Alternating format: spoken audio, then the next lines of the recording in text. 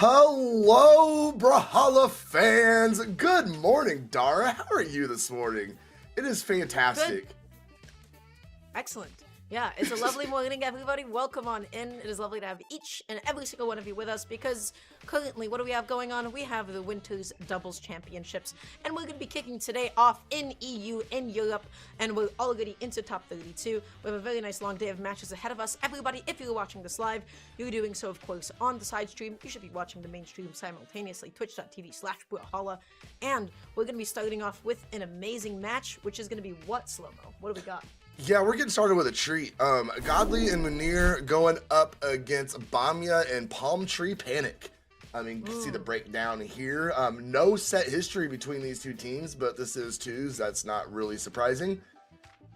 Take a look. Palm Tree Panic is kind of the wild card here. It looks like we got 7 top 32s, 2 top 8. So he has some pretty decent placements in the past. And with a teammate like Bamia, gotta be doing pretty well.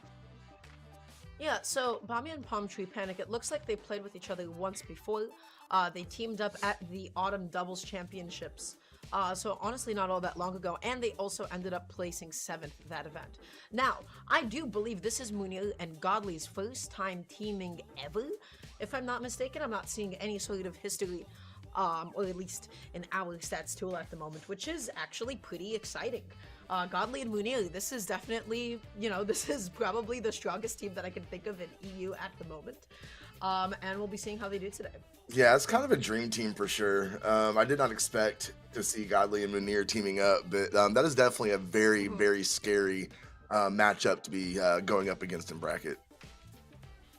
Yeah, so I'm already looking in top 32, and I am noticing something, which is, I thought that Blaze and Acno entered from what I remembered.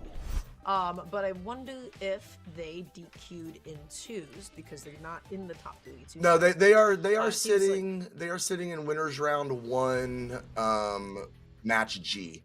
They're gonna be going up against winners round 1 match Deoxys and Little Mev. Oh, okay, never mind. My bad. I just couldn't read, actually. I looked at the start GG and I looked over it multiple times and I was like, why don't I see them? No, never mind. Blaze and Acno are teaming with each other, which is exciting. Blaze and Acno were not teaming with each other for a good chunk of 2024. So, correct. That's going to be interesting to see how they do together. And then also another team that I wanted to really take note of is going to be Martin and Ahmet. Ahmet is a player that we noticed, I believe, at singles last week. And I was like, I don't know who this is. Slow-Mo was like, I don't know who this is either. And they took the win over Frydasole and Pavelski. Oh, yeah. So I'm really excited to see how Martin and Ahmet are going to do today.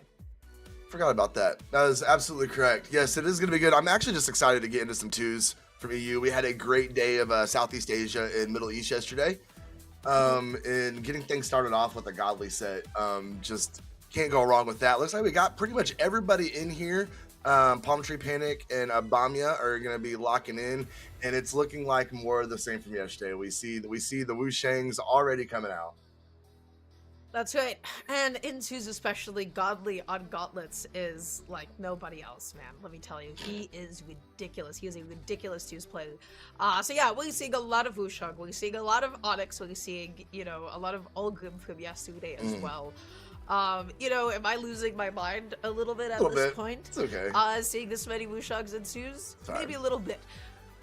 With ones, there's a lot more legend diversity, I feel like, at the moment. With twos, more of the continuation of 2024. Yeah, in ones, you definitely, it seems like people are, more willing to take the chances and try different legends. And when you come over to twos, it is just, nope, meta. This is what we're doing. Ulgrim, Wushang, everybody shut up. This is what we're playing. These are the legends. And then you get a little sprinkle of Onyx every now and then. That's right. And so why do we see, sprinkle of Onyx, I feel like is an understatement. That's like, it's like vanilla ice cream is the most popular. And then you're like, well, I guess, hold on, guys. We have cookies and cream, real wild card thing. Right. Not all that unpopular either, but the reason why we see so much Wushang is why? Well, that signature spread is fantastic, especially Ensign of both weapons. Functionally does the same exact thing. And it is so easy to pick up off of. Gauntlets is amazing to pass enemies into your teammate, or also to be able to find, a lot of follow-ups, especially with Sidelight. And then Spear just gives you a lot of space, a lot of distance, a lot of setup opportunity as well. For sure. So you know, Wushang's not going anywhere unless somebody does something awful to him. You guys hear that, Balance Team? Go ahead and feel free to nuke Wushang. It's time to go. You heard it from Dara. That's their suggestion. Yeah. Yeah. I don't know actually the kinds of buffs and nerfs that would make somebody like a little bit more twos viable. The nerf that happened, I believe, to Zariel, there was like a point in time where last year everybody was using Zariel in twos. Everybody was using Devil Jin in twos, and that was just because of the way that his signature worked, and it would prioritize the enemy, I believe, over your own teammate. And then we saw like a really, really huge fall off in the amount of Zariel usage. I don't know what an actual adjustment to Wushang would look like aside from actually adjusting his weapons. But enough about that, guys. We're going to be getting into game one. Godly and Munir up against Bamia and Palm Tree Panic. We're seeing Onyx and Wushang up against Olgrim and Wushang. So again, the classic twos picks. Very, very classic, but we are going to get in here and get it. We're kind of big braining the map selection screen a little bit. There we go. We're going to finish them off. Got Miami Dome, Demon Island, and Small Fortress still up for grabs. And as blue team tries to figure out where we want to go. There we go. Demon Island. It's going to be Demon Island. It's always That's Demon right. Island. Yeah, so it'll be interesting to see how Godly and Munir go at it. I want to see what the synergy is like between the two of them. It's my first time going to be seeing the two of them teaming with each other. So, you know, the question is, how are they going to set up? How are they going to control the ground? But everybody, game number one, jumping into winners round one of top 32. Let's go. All right, as you said, we're starting on Demon Island, and we're already seeing the team combos come out from this red team. Godly and Munir going straight to work. Oh, God. no. Oh, no. This is... Poor Bamia. Look how much damage Bamia has been dealt. So deep into the red at this point. Godly with a sidelight recovery as well will be able to take the stock off the top. Red team opening off with a bang. And Munir with the pickup with the D-Light. That was so sick, but amazing coverage from Bamia there. Yeah, that was a nice knockout. Look, get things back under control here. No, the absolute just energy that red team came out with. Just absolutely throwing down attacks, getting good damage at the very beginning. We see them just working in tandem here. The interruptions! That was so good. Palm Tree Panic had the right idea with the N-Sig. And then, you know what? Munir had other plans for him. Got into that place. The side sig combo as well. Red team is going insane at the moment. Oh, wow. Blue team making it back with the chase dodge. Bamia, amazing. Okay, nice knock. That's going to go ahead and take Munir down to his final stock, actually. This is still pretty doable for blue team as well. If they can, especially, they can keep putting the damage on Munir. That was a huge, huge attack. Okay, Munir How do being you taken cast out. this match? What is there to talk about? Everybody is getting ridiculous team combos and everybody's interrupting each other, and the combos still somehow keep happening. Palm Tree Panic with the grab That's it. Munir's gone. goes out there for the side. The reversal onto Godly with the neutral as well. Bamia and Palm Tree Panic wait. putting themselves back into the game. They have the lead. They have the lead. What the hell just happened? That was absolutely crazy, but now we got the Godly effect coming back in. It is 2 stocks for 1. But now they got Godly caught in that team combo situation. I don't know if the GOAT can fight his way out of this one or not. Oh wait. Nair? I don't even know what to say about this game. Palm Tree Panic just piecing up. Oh my gosh. The D-Sig didn't connect. Bamia covering right from behind as well. Godly eating the ground pound as well. Is he going to be able to make it back onto the stage? No. And the answer is he will not. And N-Light has different plans for him. Godly was getting done, but the poor guy could not get knocked out. What a treat. What a way to start today, Dara. That was an amazing first game. We got a little bit of an upset to start us out here. And I'm very excited to go into game number 2 as we take a look at these replays. So, this game can be defined by one word, which is chaos. This was pure and complete and total chaos. Yeah, you're not because wrong. both teams looked amazing. They were both getting all of their combo starters and all of their setups, but also both teams did an amazing job interrupting each other. Like we saw like some of the Wushang N-Sigs come out. We saw some of the Siders come out. We saw some of the D-Lights. We saw both teams attempt to interrupt each other, and it just kept on going.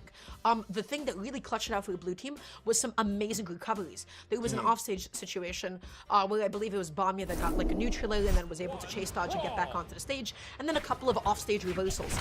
Just that little teeny tiny bit of play gave them the leg over red team. It gave them the leg over Godly and Munir in this game 1. So we're going into game 2. I don't think it's going to be any less chaotic. Let's see how it goes. No, it was definitely a chaotic first game. And I'm very interested to see how Godly and Munir settle back in. And I mean, I'm still kind of blown away how they game twisted around and how it finished. But now we see them setting up great team combo.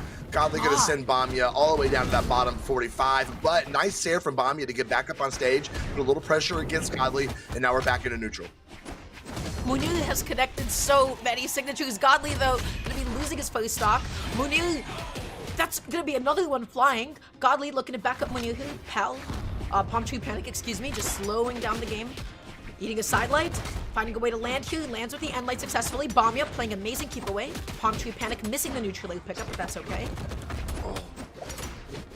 Godly juggle on Palm Tree Panic, on Bamia as well. Oh, nice setup from Munir. Godly gonna pass him back over to his teammate. Pressure going against Bamia, nice pogo from Godly. Nair's gonna Palm Tree Panic up to the sky. Pressure from Bamia, that sends Munir flying. Oh. Palm Tree Panic going off stage for a crazy ground pound, now sweating. Munir not going to be able to get this edge guard. Amazing recovery off of the side. Godly finding a recovery. Is Godly going to be able to interrupt Bamia off stage? Well, Bamia makes it back on nice and safe. Godly down last stock. Synergy's actually really nice between Godly and Munir. They, the setups look really clean. It kind of looks like the communication is really good. But they can't. The neutral setting it up for Godly. Bamia can't make it back on. The jump's wasn't enough. Knocked him out with aura. Just pure aura alone, just pure was able to touch the side of the stage. Sometimes that's all you need. Sidelight neutral, nice punish on the recovery. Both red team members off stage for just a second. They're focusing onto Godly though. Amazing down air follow-up. They're dealing so much damage. The NC comes out. Bamia going crazy. Godly with the reversal with the neutral. Palm Tree Panic trying to slide charge that D-Sig as well. What is happening? This game is nuts. No, this is, if you are a Brawlhalla esports fan, you are getting served in spades right now. This is such a great matchup between these two teams. So much excitement. Nobody's being passive. It is just absolute full adrenaline, and Godly's out of here. What the heck? Now, still doable, but given the blue team's combo potential, I feel like this is going to be the game. Munir is being kept out. He is left without a weapon. The D-Light, amazing dash with the D-Light there. I love the way that they've been using it. Tries to go through the GC side sig. It does not matter because Palm Tree Panic still has that end sig, still able to cover. And now blue team up 2-0 against Munir and Godly. Maybe the best, the strongest team in this bracket at the moment. And yet, Bamia and Palm Tree Panic have other plans for them. I mean, I'm not trying to gas Godly and Munir up too much, but I mean, everybody knows how much weight is behind these two names when it comes to EU. And the fact that Bamia and Palm Tree Panic are getting the job done right now is actually really cool. It is super cool. And if we take a look at some of the post-game stats, if we take a look at some of the numbers, at the sheer amount of damage having been dealt, I mean, Palm Tree Panic dealing 590 that game, dealing almost 100 more than everybody else, 180 more than Munir dealt in that last game. Palm Tree Panic was going crazy, and now we're seeing Munir switch off once again. We're seeing him go to the terrace, to the Roman lanes, get a little bit more forcing, get a couple of more KOs in a little bit easier. How do you feel about the switch? I feel like he's got to do something. And Munir is just one of those players. He's got a bunch of legends in his pocket. I think Taros is definitely a good swap, especially pairing up with Godly with the gauntlets and spear. It's time to see if they can. When they got this synergy, they just can't really get the conversion. I'm just trying to figure out what they can do to try and make game number 3 go a little better for him. The blue team is just playing out of their minds.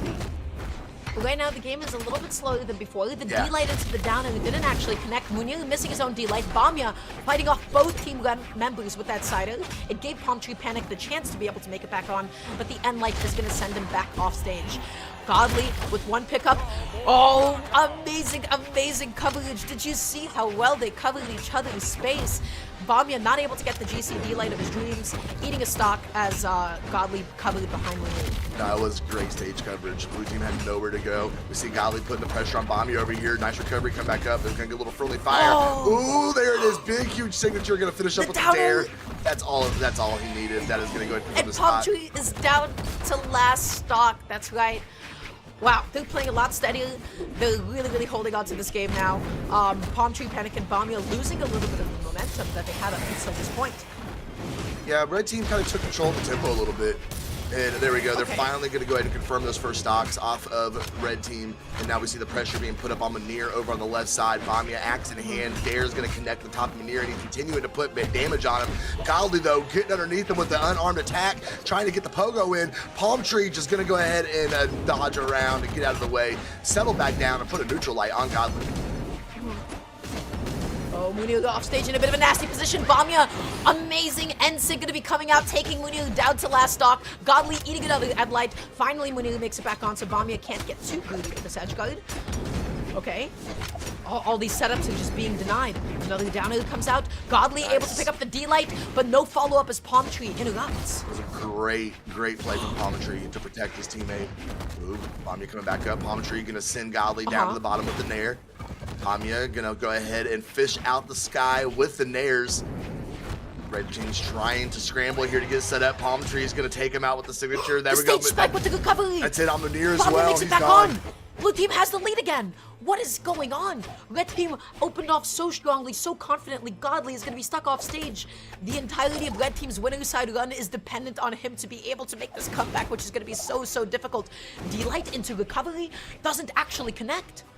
I would pay good money to be in Godly's and Munir's voice chat right now. Oh yeah. Because All I the mean, tension. No, it's quiet. It's got to be quiet right now. there we go. Okay. Side stick comes Winnable. out. Winnable. Huge. Super winnable. And honestly, There we go. much more winnable than before. Godly is going to be able to make the comeback successfully, finds a sidelight, finds the recovery, and puts Red Team back on the map, puts them back on track to be able to potentially take the set. But that was crazy. That was still so back and forth. Yeah, that would have been one heck of an upset. Glad to see Godly and Munir get in there and get one on the scoreboard. It really was just the fact that they settled down that game. We saw game 1 and 2. They just kind of thought that they were just going to come through and overpower and just be able to be a little reckless and throw attacks around and just come in and get the job done real quick. And Bamia and Palm Tree have definitely showed them that is not going to happen. That they're going to have to be a little more collected to try and get things done. That's what it took for them to go ahead and get the dub in game number 3 as we settle into Miami Dome for game number 4. That's right. We'll see how this stage choice ends up going for them. I like the switch to Togos for Munir. We definitely saw him pick up a couple of early KOs. And we'll just see how this goes on. The end light. Oh, Munir, that was so good. Dashing into the side light. Accidentally ended up comboing both his teammate as well as the enemy, and then just dashed in with the side light to stop whatever Palm Tree Panic was cooking up. Big Sair from Munir. Gonna send Bamia flying. Coming and missing with the Sair. Godly trying to pick it up, but a big punish from Bamia. Bamia's playing amazingly, Dara. Recovery coming back up, gonna catch Godly with it. Dare going back down. Bamia will not quit. He ran. Oh, he had the recovery. I thought he overtook, but he's even gotten it. Munir might be following Munir, though. look how low he went. He went so low that Palm Tree Panic couldn't threaten him, but holding onto the ground pound is gonna be Palm Tree as he cleans up that stock. Bamia gonna be finding a stock of his own as well, and now Blue Team once again has the lead. No, it's all tied up, Dara. It is as even as it can possibly be as we settle in here to game number 4. Bamia working on the left side. Palm Tree arm getting his attacks in. Here, stop in the back. Oh, Godly interrupted Bamia there. That would have been a good team combo. Blake, like, this is grand finals. This might be one of the best 2 sets I've actually ever seen. Palm Tree trying to go crazy on Munir off the top. Doesn't actually find it. Oh, is Bamia going to be able to make it back on? The answer is yes, he does. Oh, nice interruption. Palm Tree getting up there, shutting Munir down. Oh, Munir's going to fly. Oh, Palm Tree got a hand on him. He gave him just a little bit of motivation to go ahead and take that knockout. Palm Tree, 1v1 Godly on the left, Bamia and Munir on the right. The Sider comes out that is going to be able to take out Bamia's second stock. Now Palm Tree looking for any way to get back onto the stage. Godly, I think that was the startup of Djessir potentially. I'm not sure what that was, but Palm Tree still going to be losing his stock off the top. Palm Tree, Munir being very careful, stomp, Godly sidelight. almost fell through the D-Sig. That was such a greedy ground pound that he went for. Oh my goodness, Munir, okay. Nice scoop. I think he kind of wanted to do something after that, but couldn't really find a follow-up that felt right. That was so interesting. Palm Tree was able to dash land successfully. Bamia down to last stop. Oh my gosh. We're going to game 5, Dar. We're going to game 5. We are, you know, and I wouldn't have it any other way. This is such a good set to get us started out over on the side stream today. Palm Tree getting sent over. Godly just going to play it safe. Because, okay, let's D-light our teammate. That's fine. Just play it safe. They're gonna go ahead and get them out of here. And Godly and Munir looking a little better that game as they're able to go ahead and tie this set up. Yeah, and also, you know, it was a really small interaction, but I do like that D-Sig, right? Because you saw the way that Palm Tree kept trying to cross up, he kept trying to get behind Godly, and if Godly ended up whiffing the D-Sig, Munir was in the best possible position to punish Palm Tree for trying to punish Godly. So, really good game 4. They're going into game 5 now. I have no idea how this is going to go. It looks like Godly and Munir are picking up a bit of momentum for themselves. They're looking a little bit more steady. They're looking a little bit more consistent. You know, it's strange to say that the game has slowed down a little bit since game 1 and 2, because this is still like very, very fast-paced. But Slow-Mo, I got nothing. No, I got nothing. I have no idea how this is gonna go. No, it's actually slowed down a lot. If you really think back to the beginning of like game 1 and game 2, it was just, they were just swinging. There was definitely a lot more thought behind what was going on in game number 4. And it's definitely been that swap, that tempo change that is helping them out in this matchup. Yes. Palm Tree and Bamia are just having a very hard time adjusting. Even though the games have still been close, Red Team has definitely been taking that advantage. But look at the interruptions, but it does not matter because Palm Tree is still going to be able to find the N-Sig finisher there. Munir, they got him stacked. They got them both stacked. The D-Light Sailor, both off stage in the same position. Munir covering low, Godly covering high, but both blue team members making it back on for a second. Now Bamia has to land. He has to get back into the game. Blue team has lost a lot of momentum just now. Yeah, they did. I mean, there was no knockouts off of that beginning interaction, but the damage buildup was huge. But blue team doing a fantastic job bringing the damage differential back. Like, Godly going to work here, though. Yes. Oh, no. The stocks are going to fly. Munir with the weapon throw. Oh, no. Godly, and now it is Godly who is stock tanking. That's right. He has a very, very slight lead for himself. Godly whiffing that side light on the ground. Munir is playing behind him, and Palm Tree just sneaking in behind them, trying to break the composition. Good interruptions from Bamia, saving his teammate. Okay, Godly fishing down on the ground. Bamia going to get on the side of him, though. That's going to go ahead and finally get that first stock off of Godly, but man, he is super healthy. Oh, they're trying to punish Munir so hard for that landing, and he is just waiting for his teammate to get back on. The recovery is able to come out. Okay. D-Light Sailor, both Munir and Palm Tree off stage at the same time. Amazing D-Light Sailor. He just snuck in there. He just dashed in. Red team looking very clean now. Oh, is Bamia going to be able to make it back on? Yes, he will. He gets his dodge back just in time. He still has another chance at the stock. He picks up the lands, and he's able to get the recovery. He is getting extra credit on the stock that almost dissipated. Again, it might come down to blue team's recoveries. That was so unfortunate for Munir. He floated down. He tried to get the interruption with the Sair, and then ended up getting punished and knocked out. Did not save it at all. The Sider came out in between the hits of the end light. That was so good. That was amazing. They're making me nervous. Godly! Godly! What is Godly doing off stage? He didn't get the full hit of the Sider. Bamia's stock was almost gone. He only got the first hit of the Sider. We need to see a replay on that when we can. Godly knocked down to last. Everybody's on last stock. It's game 5, Slow-Mo. What is going on? Oh, I don't know. Somebody's going down to elimination here, and I don't know who it's going to be. This is the nail biter of all nail biters right now. Oh, you facing my Cobra. Oh, he dropped it, Dara. Oh, no. Bamia trying to make it back on to the best of his ability. Munir finding the side of Bamia in between both members of Red Team. Now needs to find a way to be able to land. Godly and Munir looking so good right now. This is so hard to watch. The side stick comes out. Okay, hold Godly's off stage. Palm tree fighting a recovery. Both weapon tosses. Godly back. avoids He made them. it back. He makes it back. Oh.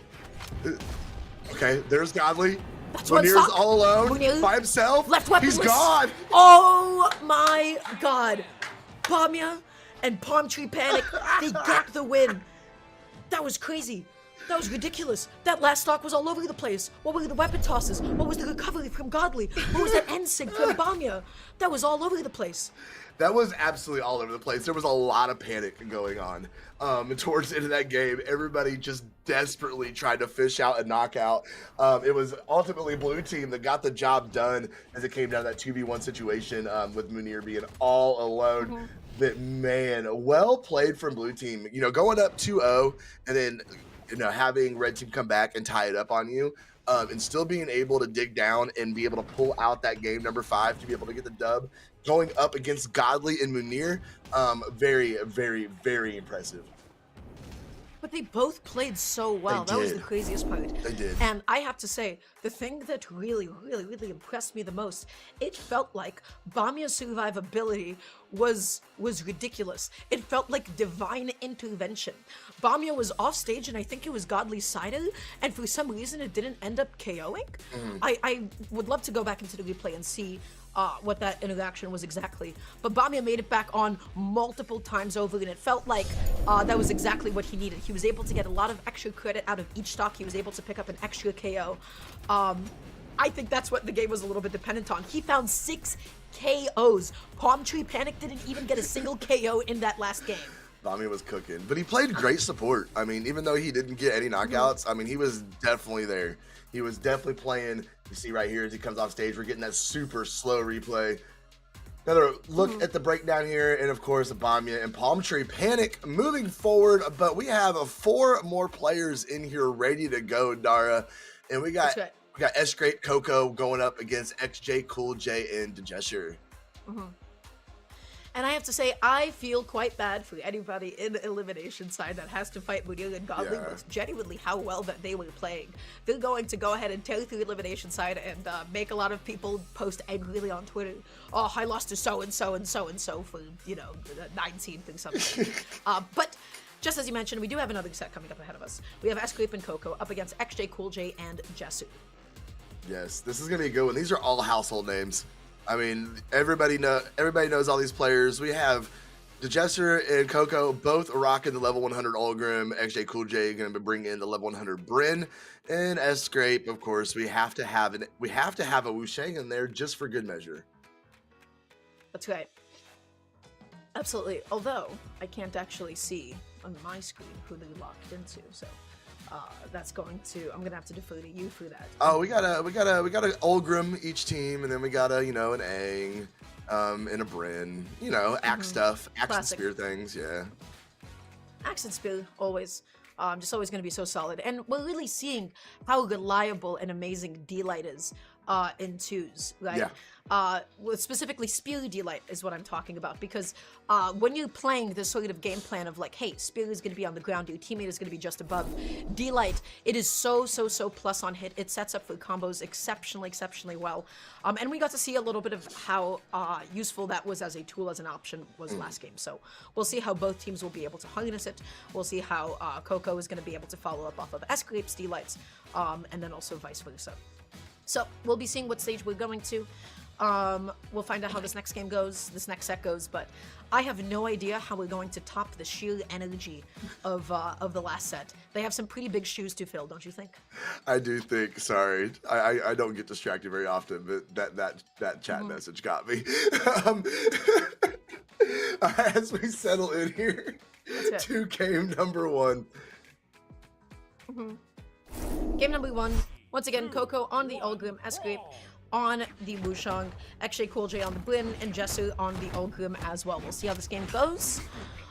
Already, Djessir fighting that sidelight, fighting that neutral downer as well, dealing a good amount of damage to both members of blue team. Just we're seeing another game where they're just coming out with all kinds of aggression. Nobody's playing it slow. Everybody's going straight for the throat. Sgrape, nice catch on that landing.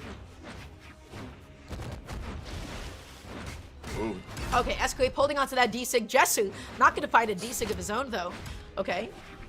Landing with the down air. Sgrape going to be looking for that side air. Not successfully, though. Djessir still holding onto that stock. Ogrim is a tanky boy.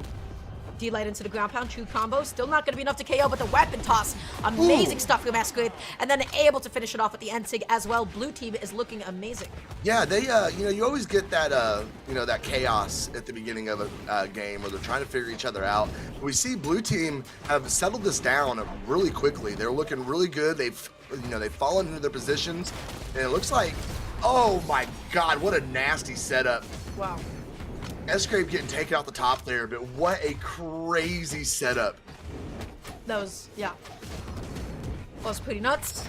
Okay, Koko looking for the end-sig, not going to be able to find it. Djessir, is that going to be able to close out the stock? Yes, it will. Really, really beautifully placed. Looking through the GC side lane, not going to be able to find it. Sgrape on the way back down. XJCoolJ now knocked down to last stock kill. Once again, blue team, they're looking so solid in this game one. Yeah, it looks like his teammate's about to join him as Djessir is being taken out at the top. Oh, nope, a little too high of a ceiling there. Couldn't quite get the knock on him. They're going to go right back to work. There we go. Koko's going to sit off the side. So good. Djessir wanted to follow up off of the sidelight, and then just ended up eating a cider instead. That is what twos is all about. It's about interrupting the enemy so they can stop cooking. See how this is going to play out here in the game number one. Oh, Sgrape taking that dare all the way down to the stage. No punish to be found, though. Ooh, big Sarm from XJCoolJ. Another weapon throw. That might take all of his options. No, he's able to get back up. Oh. Okay, Koko looking for the neutral. Not going to be able to find it. Djessir looking for the jump call out. Doesn't find it either. Right now, red team, they're quite a bit behind neutral into the downer. Sgrape. That was an interesting dodge. I don't know if that was intentional. I think he just wanted to double dash on the platform, but okay. Let's see what he does here. Oh, what a whiff. Sgrape being taken down to his final stock. XJCoolJ looked like he was going to go up there and pull the trigger on the Sarm, but thought better of it. Now Koko getting a hold of him on the ground. Sgrape with a nice recovery, going to take him all the way up to the top. Koko getting sent out though. Follow up with a Sarm. Oh no, gravity cancel neutral sig, but XJCoolJ being taken up to the top again. Can they find the landing? No. There it is. That's going to be one stock gone. Djessir so deep into the red. This is looking like but a game for the blue team. And they're going to be able to close it out. They're going to be able to clutch it out. Really good stuff from Koko and Sgrape as they take that game one. So, going into game two, I think that they were interrupting everything that red team was setting up. They seem to be really confident in juggling. And their own follow-ups and setups just look so good. For sure. It's gonna be kind of difficult for XJCoolJ and Djessir to be able to turn this around. There was quite a bit of momentum coming out from blue team there. But this is a team that is capable of turning the tides and making it go in their favor. So I think we're just going to have to settle into this set just a little bit more and see what red team is going to be able to do to adapt here. 3, 2, That's right. So going into game two, we're not seeing any switches at all across the board. We're just starting off with a couple of 1v1s on either side of the stage, and we'll see how the cooking crumbles. Okay, Djessir finding the setup there. Just able to get a two-piece with the neutral. Backing off a little bit, whipping that sidelight. Yeah, I was noticing Koko with the dare coming back down the stage too. I think it was Djessir that was, or no, it was XJCoolJ had a signature just charging and just completely whiffed the punish. Got to be able to hit those, especially when you're in top 32. Big recovery. Ooh, Djessir almost got some friendly fire there, staying out of harm's way though. Okay, that's great. Going back a little bit here, able to get the neutral, just focusing on here, able to get the combo, but Koko, no weapon on hand. He didn't really have a follow-up, so they weren't able to get the 2v1 there for a second. Landing with the cider. Koko off stage, eating the downer. That is absolutely going to be the stock. Sgrape in no position to save, but he put himself off stage now. Djessir not able to get the jump call out. He was just a little bit too high, but Sgrape once again left weaponless, left sweating. He has taken quite a beating just for going off stage. Yeah, just because he wanted to save his teammate. Yeah, that was a great punish, being able to get in there and take that out. But now we see red team has the advantage for the first time in this set. Nice. That stock's going to fly though. XJCoolJ now the healthiest on the map as he is searching for a weapon. Is Odin gonna bless him? No, he blessed his teammate. As XJCoolJ is still dancing around here looking for an option. He finds a recovery to send him up to the top. Has a spear coming back down the stage. Koko staring right above his head. That's right. Oh, not able to get this KO on XJCoolJ. He is hanging onto the stock food. Dealing life, finally eats the cider, so finally letting go. Koko is going to go ahead and take that out. And now let's see what they're able to do to Djessir in the meantime. And the answer is not a whole lot. Djessir landing back down onto the stage. XJCoolJ, oh my gosh, looking for the NSYNC. Wasn't able to find it. Oh, sitting down.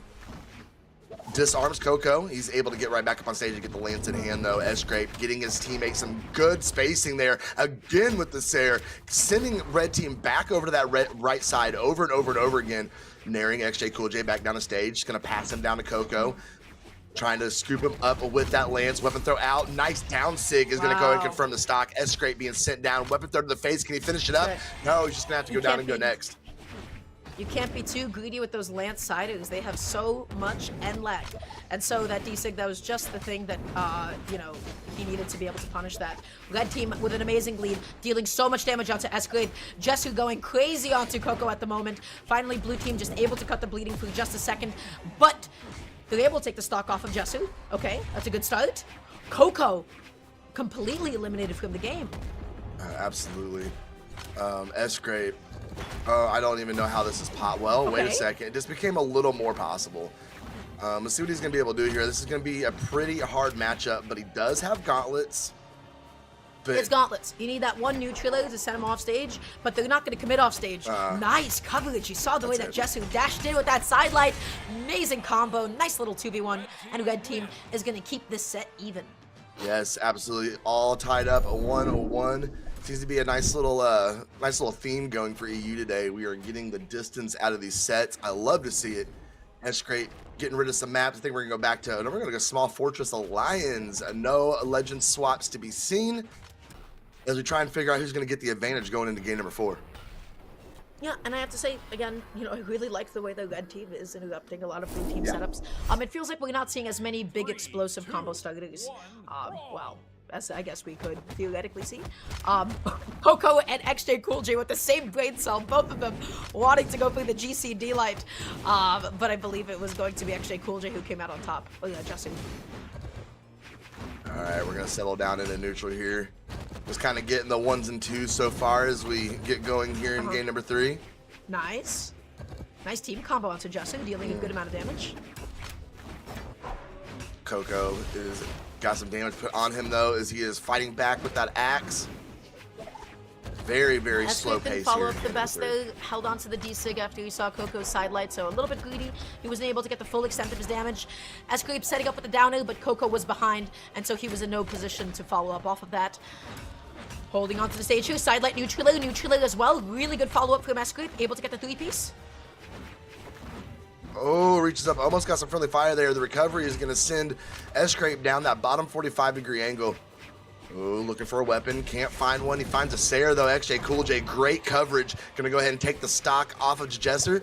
And now XJCoolJ trying to stay out of harm's way in this 2v1 situation. He's going to hang out off stage, trying to come back, throwing out the Sair, getting punished for it. Djessir though, waiting for that weapon drop. Finally, guys, that nice reversal on the recovery. And just like that, quick cleanup on the 2 stocks. Excuse me? Was that recovery unsafe on hit? He just immediately pressed his own recovery off of that and was like, nope, actually, it's my turn to swing. So, that was a little bit, you know, I feel like unfair for that script thing, but that's okay. XJCoolJ knocked out of 2 stocks now. Let's see if they can get this 2v1 onto Djessir. Oh, such a good dodge away. That side almost connected. That could have been huge. All right, we're going to see Djessir get back up on stage, and he does, stays out of the side light from Koko. So much axe just swinging right now. Oh, trying to come up with recovery. Did not get the read. And Light is able to come out. Sgrape jumping after XJCoolJ. Beautiful stuff. Beautiful stuff indeed.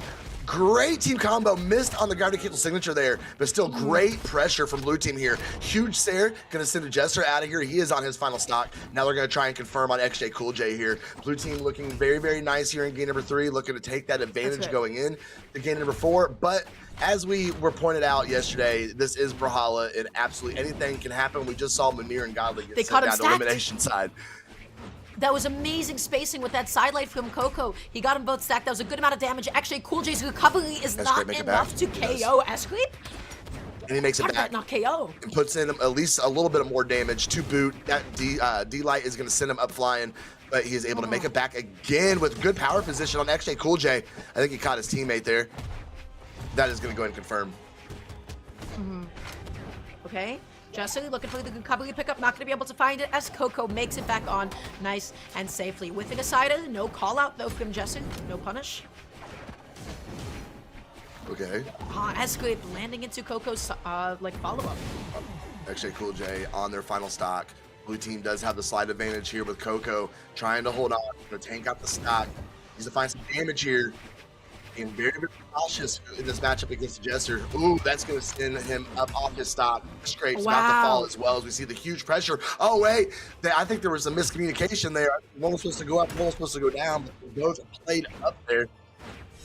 But they put themselves back into the game. Red team is looking amazing right now. Okay, sidelight neutral comes out successfully. XJCoolJ looking for a crazy recovery. The recovery from Sgrape does absolutely nothing at all. Sidelight neutral.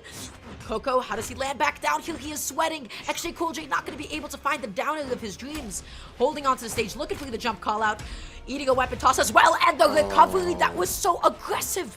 He was hunting for blood, and he found it. Absolutely did, and we see Koko and now in this 2v1 situation. I mean, technically, if he can get some hands on Algrim, it is winnable, but this is going to be a very, very steep mountain to climb here. But Djessir's playing back. He's trying to get away from Koko. He knows that that is exactly what he wants, so he's just playing it safe. He's playing behind his teammate. That friendly fire is no good, though. Koko fighting with everything that he has. I don't know how he is still living. Looking fantastic, actually, in this 2v1. Playing so well. He just has to find some sort of knockout option, but that is going to be the end of his stock, I think, right there. Weapon throw's coming out. No, they couldn't find anything. There it is. Neutralite, not going to... What? He's made of titanium. Yeah, he's Olga. He's hanging around for quite a while. That Endlight is still not going to be able to do it. Koko dodging past both weapon tosses. Red team finally opting to play a little bit aggressively, going off stage. Both of them at the same time. That was almost not good for Red team, but they were able to hold it down at the end. Really good stuff to them as they go up 2-1 in the set count. It's crazy. We're seeing the upsets today. I mean, it really looked like in game number 1, the Koko and Sgrape were just gonna go ahead and run with the set. But we're seeing Red team kind of make that stand and been playing very, very nicely. And just like that, they are one game away from sending Blue team down to elimination side. See if Blue team's going to be able to tie this up or if we're going to get an early end of the set. This is close, though. This is close. To say, there was a pivotal moment. The pivotal moment in that last game was when Koko and Sgrape were stuck between XJCoolJ and Djessir. They were stuck in between them. They had the sandwich, and there was nothing that they could do, and they got a couple of really amazing combo starters as a result. We're going into this next game. Djessir and XJCoolJ are on the verge of knocking Koko and Sgrape down into elimination side, which could be huge. Be very huge.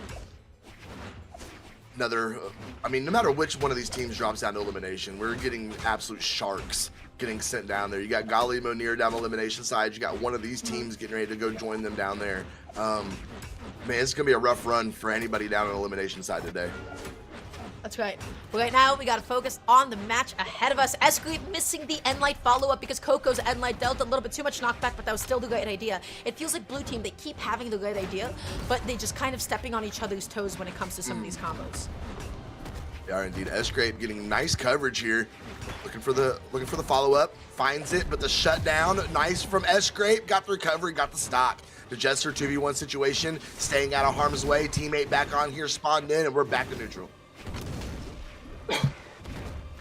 Koko has to find a way to make it back on. Sgrape gonna keep Djessir occupied, making sure that his teammate gets back on nice and safe. What an amazing recovery, just the very last few active frames of it.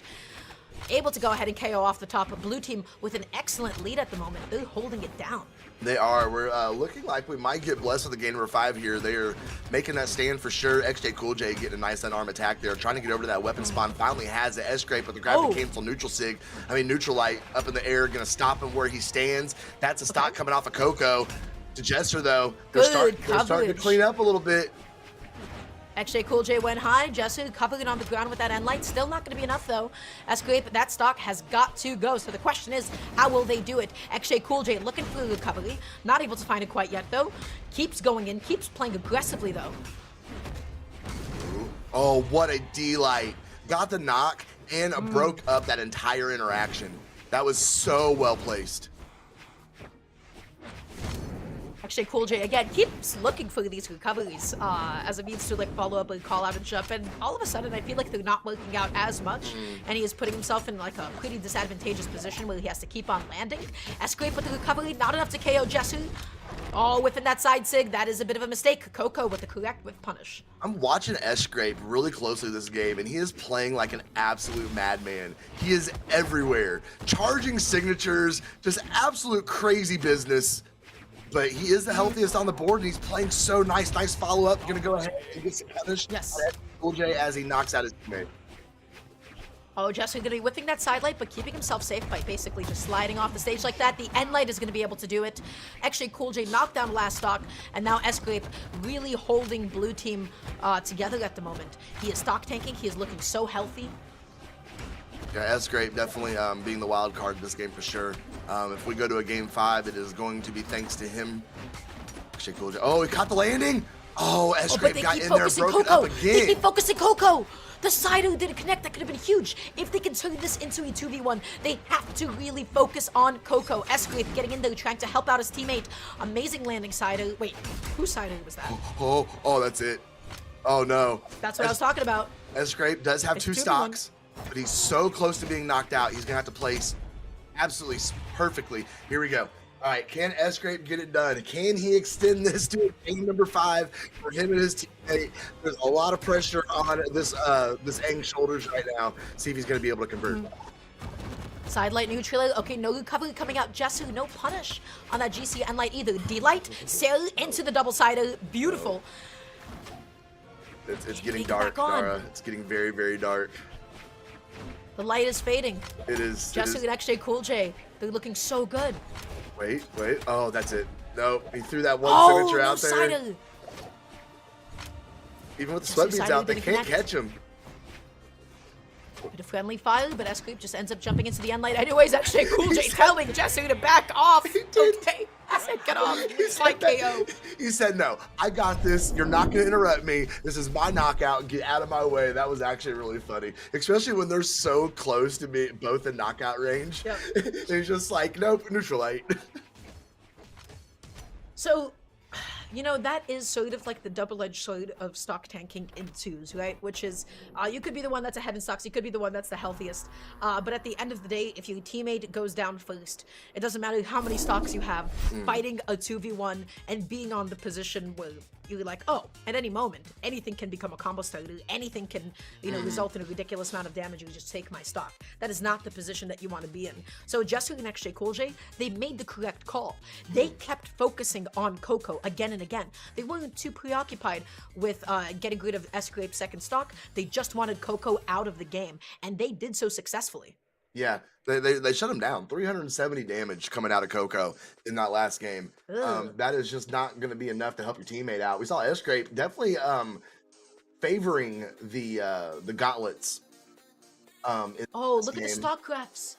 Yeah. I don't know if you guys can see it. I want you to look at the stock charts for how long Koko was in the game.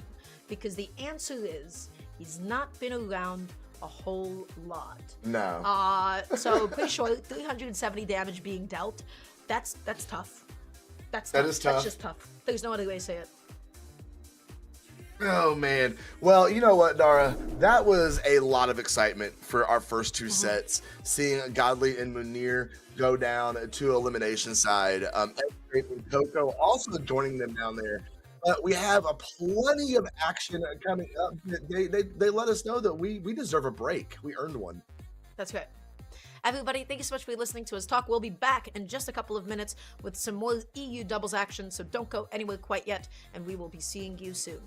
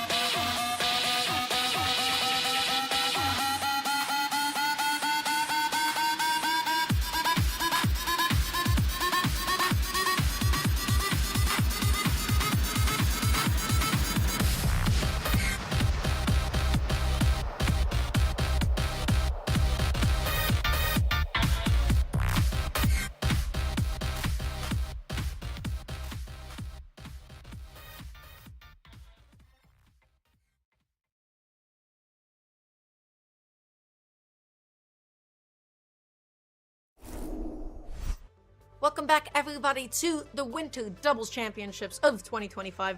We're still here, we're still in EU, and now we're going to be jumping on over into the elimination side of top 32. But the two sets that we got to see in winner's side were pretty ridiculous. We opened off with Munir and Gali up against Bamia and Palm Tree Panic.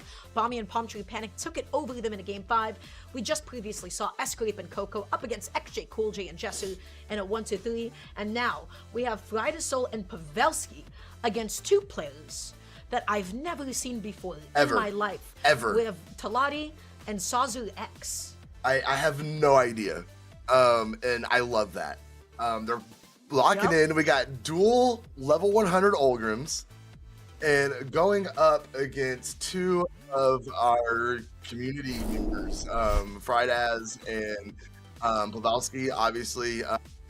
Yes. YouTubers, streamers, community members, content creators, clippers.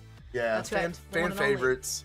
So we're gonna settle into this set and see what these new players have to offer. That's right. So I'd be curious about who they are. I don't know anything about them. If somebody could inform us, hint in chat, that would be very welcome and very appreciated. So we'll see how the set goes. Frydasole and Pavelski, they got knocked down into elimination side to begin with by Martin and Ahmet. So they're here. Hopefully we'll be seeing some exciting stuff, some exciting clips. We're seeing Frydasole on the Fate. We're seeing also Pavelski on the Jake. We'll see how it goes. A Jake. It's like, oh no, we're not starting yet. No, I'm just kidding. But it is a kind of a nice. It's kind of a breath of fresh air with you know, some Fayette and some Jake. A nice little mix up. Something something different for the palate. Yeah, we need it, guys. We need it. You know, this is what bodybuilders must feel like. You know, bodybuilders are sitting there, they're like eating like 5 pounds of like chicken, 5 pounds of rice every single day, the same meal. Sometimes they'll mix it up with a little bit of broccoli. 30 hard-boiled eggs. That's right. That's us with Wushang and Ulgrim and Onyx and Terras. Okay, so you know, now we have a little treat. We have a little treat in the form of Champions and Jake. That's right. Oh, we got Frydasole and Pavelski. That's a little bit of a treat just in itself. Very interested to see. It's always fun to watch them team up. Pretty good synergy between these guys. Interested to see what kind of run they're going to have today.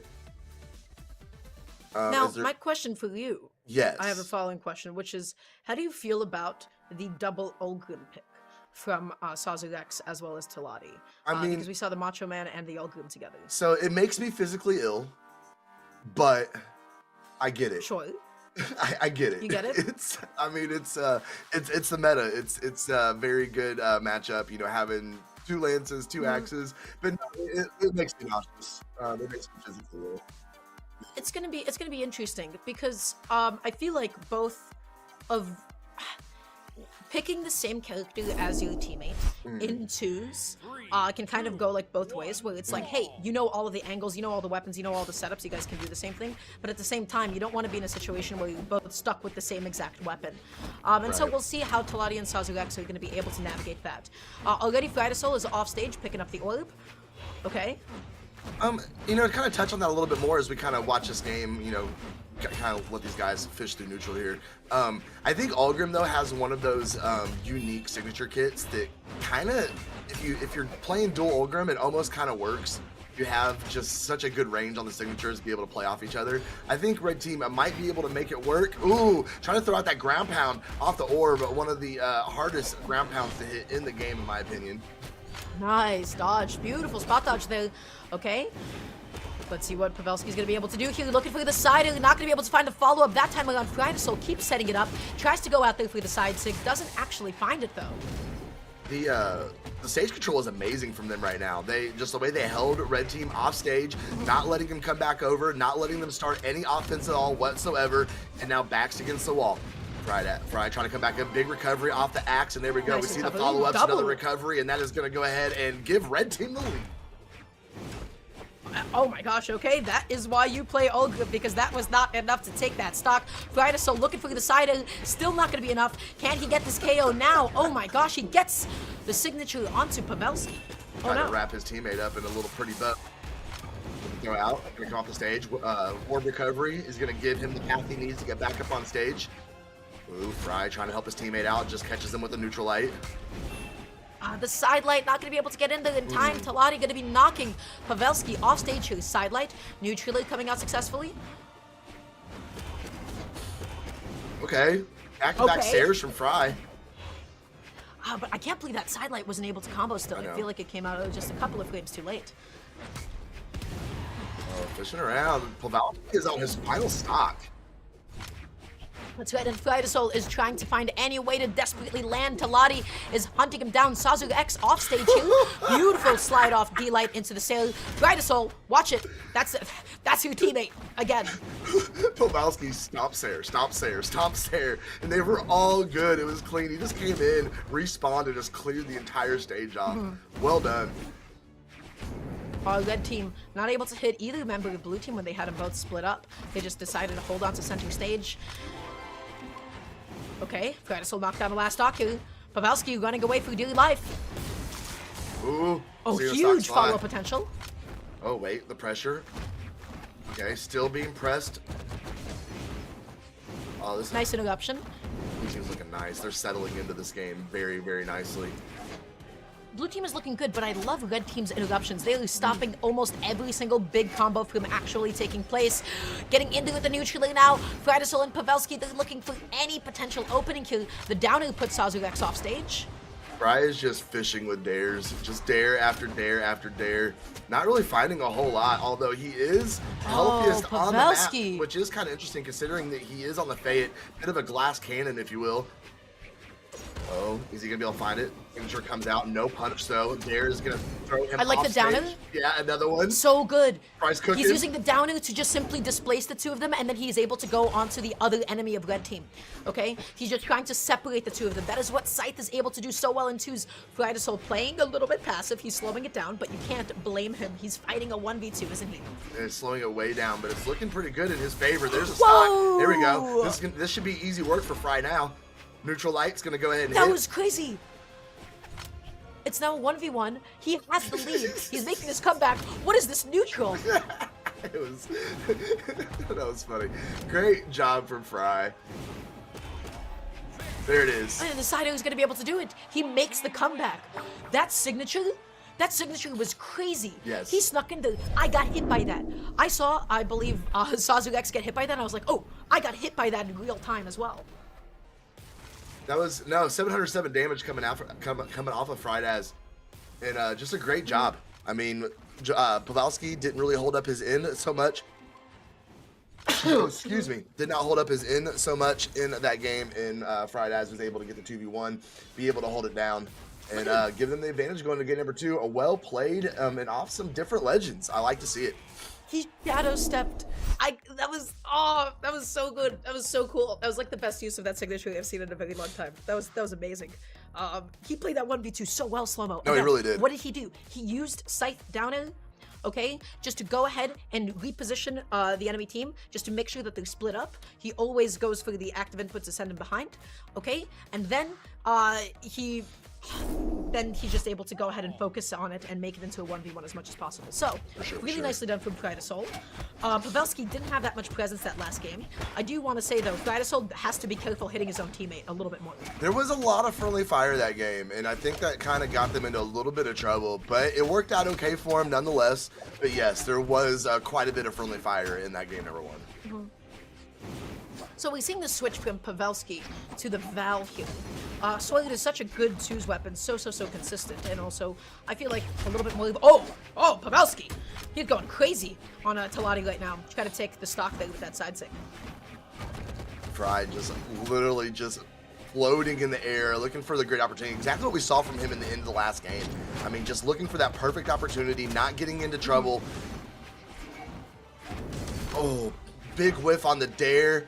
Gonna go ahead and send him out with the Sair off of the lance. See if he can fight anything back unarmed. He can't. Staying out of harm's way though. The haymaker kept him out of the way of that sidelight. Yes. Okay. How does Pavelski make it back on? How does Frydasole make it back on? Is a better question. Good coverage with the ground pound. Sazurx in no position to do anything about it. Dodging past the weapon toss, leaving him vulnerable to the unarmed recovery. Sazurx with the reversal of a lifetime. Nicely placed down it. For sure. Completely even health and stocks across the board. I'm really surprised. I need to know more about these red team players. I'm gonna be doing my research tonight after my very long day, and I'm gonna be looking these guys up because this is very impressive going up against Fry and can you save him? Fry? Yeah, no, Clutch. they're both gone. They're both gone. They're both gone. That could have gone a lot of different ways. I like all of the decisions being made. I like the end signal as well. But you know what? Sometimes double stuff happens. Doubles is doubles. So, what does that mean? Red team is now in the lead. Frydasole holding on to the stocks for the blue team at the moment. Pavelski down to last stock. He's got to play it safe. He's got to be so careful. They have to focus onto Tilati. Tilati is the one that's deepest into the red now. Deepest into the orange, rather. Frydasole going out there. He is so aggressive. Like going out there for real. That was super risky, super sketchy, especially in the position they're in right now. Pavelski needs to step up and get something done, take some of this weight off of his teammate right now. He is just stuck up in the air on the soft platform, can't find anything except a nair to bring him back down to stage. Nice recovery there as a follow-up. The side comes in. Pavelski actually interrupting Sazurx for just a second. The ground pound whiff, that could have been huge. Sazurx already established how he's able to do a reversal once. Frydasole side sig comes out. Tilati, can you make it back onto the stage? The sider is huge. The hitbox on it is massive. The downer put him back off stage. And the weapon toss as well. Frydasole cleaning it up and holding it down for the blue team. Yeah, I mean, if you want to talk about an MVP so far of this set, we got to give it to Fry. Oh, hold down that dare off the side. Could not quite thread it the way he wanted. Oh, but we cannot forget about Pavelski because look at what he has been doing to Sazurx. He has been piecing him up. Amazing neutral played. Looking for that sidelight pickup, not going to be able to find it. That one comes out though. Oh, big whiff. Oh, that was a great bait. Weapon throw is going to go a little high, going to allow Pavelski to get back up on stage, but with how much damage is he going to take? This is getting quite dire for blue team right here, and as both of them are on the cusp of being knocked out. Oh, and there it is. Oh, and there it is. The sider comes out, but Frydasole, no comeback this time around. We saw the cleanup. Sazurx and Tilati going to be holding it down in this game too, and bringing the total count to 1-1. We just keep getting hooked up. Could this be another game 5 for us? I guess last set was that way. Last set was 4 games, but still, absolutely amazing. Ooh, so this one's going quite back and forth. This one's been really exciting. Yes. I do like the way that Frydasole has been fighting these 1v1s. Whenever that situation has transpired. But I feel like the really big stuff between Frydasole and Pavelski, you know, they can make some ridiculous team combos happen. They can make some ridiculous offstage stocks happen. There was that one unfortunate offstage situation that ended up in the termination of both of blue team stocks and only one of red team stocks, when the only thing that Pavelski wanted to do was to go out there and save his teammate, or vice versa. And I feel like that really just put them a little bit behind. Right? It put them a little bit behind, and it could have just gone better for them. Sure. Pavelski definitely needs to make some adjustments here in game number 3. I don't mean to pick on him. But when you see one teammate outperforming the other one consistently, like we've seen in the first 2 games, you kind of hope they pick up the slack a little bit and make things a little easier on their teammate. As we're seeing him so far, at least in game number 3, not getting hit with that opening damage that he has been so far this set. That's right. Frydasole just occupying the ground here. He's sidelighting in the wrong direction, though, just covering behind him. Getting his jump called out here. Look at the position that Pavelski was stuck in. He ate so much damage. Still going to be able to pick up that 2-piece, able to find the recovery. Frydasole going crazy on Sazurx off stage. Tilati whipping that D-Sig is going to make him a vulnerable target to get whip punished. Okay, recovery coming back up on stage. Staying out of... That's going to send Fry all the way up. Not enough momentum to go ahead and get the knockout. But they are definitely tightening the vice just a little bit as he is sent up. Wow. And here actually, wow, because now Pavelski is stepping up as he's tanking out this first stock just a little bit more, having more health than his teammate for the first time. Yes. Also, by the way, I just want to... Oh, you know what? I don't have time to mention that. It does not matter because look at what is happening to Sazurx off stage. Pavelski going out there looking for a ground pound. Going to be missing it, though. And so he has a second lease at life. Frydasole off stage with Orb. Pavelski looking for the GC sidelight. Not going to be able to find it. Oh, big whiff on the neutral. Pavelski going to make his way back over. No. Nice. Nice. Red team, that was so optimal. That was so well played. Amazing follow-up, yeah? Oh, yeah, for sure. And then the damage differential here right now. Red team is stepping things up for real as he tries to find his way back up on stage. Oh, staying out of the way of the stair. Axe back in hand. Let's see what he's going to do with it. I'm definitely impressed by Red Team, what I'm seeing so far in the set. They are going toe-to-toe with 2 goats out of EU right now. As Pavelski, whoa, what a swap. Nice. So it's Saren out and then side sigging back up on stage. Go ahead and getting the confirmation off of it. Well done. Pavelski, those end lights are a little too greedy. He has to take note of the teammate behind him. He keeps getting interrupted, and as a result, Pavelski has taken so much damage. So, going for the side now, trying to go off stage with the side sig. Frydasole left on stage for just a second by himself, looking for any opening, but you have to get in there, because look at what happened to Pavelski. He is taking a beating. Yeah, he is absolutely. Oh, nice follow-up there. Though, gonna go ahead and tie both red members up. That's gonna be enough to confirm off that top 45. And now we needed some 2v1 pressure, and they found it. Team combo coming out, missed the drop, but still good damage build up. Down who comes out. Frydasole going to be putting Sazurx off stage. Is Pavelski going to be able to close this out? Yes, he will. So nicely done. Such a good cleanup. And now blue team has put themselves back into the game. Frydasole, your goal is to stay alive. You have to live. You have to run away. Okay. I don't want to say anything. I'm so afraid of caster's curse here. Down on Sazurx. Oh, he went for another one. Oh, he's looking to catch that landing. Oh, the weapon toss! The weapon toss from downtown, it was enough! The 2v1 comes out. Sidelight, neutral again. The end light pickup ends up dropping. Pavelski, can you close this out? You gotta focus on Tilati. The recovery didn't actually connect there, but he wants that stock on Tilati so bad, but is it too late, Slow-Mo? Yeah, I don't know. They get some good pressure here, especially having that axe and spear. It's gonna be hard for him to get back up on stage, but at least he found that route. Now he's back on arm. D-Light is gonna send him up into the sky. Can they catch landing? Nair is gonna hit. Recovery could not get the follow-up, but Pavelski, it's all but over. Unless Djessir missed. Tilati leaned into it a little bit too much. He misspaced it. Pavelski is still somewhat in the game. Picks up the gauntlets. He whiffs that sidelight. Good punish from Tilati.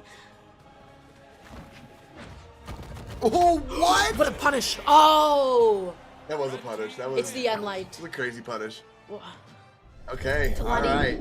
not dropping the punish that time around. Really nicely done. Holding it down for the red team. And they are now going up 2-1. Now, Slow-Mo, there was one thing I do want to point out in that set. There was one thing I really want to point out.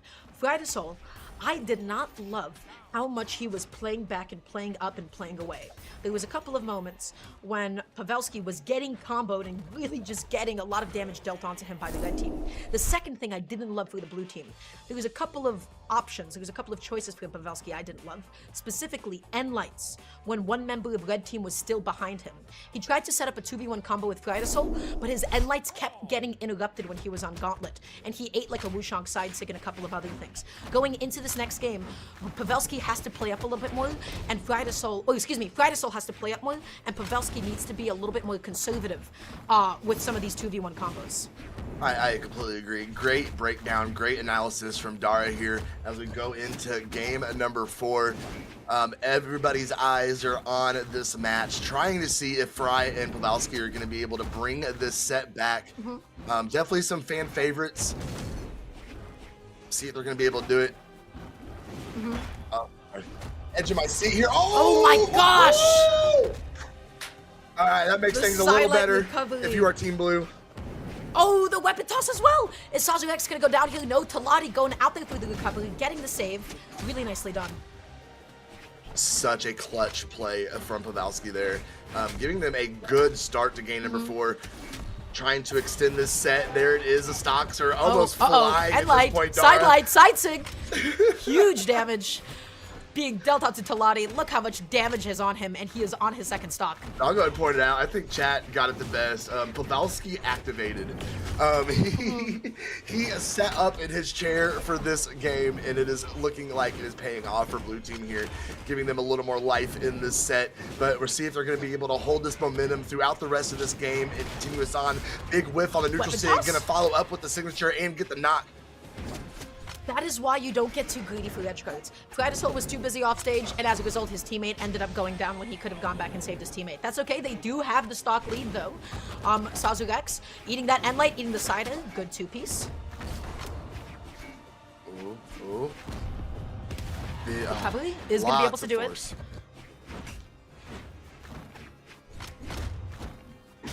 And that's going to go ahead and confirm as well. Look at the lead they got, Dar. It is 4 stocks to 2. Tilati, though, side light recovery. Good damage being dealt now. The game is just slowing down for just a second. Tilati going off stage. He wants a crazy edge guard. Sazurx holding on to the ground pound. He put himself off stage. Tilati, they're split up. They need to be together. They need to play together. Yes. Okay, nice little dare against Pavelski there. They're trying to get something going here in center stage. We're seeing the attacks come out, but no real damage being built against Blue Team. Fry now being snuck into knockout range. But we're not seeing a whole lot of... Not gonna be able to come out. Not seeing a whole lot of damage output from Blue Team either, as we see something from Fry now as he gets sent out. Might be a double knockout. This could be huge for Red Team. What a save from Fry, and he makes it back and gets knocked out by his teammate.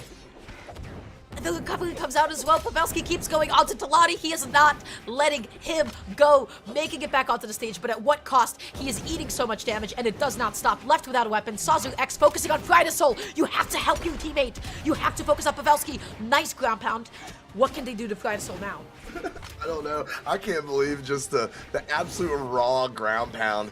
That was absolutely crazy. But we've talked about it this whole set, how the friendly fire has been, you know, a determining factor against Blue Team. It has been building up. Is now, we're going to game 5, Dara. We are indeed. This is an amazing lead for the Blue Team, unless Tilati's able to do something crazy. Is he going to be able to make it back onto the stage? And the answer is he will not. Just as you said, Slow-Mo, we're going into a game 5. Beautiful. They looked amazing. Let me tell you, that damage output was phenomenal. 570 done from Pavelski, whereas Sazurx that game only dealt 300 as opposed to the 600 taken. He did not have that much presence. No, you're going to have a hard time finding dubs when you're only putting out 300 damage in 2s. That's a little rough. But the rest of this whole set doesn't even matter at this point. It literally comes down to one game. One game matters. So, this is Pavelski activating, just like chat mentioned, because in the first few games, especially when we saw the switch to the Val, we weren't seeing any huge explosive team combos. In fact, we saw a lot of interrupted ones and times where Pavelski ended up actually taking a little bit more damage. This time around, though, I feel like Frydasole and Pavelski, they have been playing off of each other incredibly, incredibly well. And also that offstage save, that was amazing, wasn't it? It was. Oh, yeah. I mean, it was a great save. It was so clutch, and then it just made it so much better that Pavelski decided to ground pound him into oblivion. Yes. Like, you literally knocked out the person who saved you.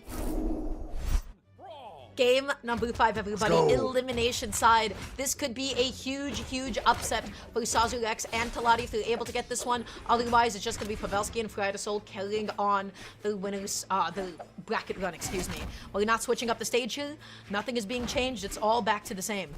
I'm really kind of torn here in what I want to see. Because this, man, I want to see Fry and Pavelski keep moving forward in their elimination run a bit. We also have these new players that are playing so well, and I want to see them go up. The winner of this set will be going up against Sarm and Violet.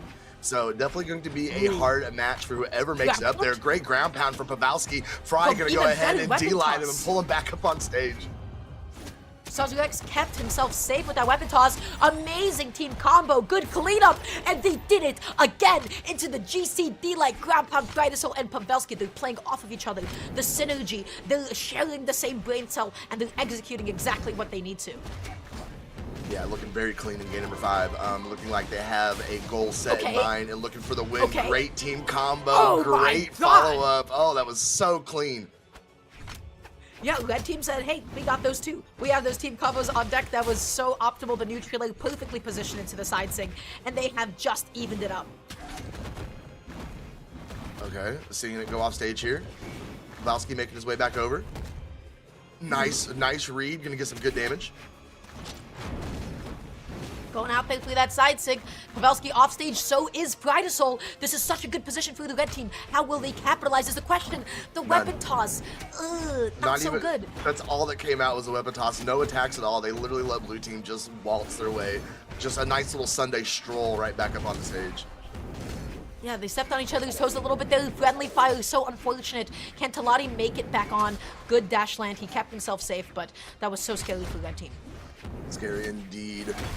Man, this is going to come down to the absolute wire finally. Oh, wait a second. I was getting ready to point at how even things were, and Fry just going to go ahead and work in the double knockout. But the interruption. Oh, my God. The double N-sig. That is why you can't get too focused on the combo. You have to keep your eyes on the other opponent unless you got them both stacked on top of each other. It is last stock apiece. Game 5, elimination side. Any team can go down here. Everybody is split up at the moment. Nobody is on the stage. They're holding it down into the GC and light. Tilati, no interruption with the recovery. Neutral, ground pound. Oh, he stayed out of the way of the nair. The double neutral doesn't come out. He was so knocked out. He was gone. Somehow staying out of the grasp of the nair from those gauntlets. The dodge of the gods, slow-mo. Swear. As they're trying to make a run, but Fry being sent all the way over. Oh my gosh, they might get knocked out right now. This is not looking good. Frydasole, both the neutral air. You can't get too greedy against Scythe off stage because it's able to pull you back down with them. The down air comes out. It is absolute chaos right now. Sidelight. Frydasole going out there. Sazurx gonna be making it back on. Tilati holding on to that D-sig a little bit too long. Yeah, we're seeing the desperation come out a little bit from both these teams, while everybody's just really fishing for knockouts. And they're going, oh, that might be enough to get Fry. What kind of follow-up are we going to see? Is Fry going to get knocked out? No, he swaps. He doesn't even... What? Weapon toss on Frydasole. Pavelski slowing down his descent as much as possible. Tilati looking for this hit on Pavelski here, but he misses it. This it's is a the 2v1 worst. now. They got the stock on Frydasole. Look, I get the oh my, what a dub. I get the allure of, you know, the Pavelski Fry team, but they did not play well together. Like, there was so much early fire. The synergy wasn't there throughout the whole set. Like, it came down to the wire. They played okay. It came close, but like, you see these teams that are so solidified and work so well together, and they worked against each other so much throughout that set. Unfortunately, it did not work out well for them, as their day's done. Okay, so first of all, amazing upset for Tilati and Sazurx. Really, really nicely done for them. Again, this is sort of the double-edged sword. I keep saying that, please. I need to come up with something else. But you can't be too greedy with 2v1 combos and twos, especially when the other teammate is still alive and well. There was a couple of times where, you know, the one, I believe it was the N-sig, wasn't it? It was the N-sig from Tilati that knocked out both Pavelski and Frydasole because they were too busy focusing on Sazurx. And then they both ended up losing their stock as a result. And that was really, really nicely done from Tilati. That was really good recognition. But that is why sometimes you have to check, hey, I know how to do this combo. Where is the other opponent? Are they right there? Are they ready to punish this? And do I trust them to go ahead and punish this? If you get a little bit too greedy, well, we'll see what we saw in the events of the last game. So, nice stuff to Tilati and Sazurx. Really well played, but that is going to be it for Frydasole and Pavelski as they are knocked out of the event. That's unfortunate. I want to understand that is a new team, and it's unfortunate. I really wanted to see them do well today. Top 32 finish, not too bad. But that was, I mean, I talked a little crap, but that was a fun team to watch. It was good to see them try and make it happen, but unfortunately just not quite enough. But we do have more sets, more games, more excitement, and I'm actually wondering, who do we have up next, Dara? That is a phenomenal question. I don't particularly have the answer for you at this moment in time, but I guess we can just go ahead and take a look at the bracket. It is going to be Kimono and Onomik up against Cressu and somebody that I have not actually personally seen before. It's a fun thing about Winter Championships. You always get the new players coming in. Oh, it's Elto. You know, I thought the tag was so long that it was cut off, but no, it's just Elto. ... You know, especially Winter Championships is so unique. You know, you have these kids that, you know, be playing on console, you know, and they get a PC for Christmas, and they come in and just do so well in Winter Champions. People that, you know, just come in and make these great runs. Players that we've never heard of. Yes, it's really fun and really inspiring to watch. As we're gonna settle. And I believe they got a huge win. They got the win over Teoxys and Little Mev. Nice. And also, hold on a second. Pavelski and Kimono. I don't know why Pavelski's tag is listed as Onomik here. So we'll get the info on that in a second. They got the win over 7DLA and Rain. Okay. Rain's been doing very well. We talked about him a lot last season. That's a very good upset for them. And moving up here, going up against, I'm not really sure about Arito, but Cressu, definitely a household name in EU, and going to be difficult to contain, as it looks like we do have all the players in here. We're going to be able to get going into this set and see who's going to continue this elimination run. That's right. This is going to be an exciting one, so I'm excited to see how this one ends up going. These are not teams that I get to see play that particularly often. So we'll hopefully get some more of the stats and some of the numbers in just a little bit of time. I don't think I have that much experience with watching Tito play. I've definitely seen the tags Kimono and Pavelski before. But yeah, to get the win over 7DLA and Rain is pretty huge. Yeah. 7DLA and Rain, they got sent to elimination side to begin with by Fizaru and Shadra Baguette Senpai, the one and only. So Fizaru and Shadra have to fight against Blaze and Akno in winner's side, and that's going to be happening, of course, on the mainstream. Yeah, for sure. And while we're waiting on these players, I do want to kind of point out, I mean, we took a look at Munir and Godly at the beginning of our set. They have officially taken out Sgrape and Koko 3-0 and sent them out of today's bracket. They're going to be going up against Ahmet and Martin here in just a few minutes. Huge. That's going to be pretty crazy. Munir and Godly up against Martin and Ahmet. You have the team that is, well, we'll talk about that one a little bit later. All right. What do we have coming up? Cressu on the, you guessed it, Olgrim. Tito is going to be playing Darth Vader, aka Ezio, which I love seeing personally, because I think Ezio is one of the most underrated legends in all of Brawlhalla. Excellent weapon spread. Having Sword and Orb in the big year of 2025 is really good. Okay, then we're going to be seeing Pavelski on the Rayman and Kimono on Sidra. So, fascinating for me to say this. I can't believe I'm saying this. Guys, we have our first Rayman and 2s that I've seen all weekend at least. I love Rayman and 2s. Axe, Amazing 2's weapon. Gauntlet, Amazing 2's weapon. Rayman has so much swag in that signature kit as well. I don't like fighting against him, but I like seeing him happen to other people. Kimono is going to be on the Sidra, meaning we're getting some cannon action as well. Cannon, no pun intended, pretty explosive weapon in 2s. Yeah. It's able to just sometimes eliminate people off of one dodge read, take people side to side. And then you get some pretty consistent KOs with D-Light into neutral. And you're able to follow up off of your teammates so well using that side light. So, let's see what we got, Slow-Mo. How do you think this set's gonna go? I really don't know. I hopefully will have some more information after I get a little bit of a download after this game number one. Oh, that was almost a crazy way to start out this set, Dara. Yeah, I asked you a question that I immediately interrupted you with the woe, so my bad, but Kimono was going crazy. Already the synergy coming out. Amazing follow-ups between Kimono and Pialucci, right? For sure, for sure. Oh, wait. Head out. Gonna find the stick. Nope. Gonna whiff. Looking for another one. Can't find either. Cressu. Nice fadeaway Sair. Gonna send this Rayman off and pack in. More pressure coming. We see Tito, that stock coming off of him as he comes back in. Red team opening off with an amazing lead. Cressu and Tito, they have quite a bit of work to make up at this point. Okay, going through that end light, you saw Kimono not punish Tito. Why? Because Kimono saw that Cressu was still right behind them the whole time. So really well played, good recognition of the situation. With it on the recovery. We're seeing the cannon come into play here. Stock gonna go ahead and fall off the Rayman. Cannon just gonna do cannon things. Nice shutdown. That's what I like to see.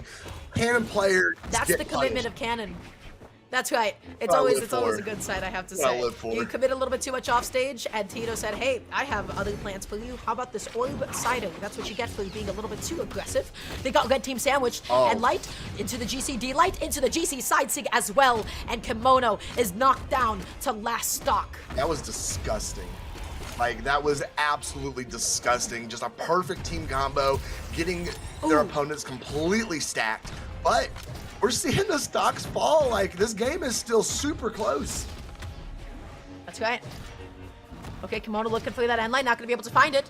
Recovery not going to come out here through Pialucci. Tito, what's going to be the play? Oh, my cannon is spacing just out that D-light, gross. being so patient. It's going to take him all the way up to the top. Sair his way back up on stage, staying out of the way he dodged out of that weapon toss was actually pretty clean, and still continuing his momentum. Everybody is now officially on final stocks. Oh, nice catch. Backing up. That Nair is not going to have enough. Try to get the second one. Could not get the follow-up. So much fighting that in this 1v2 game. so well. That's right. Okay, Pialucci sliding off with that side sig. Really aggressive, going out there for the ground pound. Cressu with the reversal. Able to get the down and the recovery as well. Getting both members of red team. And then the sider comes out. Weapon toss doesn't connect. Both blue team members off stage. The sider is able to split them back up yet again. And now it is a 2v1. Cressu fighting it back to the best of his abilities. But it is not going to be enough in the face of Kimono's cannon as they take game one. Yeah, Kimono's cannon, definitely the story of game number one. 676 damage coming out of that Sidra. That is just hard to deal with. I don't care who you are. Yeah, that's quite a bit. So, well, red team do well. I feel like they split up blue team quite a handful of times, haven't they? They split them up, and then they were able to deal quite a bit of damage, and they played the respective 1v1s so well. So, really nice start from Kimono and Pialucci. Oh, I can't believe it took me this long to realize Onomik is Kimono spelled backwards. It took me this long That's to funny. realize. I didn't realize it either. That's really funny, though. Okay. So we'll see how this game 2 goes. But I have to say, already I'm very impressed with Kimono and Pialucci. They played off of each other so well. They had some really aggressive combos. We're in for a fast-paced set. Yeah, definitely fast-paced. They're so good at setting up those team combos, getting that good damage in. We saw, as I say that, they drop one, of course. But it's okay, because they still were able to clean up one of those stocks. Tito right now just trying to fight for his life, but eating a bit of friendly fire with that sider. D-Light into the recovery is able to come out successfully. How does Tito land here? He doesn't. Okay, he does sneak his way back up on stage. Missing on the D-Light. Oh, nice side sig, but great punish as well. But even better sider, right? So optimal. Nicely done. And just like that, both red team members still hanging on to their first stock. Let's see if anything changes. Kimono going crazy with that cannon. Yeah, red team's looking fantastic. And it really does come to, oh no. It's starting to fall apart a little bit for blue team here as we see the attacks get misplaced, the friendly fire come out, the team damage start to build up. Now, can he find his way back up on stage? He does. Teammate spawns back in, gets a little damage of his own. Very nice, very nicely done from red team there. Onomik finally going to be losing his first stock, eating that recovery, but now Tito is down to his last. Cressu fighting that 1v1 the best of his abilities, put off stage, and just looking to help out his teammate. But I gotta say, Tito, every single time that he has both members of Red Team on him, he has been fighting them both off so well. Oh, another side sig. You're absolutely correct on that. Great follow-up, too, there off the gauntlets. That was very clean. A lot happening in this game. Oh, Saidu comes out down to GC Endlight, Kimono, and oh my god. So bad. As do I. Okay, big recovery. He's comes out of here. 4 stocks to 2. This is ugly.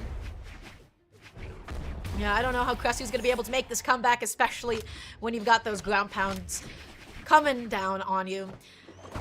Yeah, he's done. He's out of here. And just like that, Red Team has gone up a 2-0. But we've seen that a bunch today. It doesn't mean anything. Doesn't mean anything at all. Yeah, I have to say, I'm really, really impressed with their synergy, with their combos with each other. They're so aggressive, and they're pretty much executing everything that they're looking for. There's a couple of dropped, more than a couple of dropped signatures from Kimono, but I have to say, Onomik's signature accuracy was looking quite good, especially there was that end sig that connected that was so pivotal. We're seeing the double switch. Cressu on the Val. I don't like it. Tito on the Orion now. I don't like it. You don't like it? I don't like it. You don't like it one bit? No, I think this is a desperation pick, and I don't think it's going to work out for him. I like the Ezio. I felt the Ezio was actually working out quite well. I think this is a desperation pick, trying to do anything to mix things up. Although we are seeing the Lance do Lance things a little bit here. Kimono underneath him with the sword. A little bit greedy there. Nice punish from Cressu with that side. Kimono, though, has Tito off stage. Goes out there for a huge down air. Recovery, not good. Big punish. Cressu searching up in the air. Neutral Sig is going to whiff and punish. Oh, huge D-Sig there. Okay, Tito, they have the lead. Blue team has a very gentle lead for the first time. Endlight's able to come out. Doesn't send Kimono all that far, but I think this might be the stock if Tito's going to be able to close it out. Doesn't hold on to the ground pound. That's the reversal. Kimono gets the down air, and this should be the stock. Yes, it will be. What a reversal from Kimono there as he goes over to help his teammate out. More sword coming out. Not quite enough to get the knockout. Does he find a landing? He's dodging around. Oh, sweat beads out. He does find his way back up. Cannon back in hand. Not what you want if you're Tito. Okay, popping out that D-Sig, but still fast falling, keeping himself nice and safe. Kimono is going to be able to make it back on successfully. Cressu whiffs that side Sig, putting Tito into a bit of a nasty position, but Red Team stepping on each other's toes. Oh my. Kimono just will not get knocked out. Finally, that stock is going to fall. Team damage there. Can he find his way back down? He does. He kind of...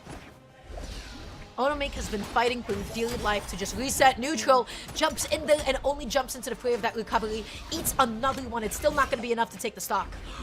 The D-Sig, was that active? Okay, they're pushing him on stage. Side Sig gonna whiff. Oh, there's... I cannot believe how close this game is. There it is. Stock's falling. Wait, reversal. Can he get it? Neutral Sig takes him off of the hunt. Oh, big recovery, double recovery. That's double it. Recovery. Oh, we're going to game 4. Oh, we're going to game 4. My gosh. What an amazing follow-up with that N-Sig as well. Onomik getting back onto the stage here. That's going to be Tito knocked down to last stock. They have a good chance. And light weapon toss as an extension. So remember when I said I didn't like the legend swaps? I was lying. You lying? Yeah, I was lying. I do that sometimes. Well, you know what, Kimono and Onomik, they still have some fight left in them. Let's hope that I didn't jinx that for them. Popping out that N-Sig that is going to get punished. Kimono going to be eating an N-Light. Onomik. Oh, both side Sigs ended up whiffing. Neutral. Oh, that's so scary. So scary. Okay, all right. Red team, can they make it happen Tito right gonna here? go away. Sider is a get off me option. They're trying to get that 2v1 started. Side light into the side comes out. Tito is off stage. Kimono going through a crazy ground pound that doesn't connect. Tito left weaponless for just a moment in time. Both members of Red Team winning their respective 1v1s. Kimono with the follow-up, but it does not matter because Onomik is knocked out of the game. Can Kimono make it back on? He goes out there for a greedy ground pound, and that is going to be it. Blue Team keeps themselves in the set. Wow. Okay. I did not expect that, but like we said, just because they were up 2 games, it doesn't mean anything. That is just kind of how this day is going. Lots of back and forth, lots of ups and downs. And we see here blue team finally making that stand that needed to be made, taking a game in their favor, pushing it to game number 4, and now fighting for their chance to continue elimination run. Wow, so I do like the switch. It did feel like the signature kit from Tito was able to get a couple of more KOs. It felt like he definitely had an easier time finding those knockouts, at least compared to the Ezio. Especially when you look at the damage dealt, that was 657 damage dealt. That is absolutely substantial. We're going into this next game now, right to Lions. Once again, we'll see how it goes. For sure. Oh, nice ground pound. Oh, that's a good start for red team. Oh, they could not get the conversion, but still the pressure coming out. Tito, can he make it back? Can he make it back? He does find it with the unarmed dare. Slants back, comes in with the side light, looking very nice. Saito comes out, and that is going to be Tito's first stock gone. Cressu eating that end light. Onomik in no position to follow up, but it does not matter because damage is still damage. Whipping that side sig is a little bit too greedy. Kimono, look at these punishes. Look at the target swapping. Red team is playing out of their minds. They're definitely trying to get it done here.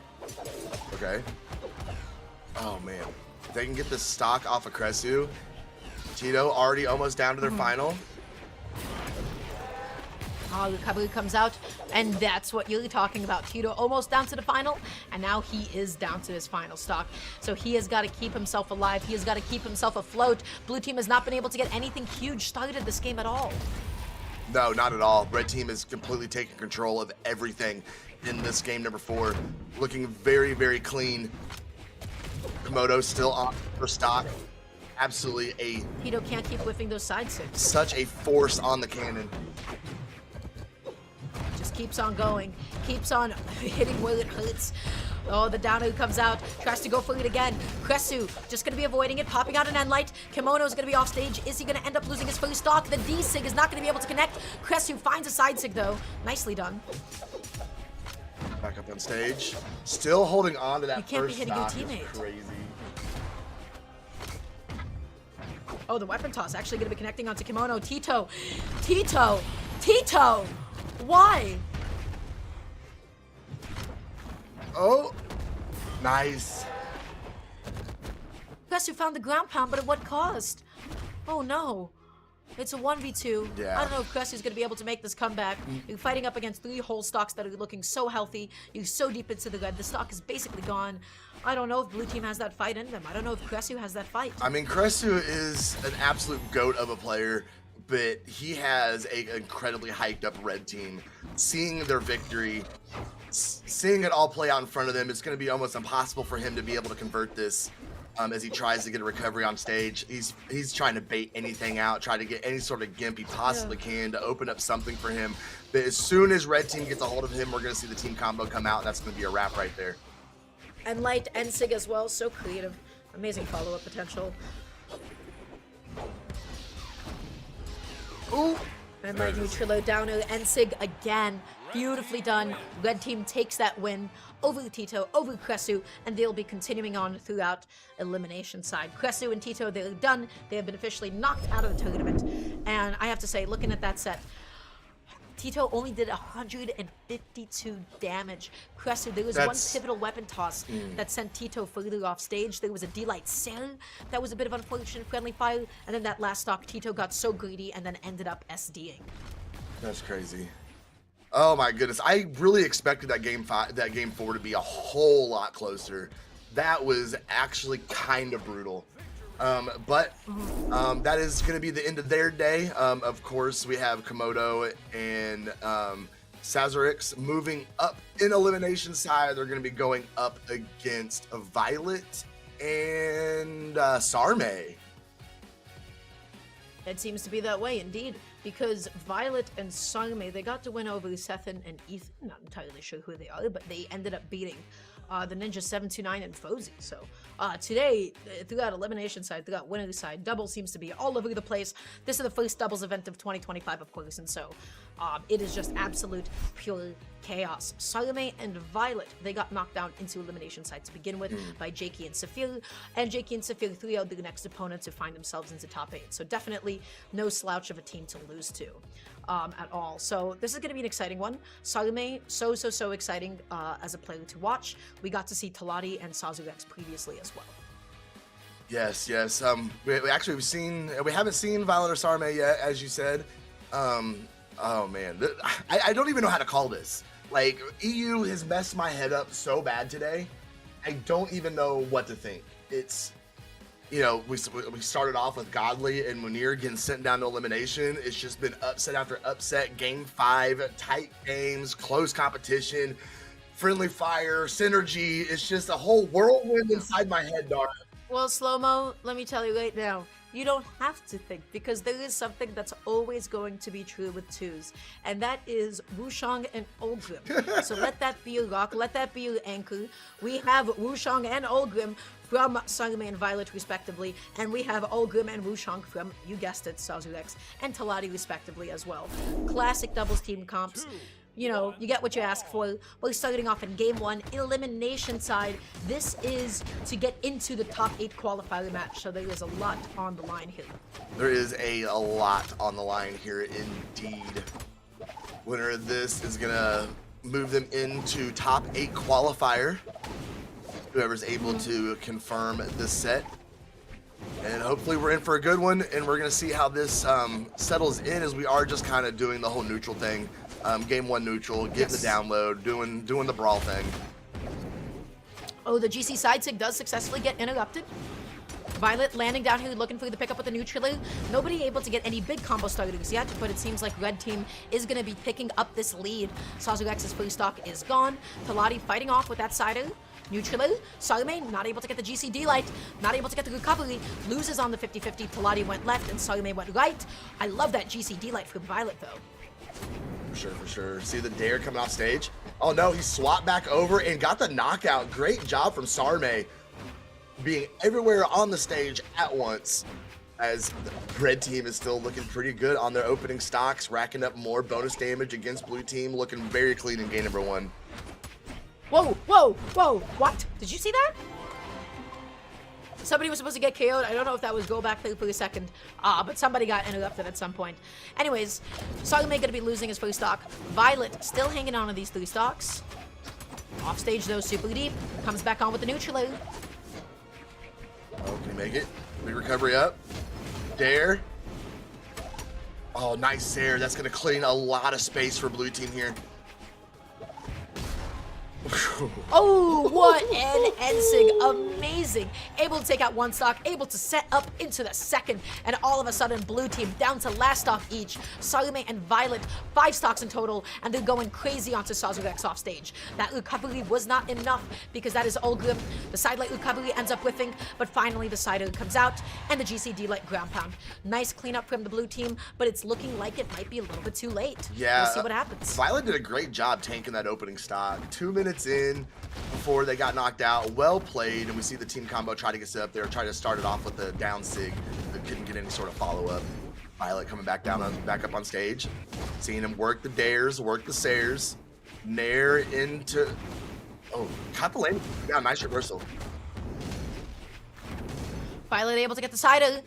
Tilati forced to go for a high recovery. Salome actually getting interrupted by that weapon toss, actually coming in quite clutch, but the D-Light ground pound means that Sazurx's stock is gone, and Tilati is going to be soon to follow in 3, 2, and, well, I started counting a little too late.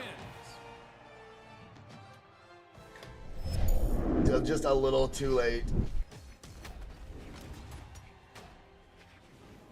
Yeah, game 1, pretty decisively, going to Violet and Salome. Felt like they kept up the lead the whole time. They looked so much more comfortable with their movement around each other as well. Just really clean follow-ups, and they were catching blue team stacked on top of each other more than once. They were. Sorry, I'm trying to multitask here as we get into the striking of, for game number 2, I think I'm feeling Demon Island. Demon Island. Yeah, it's probably going to be Demon Island, isn't it? It will be, indeed. So, going into this game now, Sazurx and Tilati, I mean, it's just game one. It didn't feel like they had much presence. Sarm and Violet, they looked a lot more comfortable playing with each other. Their synergy was really, really on point. We're going into game number 2 now, and we'll just see how the set goes. Starting off on Demon Island, Sarm with a really, really aggressive opening. Oh yeah, he came right in swinging for sure. Okay. Just dashed on in. Okay, Tilati with that double side light, really nicely done. Able to get the neutral and light pickup, but then Violet actually amazing interruption, just sliding in there with that side light. Well done. Okay, nice Sarah over. Oh, big follow-up. End light into Ensig, the classic. Tilati able to clean up one of those stocks. Right now, Violet is fighting for their life. Sarm knocked down 2 stocks. Let's see what they're able to make happen to the blue team this time around. The recovery comes out. Violet not able to get there in time to save Sarm, who eats so much damage. Yeah. We're seeing blue team a great job compared to game number 1. Coming out here looking very, very healthy, putting more damage on Sarm. There goes Violet's first stock. We might end up with a set again. Looked a little one-sided in game number 1, but a great adjustment being made from blue team in real time here. Yes. GC sidelight coming out. Sazurx looking for the pickup with the downer. Now Sarm, how can you make it back on? Violet goes out there, keeping their teammate nice and safe. Sarm makes it back, whiffing that Ensig. Downer into Sid comes out. Tilati, I don't know if you can make it back on. The end light, still without resources. The downer trying to go through the reversal. I like the idea. Tried to make the most out of that stock. But now Tilati finally down to 2. Yeah, the option ended up working out, but like he just had, like, he could have just recovered. Like it was there. All right, here we go. Violet gonna catch the landing. Seeing red team bring this back. Oh my god. They end up catching 1 off the finisher. No knockouts, but so much damage racked up. Sarm letting it fly off stage with recovery. Coming back, no harm. Just throwing down. I don't know about that D-Sig. The raw D-Sig. Every Wushog wants it. Every Wushog wants it, and they want to hold it. And that's what happens. But I have to say, they got amazing damage done onto blue team. It's not going to take that much work to clean up those stocks, as evident by that recovery off the top. Neutral trying to go through the other recovery, and Violet, such good coverage. Sarm went left with his recovery, and Violet went to the right with their own recovery. Just like that, red team has evened it up. They have. And a great job to them. It was looking a little rough for them here in the beginning of game number 2, and just great awareness, great synergy, and just good teamwork. Bringing things back together here. Whiffing on the D-light, though. Gonna catch a little bit off of the neutral light. Gonna see if... Ensig a little bit too greedy, too far to the right. You needed to be further to the left. Okay. Nice dare. Really would like to see blue team bring this back and tie it up here. But then again, the run red team has been doing. There we go. Knock him out. Send him flying. Nicely done. Sazurx and Tilati, they established a lead for themselves in the beginning of that game, and it really carried them through to the end, I feel like. Violet and Sarm, though, the thing that they were really exploiting was when Sazurx and Tilati were stacked on top of one another. And they kept catching them like that multiple times over. No, those are like the best team combos for me, where you wrap up both of your opponents. It's completely stacked and just completely have your way. Oh, we're gonna see a switch to Kaya. Okay, a little more defense gonna settle in here. Very nice. Yeah, interesting. Sarm on Kaya. Sarm on Kaya. I'm gonna defer to chat. I don't know if I've missed something. I don't know if I've forgotten something, but I don't particularly remember this one too much. Well, we'll see how it ends up going. Kaya in 2s is quite the interesting pick. At least in 2025, so we'll see how this goes. Recovery gonna be coming out. D-light, N-light, nice little 2-piece. All right, Sarm, though, so far so good, doing a great job controlling the arrow with that bow. Oh, getting caught up a little bit there. Nice side, trying to get the side stick to come off the side. Got punished though. Another Sair is gonna send Violet over. This game is already going crazy. Yes. Sarm, oh my gosh, nicely done. I believe that's going to be the Ensig, and the D-Sig going to be coming out as well. Sarm has Sazurx off stage, able to get the down air stage spike. Is that going to be enough to take it? Not quite. Still able to make it back on, but then Sarm has other plans. This Kaya pick is going nuts. Poor Sarm. He literally sat there, watched his teammate get bodied up.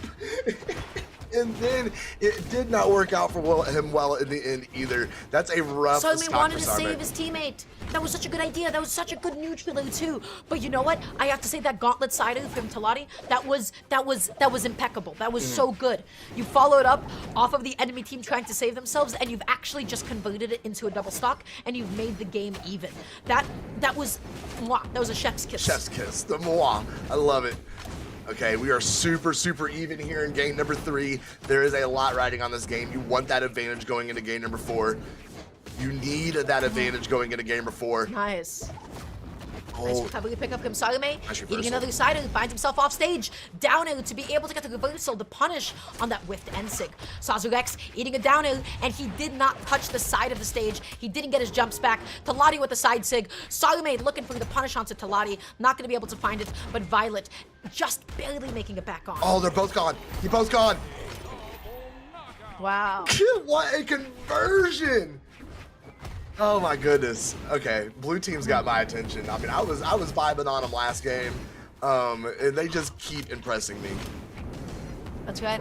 Sazurx landing back down with the down air. The recovery comes out, but it is bow, so you know that it is never, ever going to KO, especially on Demon Island. No. Though it does struggle to knock out a little bit, but did not struggle there as Sarme is able to take him off the top. Sarm with the side air, catching the recovery. Sazurx landing with no resources, just being juggled into oblivion. Please let him land. No, can't have it. They're still scrapping all the way back down to stage. Oh no, miss on the recovery. I think a Nair would have been a little better there, but it is what it is. I'm not playing. Oh, Sazurx just playing so safely, just kind of running away a little bit. Gets that end light. Violet finding a sider, breaking up the sandwich that blue team was building. The Ensig goes unpunished from Tilati. Oh, I cannot believe how close this is. Oh, wait. Who's gonna fall? There it is. There it is. It's a 1v1. Oh. Violet versus Tilati. Violet a little bit further down in damage. Whiffing the D-light, but the slide off with the side light wasn't actually able to punish it successfully. The weapon toss being stopped short. Tilati goes through the recovery, just keeping it safe. Violet avoiding the D-light. Weapon started in Tilati now. Lance on hand. He can't find the knockout. Light? Oh, that's it. He's not coming back to stage. Watch. Told you. Oh, nice dodge. Oh, the dodge. Comes back just in time. The side light recovery doesn't come out. Whipping the neutral air. Side light just to kick Tilati off the stage. Eating the ground pound. That's going to be it. Wow. What a game. What a stock. Okay. What an exciting game number 3. Blue team taking that advantage going into game number 4. What does Sarme and Violet need to do, Dar? Well, they need to get rid of Tilati, because you know who got all 6 stocks? It was Tilati. You know who it was that was getting into stopping the recovery attempts, stopping them from saving each other? It was Tilati. Tilati played so well in that last game. I have to say, my only thing is Sazurx, you gotta find a way to land. Yeah. That last stock for Sazurx was looking really brutal. Violet tried their best to fight that 1v1 with Tilati, but at the end, being left that weaponless for that long has its consequences, and Lance versus Spear is not the best matchup for Lance. No, it's not. That Lance going up against Spear, going up against Axe, does make things a little more difficult. Okay, I'm just trying to see how this is breaking off here. I mean, every single interaction is going to be so important in this game. Everything matters. This is what I know Sarme for, right? I know Sarme for the Rayman. Let's see how this switch ends up actually working out here. Going for the D-Sig, getting the neutral as well. Sarme is looking so agile, looking so mobile, landing back down safely, and Violet covering the ground. Nicely done. Yeah, he was smoothing. He was putting on some good damage, but they also were able to rack some up against him as he is pretty close to being knocked out. Oh, that's going to send his teammate flying. Violet. Side sig. Okay, all right. Keeping things pretty even here. Sarme being the healthiest on the map. Getting that side light. Okay, the ground pound not going to be enough to actually KO here, but just opting to focus on some Violet for a second. Tilati not caring whether or not he's going to be hitting his own teammate. Oh. Okay, Nair is going to keep him out. Nice air. Huge force. Weapon throw coming out. He misses. He misses the neutral air as well. Oh, that's unfortunate. No follow-up. Get a weapon, my brother. There it is. There it is.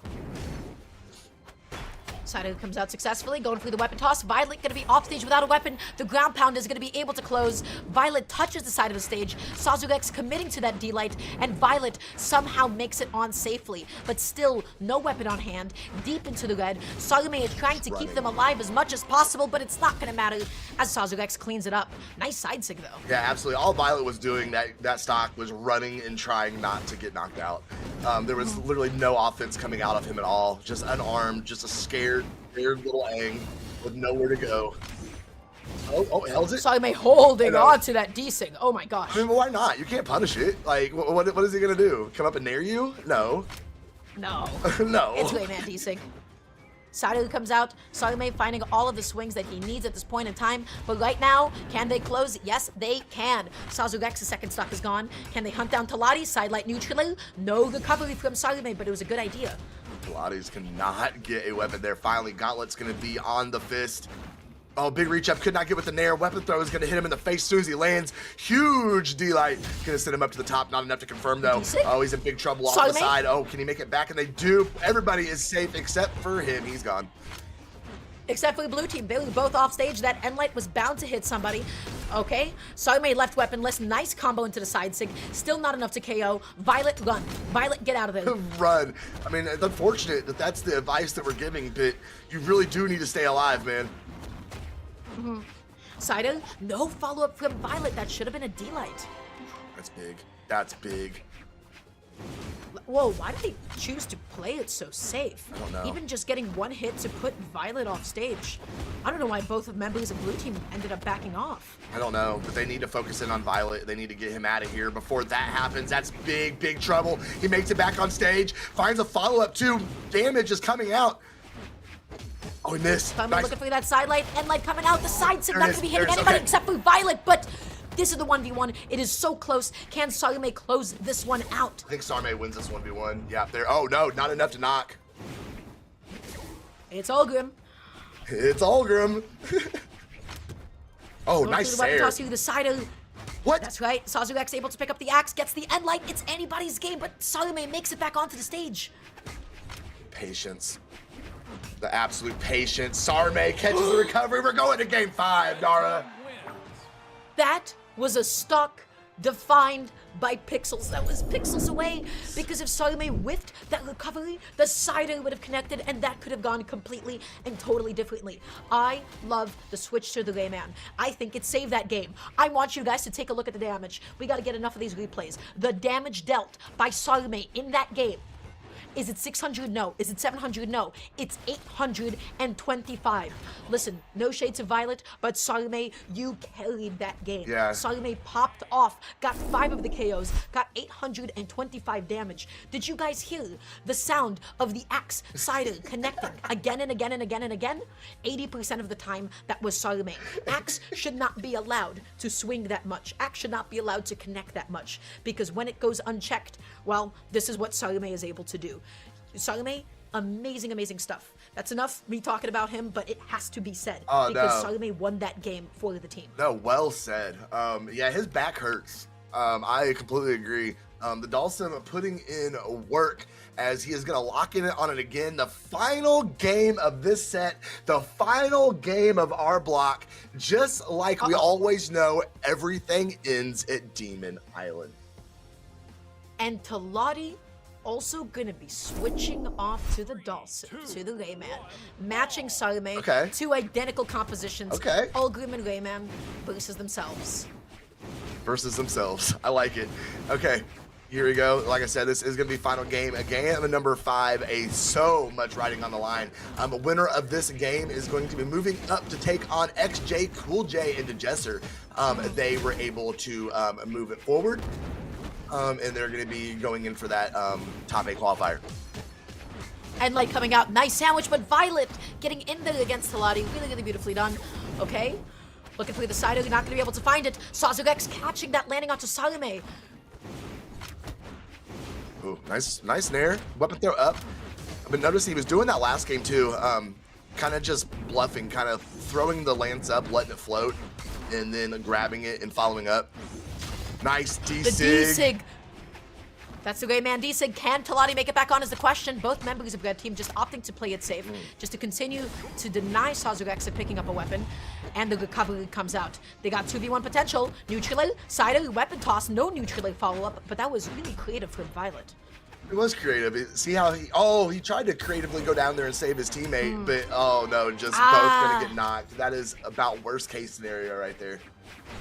That's right. But granted, if Violet stayed onto the stage, well, it could have been Violet who ended up getting 2v1. So no harm, no foul at that point.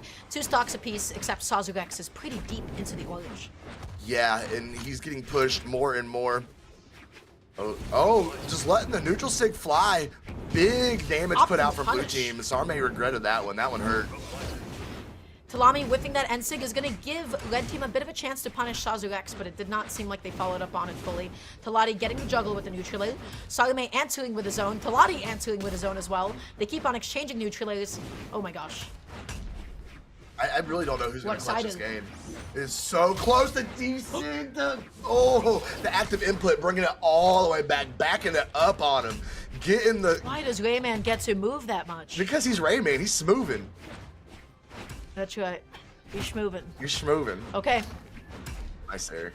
Side comes out. Nice cleanup from Tilati. And all of a sudden, it is blue team that has the lead over Sarm and Violet. Can they close this out? Can they keep the bracket run alive? They need to do it. They need to get it done right here or right now. More damage being built up. Nice Sair coming off. Another Sair from Violet. Oh, friendly fire. You do not need that right now. Violet. The recovery comes out, and Violet is out of the game. Sarm, 1 stock to 4. I don't know if he is going to be able to do it. The side connecting on both of them. I mean, that's something. And that is something. And it got a follow-up to boot. Okay, Sarm. Okay, Sarm. Okay. We see you. We see you. We see you. We're watching.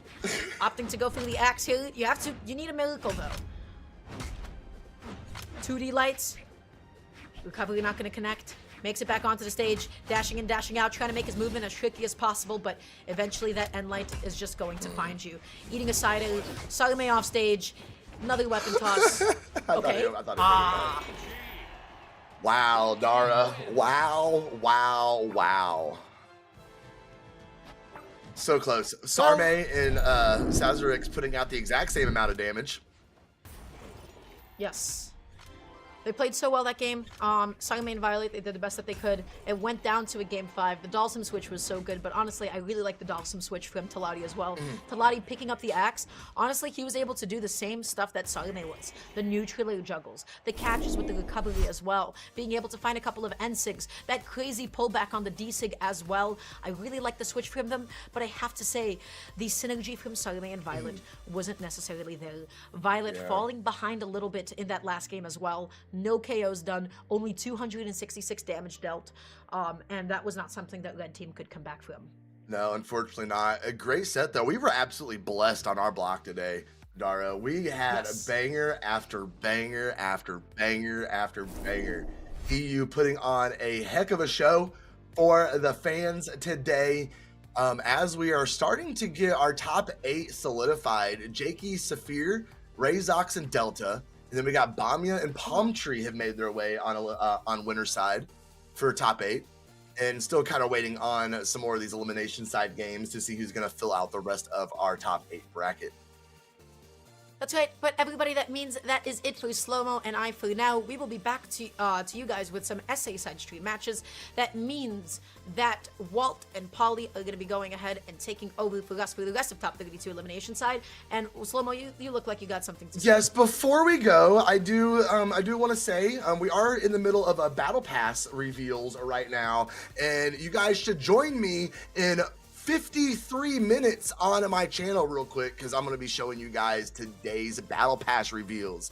If you're not able to get over there and find it, hop over to my YouTube. The reveal trailer will be there as well.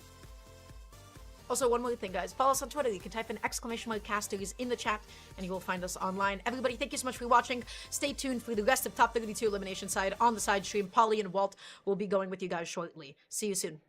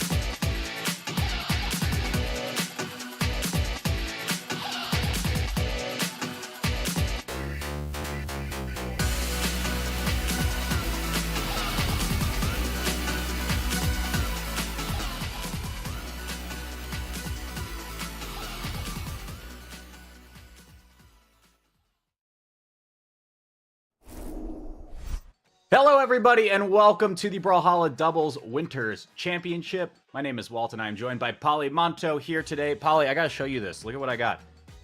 It might be time to get silly. Let's get silly! Are you guys ready, dude? We're gonna get silly. Postcard I've ever gotten. I'm so excited. That dude. is How really are you cool. feeling today? I'm also really excited, of course. EU 2v2 side of things. It should be to absolutely no one's surprise. This is my favorite region to cast, considering it is my home region. And right. Looking at the bracket so far, we've got some really exciting matches that have already went down, and they left the best for us, Walt. I really, really think eliminations round 4, the elim brackets to get into top 8 are always the best sets of an entire tournament, because this is where you get to see a lot of the upsets, right? You get to see a lot of people get their first top 8 ever as well, which I think is really, really exciting. I'm right there with you, bro. I mean, I think this is going to be a lot of fun. A lot on the line, of course. Difference between that 9th place and cracking into the top 8, getting over onto the main broadcast as well. But our first match of the day, I would gather, is at least individuals who are not all that unfamiliar with making top 8s. And we see Munir and Godly on the right side of your screen. They're going to be facing off against Amit and Martin for our first match of our block. Polly, what's your read on this situation?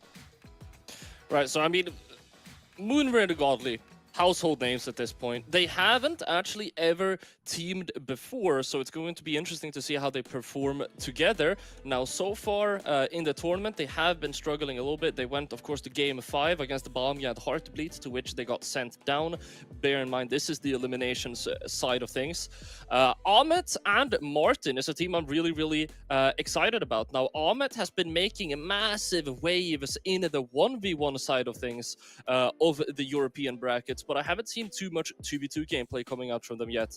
And so to get to see them here in 2v2 is going to be interesting. Martin, I wish I could say same story. I have barely, I know almost nothing about this guy. I'm really excited to see what these guys are capable of. I love their clan. It's made by a PS4, so knowing that they came from console, those players are always crazy. All right, let's get underway here, though. It's game number 1. Can some of these little unknown factors here take on a couple of EU's finest, at least in singles, in Munir and Godly? Let's find out. All right, thus far we have split into kind of 2 different 1v1s, which Munir and Godly are coming out on top of. Godly doing a great job at breaking the tension there with their cannon, getting some hits in. Okay, off stage, yeah. And this is the big thing we're going to see. We talked a lot about this yesterday, right, Polly? Like, the ability of Potent 2's teams to be able to create split decisions like that. So Godly finds the offstage against Ahmed and doesn't go for the overextension into the stock. However, Red Team is the one that gets first strike here. I gotta call out, there was an opportunity there as well, where Ahmed saved their teammate Martin with like a 5-millisecond reaction of just throwing their weapon to get his teammate out of the signature that someone was doing. Really, really nice play by Ahmed. And yeah, thus far though, Munir and Godly, they are pulling ahead. As I say, so Martin able to find that Sayer, and oh, it looks like they're starting to get something set up on Munir here. Okay. I'm kind of surprised Munir didn't just let the ground pound rip right there, but Amit was in position to make that a little bit awkward, so I don't blame you. Oh, look at the twofer. Oh my gosh, get the BOGO going. No, picks up 1, somehow slips out of the signature from Munir, but it does not matter. The blue team is here to play. Really, really messy second stock there. Godly and Munir finding a super clutch team combo. Getting them both stuck into that combo is going to give them a massive lead here. And now they're looking to extend that damage. You already see Godly and Munir. They're looking for these team combos again. Ahmed able to interrupt it, but Munir still able to get a ton of damage on Martin there from that. Ground pound from Ahmed. Okay, barely threading the needle. Munir is trying so hard to interrupt Ahmed, and now finally Martin comes in to interrupt. That was beautifully executed by Red Team. Yeah, all right, we're starting to see why Ahmed is one of the upcoming names in EU 1v1 right now. Okay, oh wait, but somehow Martin just fell off. I think just ran out of resources. I saw sweat beads out of the corner of my eye just falling down that corner of Lions here. So now Ahmed has to play the 2v1. Let's see if that reputation holds out. It looks like it won't for the first game at least, but Red Team made this really competitive for the first game, Polly.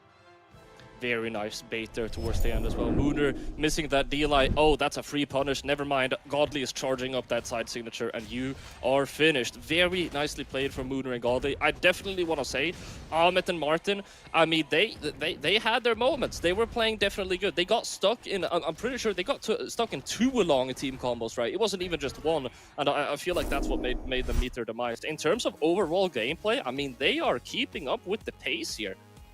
Yeah, I'm really impressed with just what I saw from that first game. So let's see if we can get an equalizer here into game number 2. Oh, wow. I think you're exactly right, Polly. The big difference maker is, again, we point out the pedigree of players like Godly and Munir, at least in ones, right? They are so aware of when they can switch and target swap and then create these awkward pile situations that clip up both red team members. Let's see if they can even it, though, in this next game.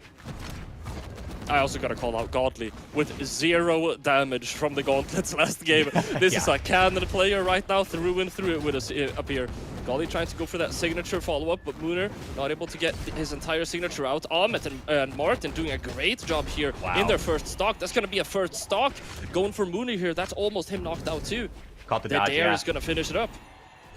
Wow, really, really good start. And I mean, again, red team was the one that got first strike in the first game as well, so let's not count our chickens here.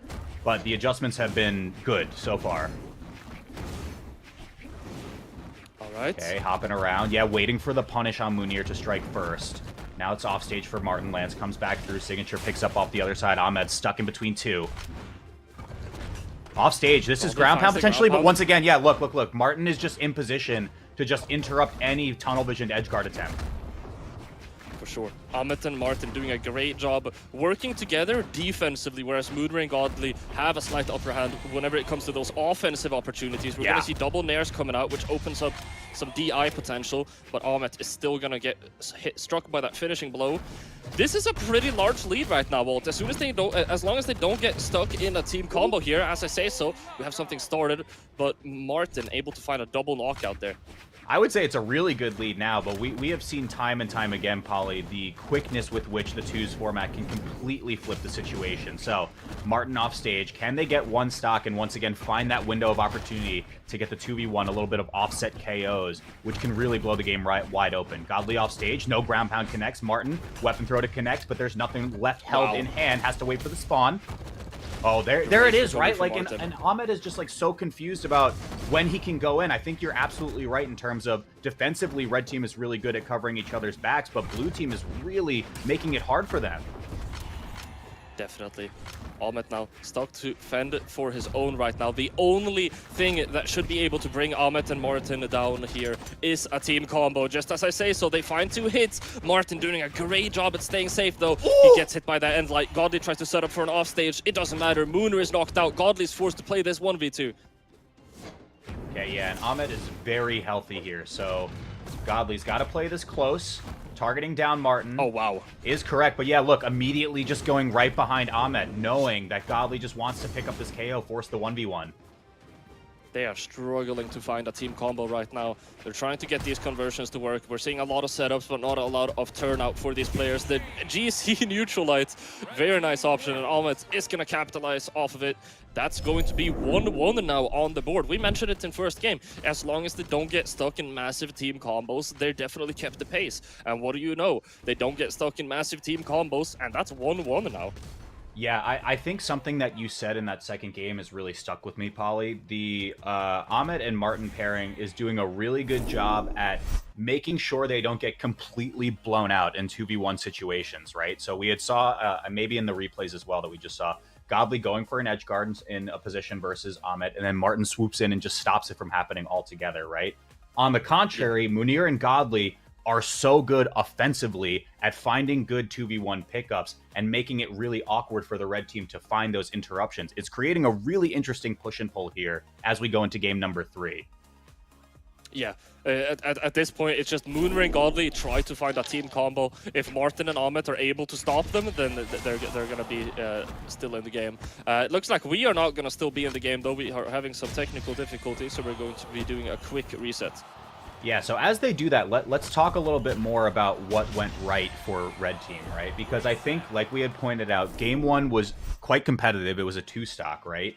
Game 2, Red team went off to a really, really good lead from the start. We had talked about the interruptions, making sure that they don't get completely blown out in certain situations, and that led to a victory here. How do Godly and Munir adjust from this point forward?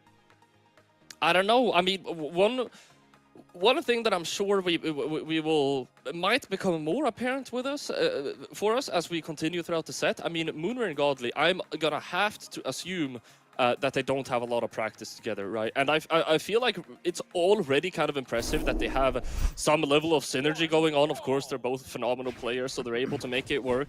But if Ahmet and Martin is able to even more exploit the fact that they're kind of lacking in that synergy, or if Godly and Munir are able to improve that synergy, then they're going to be really, really crazy.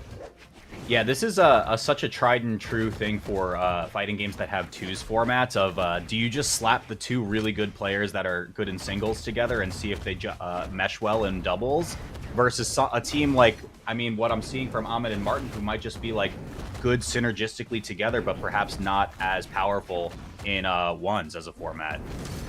Best example in history, in my opinion, Koko Spyrox. I mean, neither one of them really, at the time, not really wow players, but together they were just absolutely insane. Now, Godly, able to get that knockout, putting some of these 1v1 skills to use, as we were just talking about, going deep off stage to get that knockout, hits Ahmet with the neutral light, and Martin almost finishing up the job. Okay. He doesn't get the team knockout, though. That was close. Okay, Ahmet, definitely the target right here. You saw Munir just go for recovery, a second one to just kind of dissuade Ahmet from swooping in, trying to prevent Martin from getting edge guarded here, but it was to no avail. Somehow threading the needle. Martin back on the wall, though, fighting out with the lance. Setting up a Seer, gets hit by some friendly fire though, just like that. Ahmet able to take control of the center stage, but they lose it just as fast. Ahmet able to take it back, and there's just so much back and forth right now. The neutral is tight between these guys. Oh yeah, absolutely, absolutely. Off stage, it's a little bit awkward. Like, look at that, right? Munir had to drift back towards the left to make sure he didn't get picked up, but in doing so, that cost Godly a stock. Even so, looks like Munir might still get picked up. Will be able to touch the wall, unarmed though. Pretty worse for wear. Martin accidentally picks up the hit onto Ahmet, but it's a 2v1 onto Godly instead. He finds that there into the neutral signature, gets a true combo as well to get the knockout here. That would be great. Not able to connect the nair. Recovery will go unanswered too, and Martin has their stock left. They're gonna put it to good use. Gets a knockout onto Munir, and this is looking still even. Godly is the only one here that's kind of not making it even. A little bit more healthy on the second stock than Martin. Okay, offstage. Once again, this is a scary situation. We talk about this so much. Godly picks up the stock now. Blue team so lethal in the 2v1 combos, and exactly, Ahmet doesn't want to mess with it at all. Doesn't care if you go into edge slip. Just walking off the wall right there, and then finally making it back once his teammate is in place to defend. Godly putting some pressure here on the offstage, but Ahmet is able to get back relatively safe. Martin disarmed here, able to pick up that lance to get stuck in a team combo. Ahmet did a great job at interrupting it, but they still took quite a beating. Godly misses. No real whiff punish to be had from either red team member. Offstage though, Ahmet, recovery finds its mark. This is the opportunity again to go up in the set.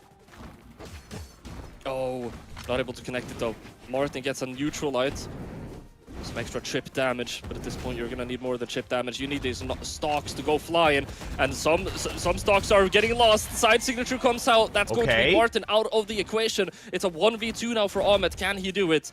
Yeah, but Godly's completely fresh on this stock. This is so difficult if you're Ahmet, especially returning back towards stage. I was gonna say any hit from this point forward disarms. Doesn't even matter. Godly finds the GCD light, doesn't connect to the wall, and blue team will somehow scrape that one back to make it a 2-1 set. And there it is, Godly and Munir taking it over Ahmet and Martin. I have to call out Godly with the 638 damage, 4 knockouts now.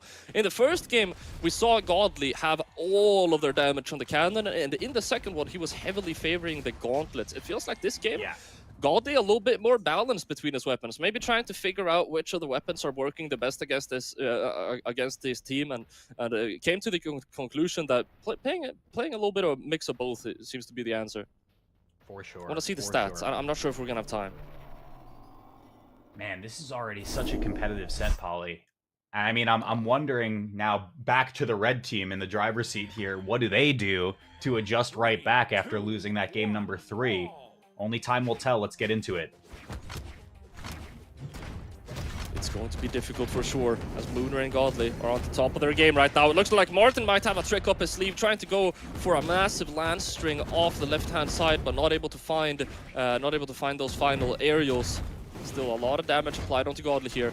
All in all, though, quite evened out, because Ahmed is getting kind of chased down right now. Ooh, okay, Munir trying to really reach with that GC signature. Doesn't get too much more, but does find the pickup right there. Alley-oop from Godly. Finds first strike. Yeah, great job with the anti-airs here. Oh, weapon throw coming out from Ahmed. Ahmed is so good at using those weapon throws to interrupt his enemies whenever they're comboing his teammate, but he's going to be left now in a quick 1v2, waiting for his teammate to respawn here, which will allow him to get that stage control back. We're splitting into 2 separate 1v1s right now. Ahmed seems to be doing well in one of them. Target swap with the down signature, not enough to knock out.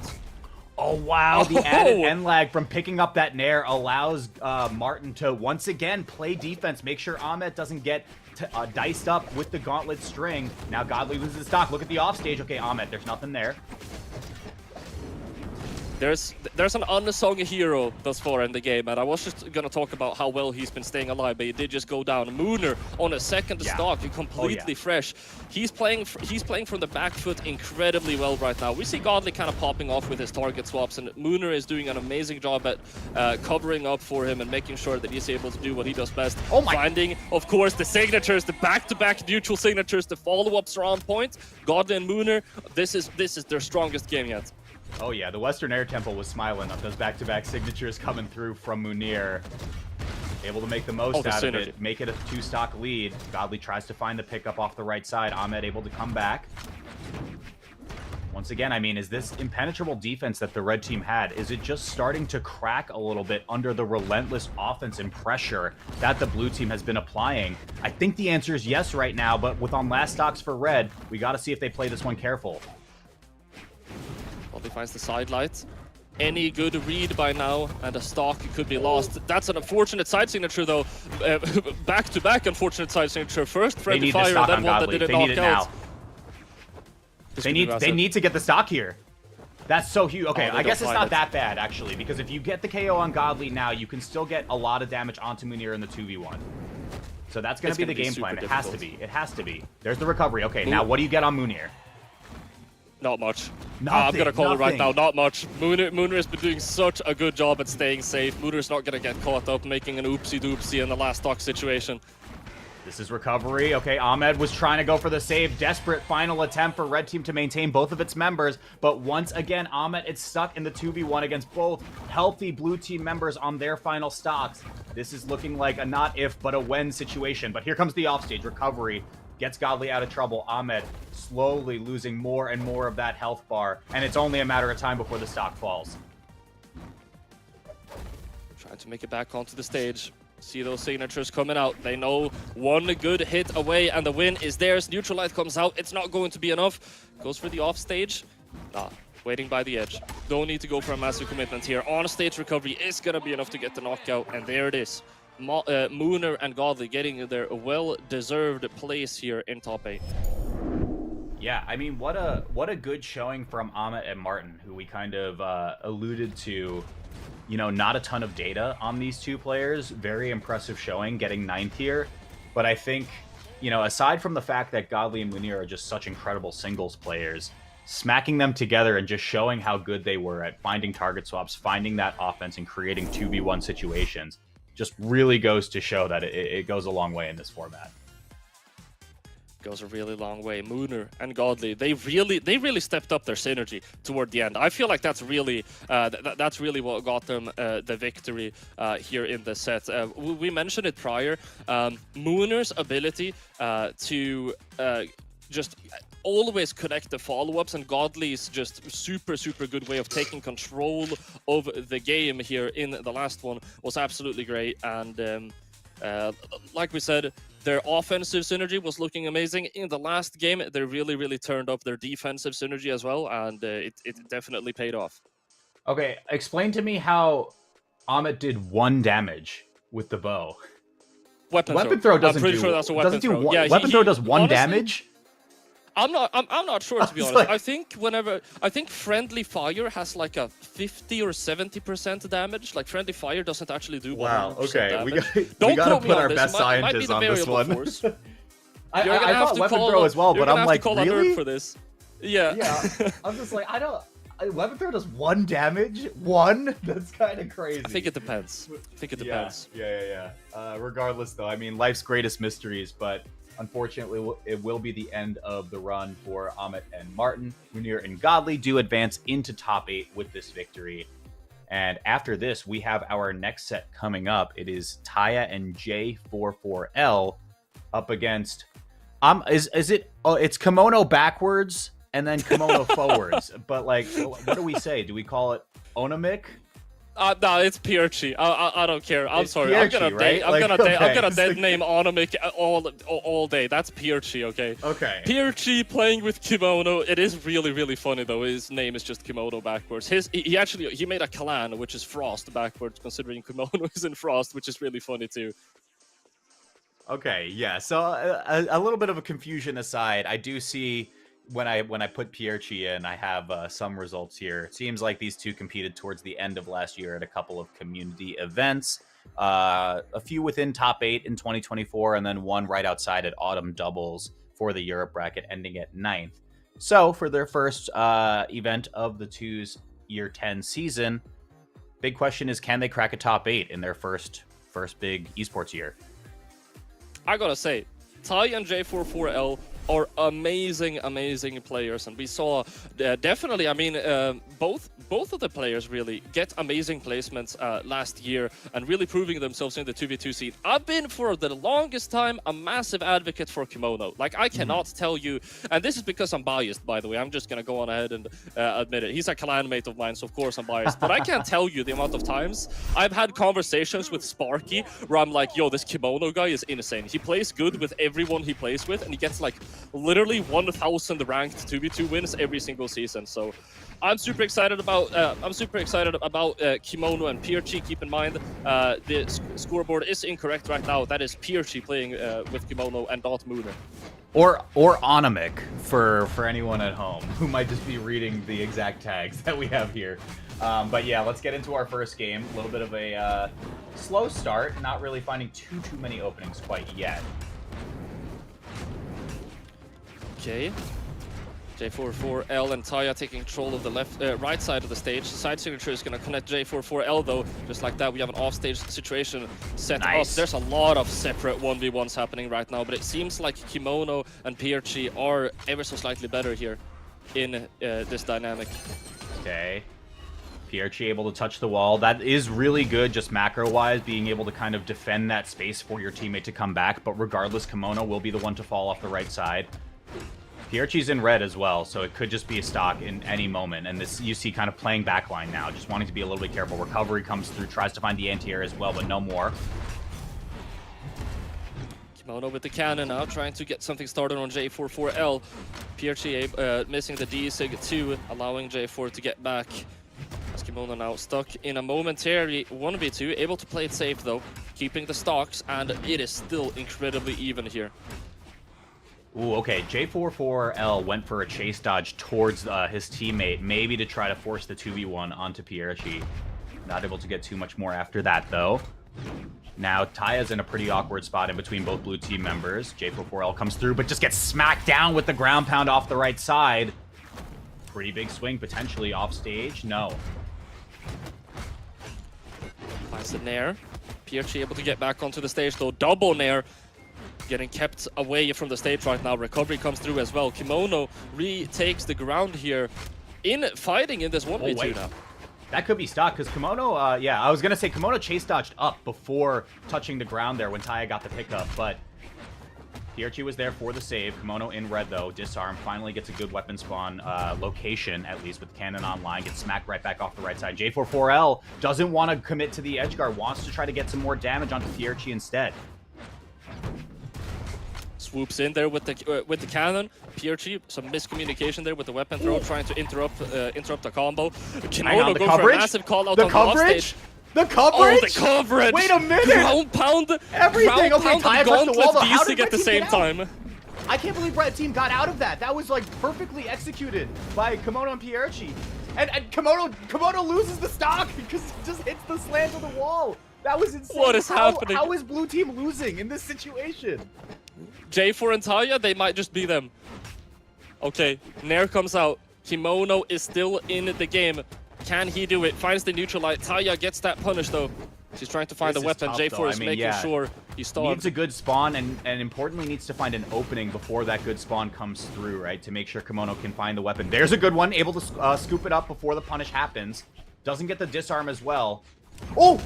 Big miscommunication. Kimono just goes all the way off stage. Is this Sarm? Okay, no. Nothing. Dare, nothing. Beautiful weapon throw to land earlier by Kimono as well. Trying to find a read, but Taya and J4-4L, they're making sure they're careful here with how they're escaping. Knowing that if this cannon gets a single read, it could be all over. This might be but disarm Kimono's still in the coming game. up. I can't believe It's that's Zardoff. disarm. Okay. Kimono, that's gotta be it. There's game number That's one. it, And yeah. somehow, after blue team, I think, had like the most perfectly executed 2v2, it turned into a 2v2 edgeguard, right? And we might see it on the replays here. Somehow a little bit of a miscall from Kimono means you run out of resources. You saw it right here, just slides off the slant, loses that stock at the same time as Pierchi falling on his last. And then it's an awkward 2v1 for blue team to be able to make that one back. I just audibly gasped.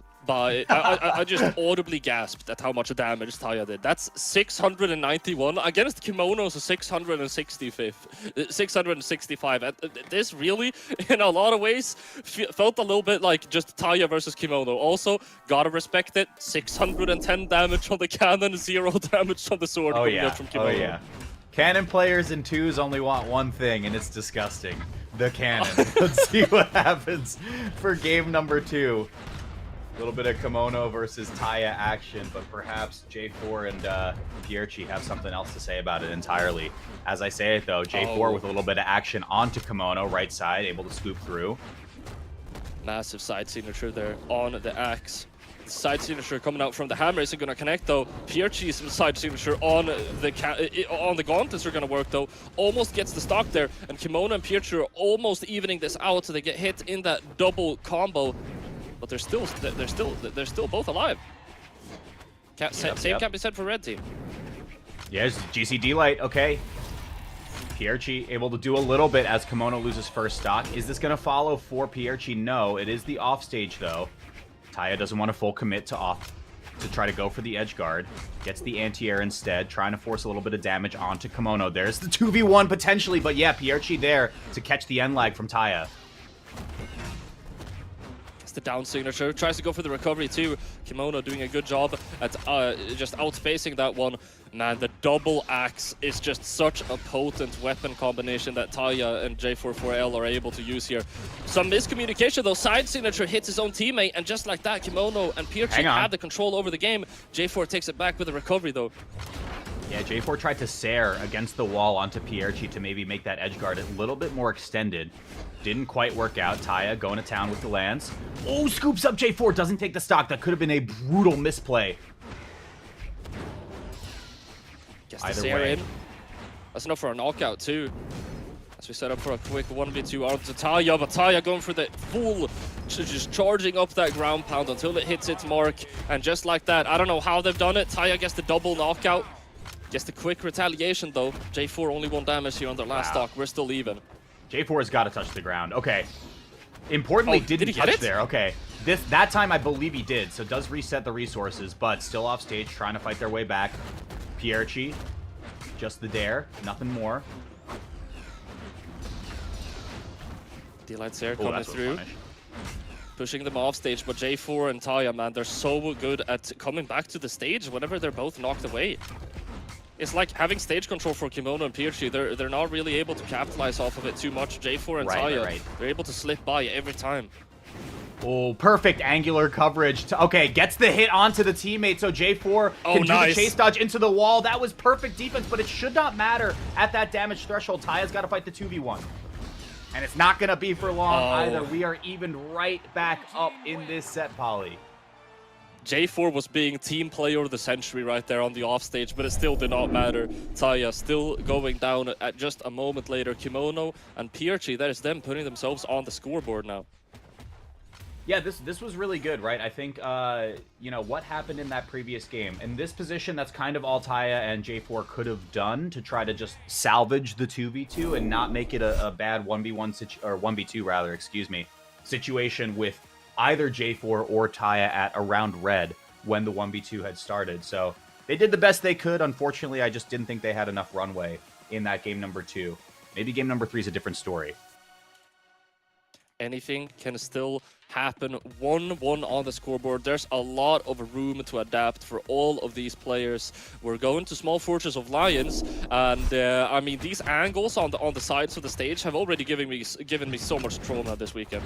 Yeah, I'm heavy breathing on this game number 3, and you talk about Kimono, how 0 damage on the sword in game number 1. It's completely flipped on its head from game 2.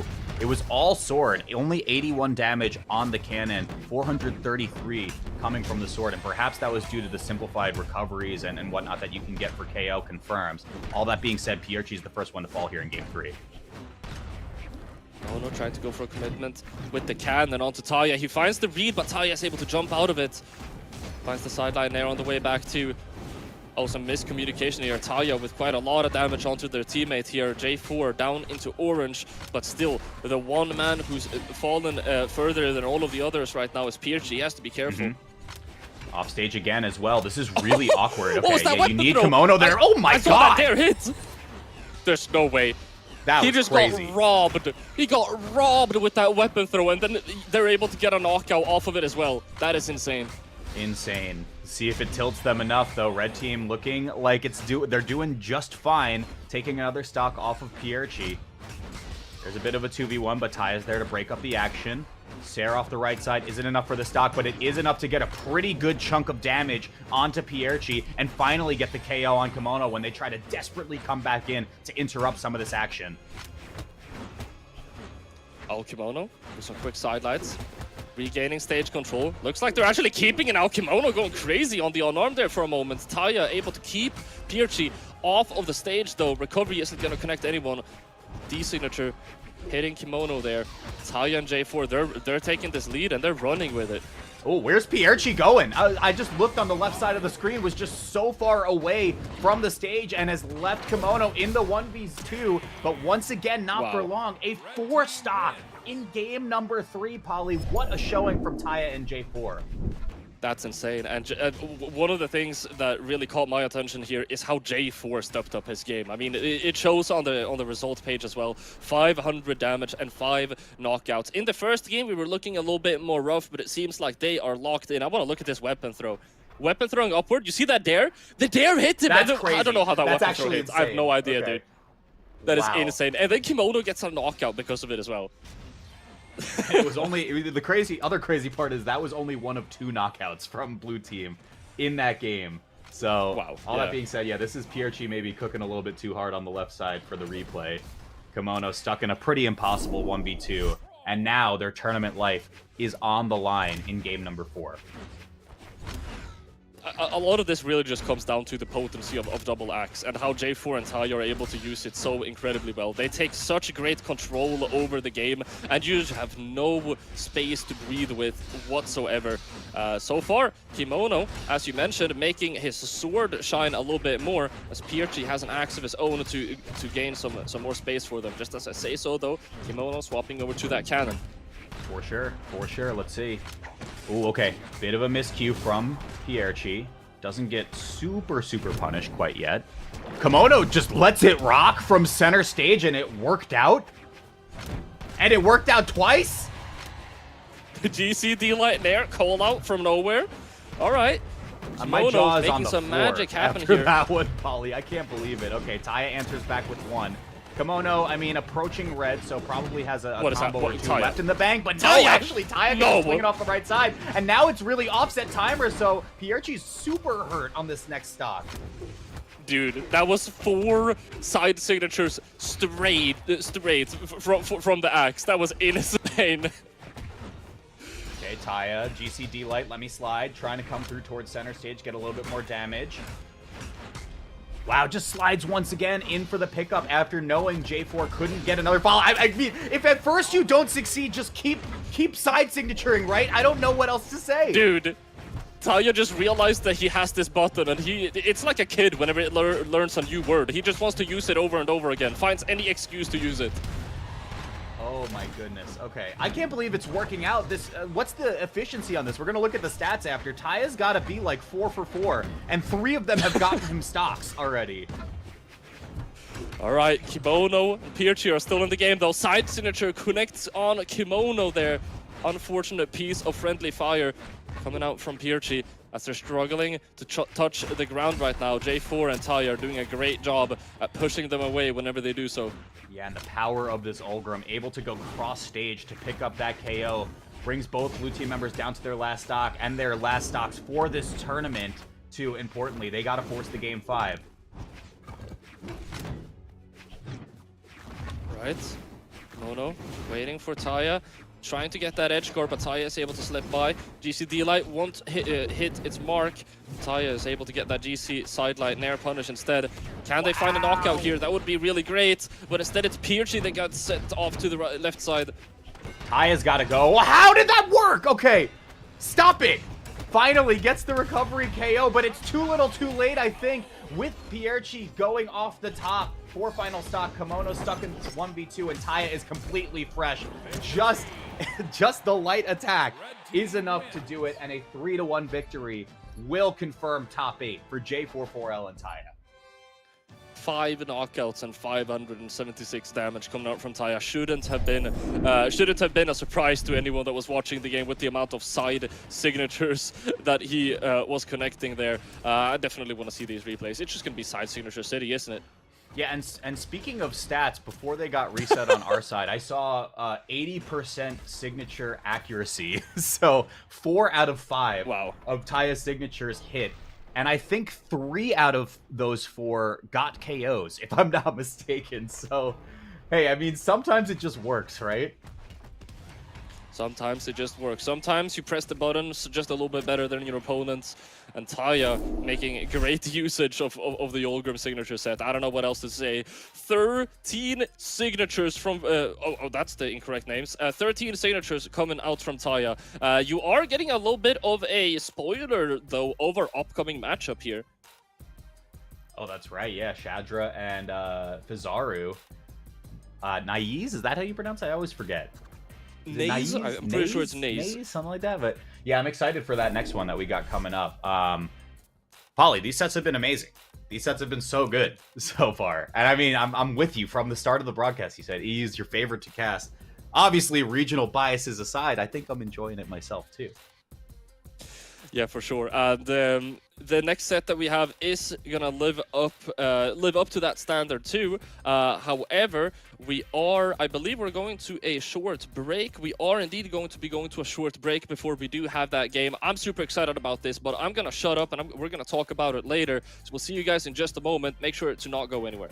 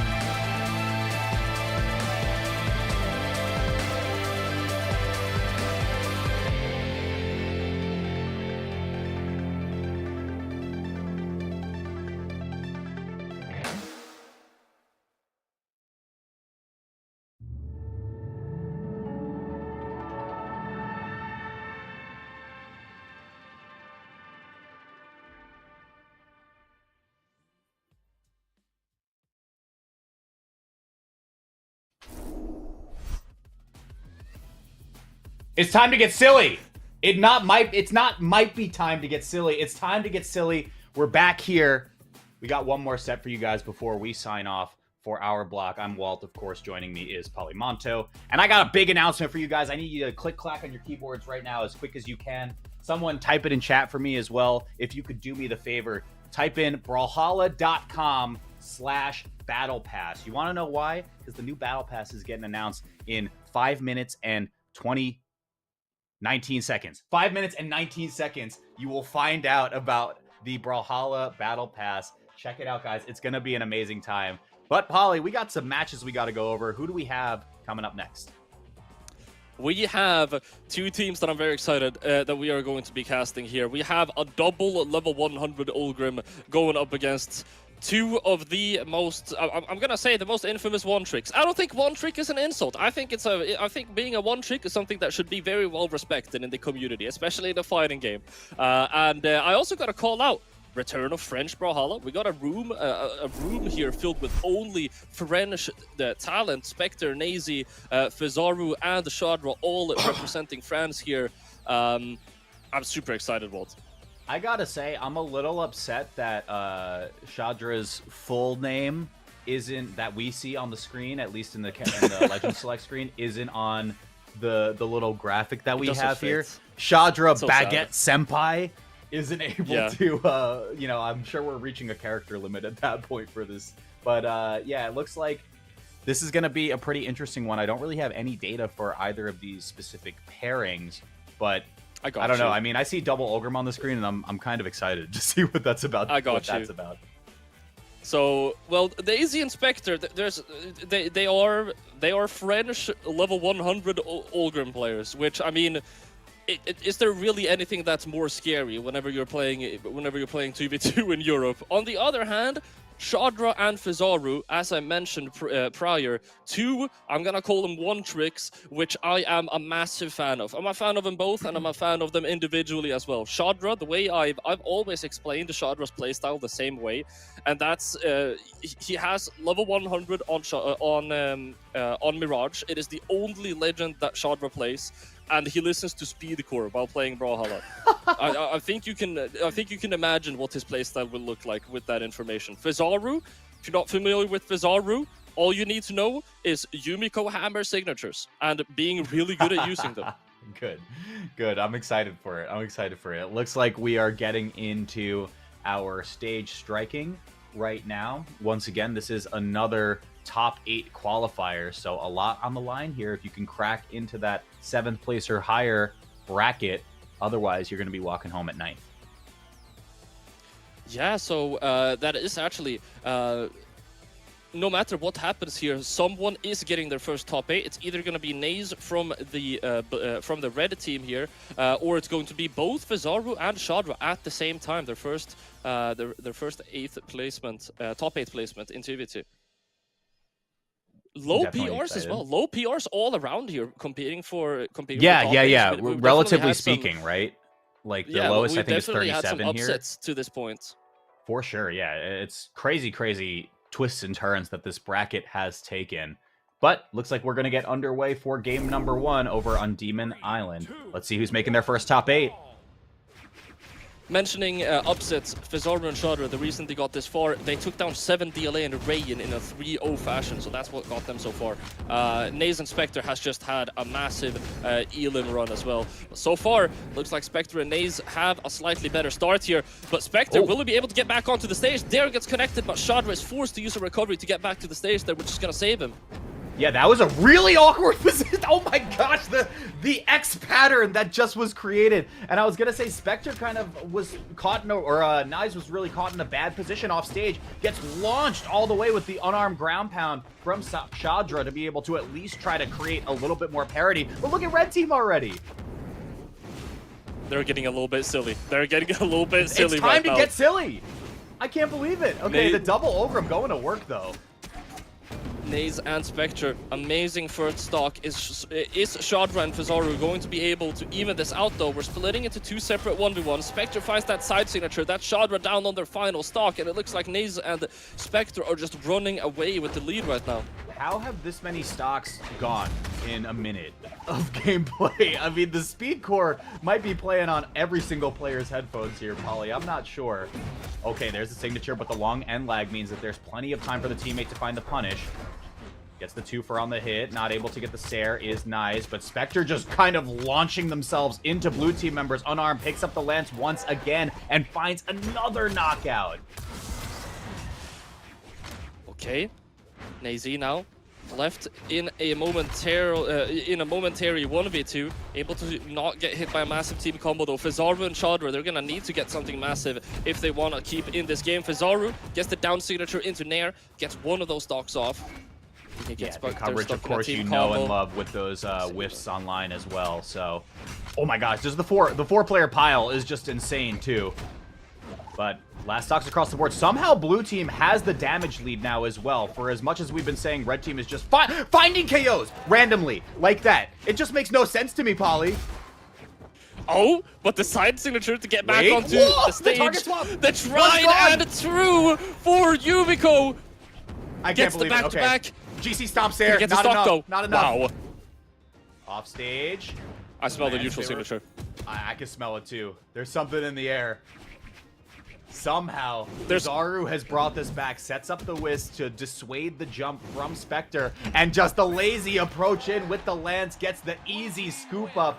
Fizaru on the Yumiko completes the 1v2 to secure game number 1. Wow. Spectre with 715 damage in that game, by the way, and it still was not enough. They just really turned around there towards the end. Look at this.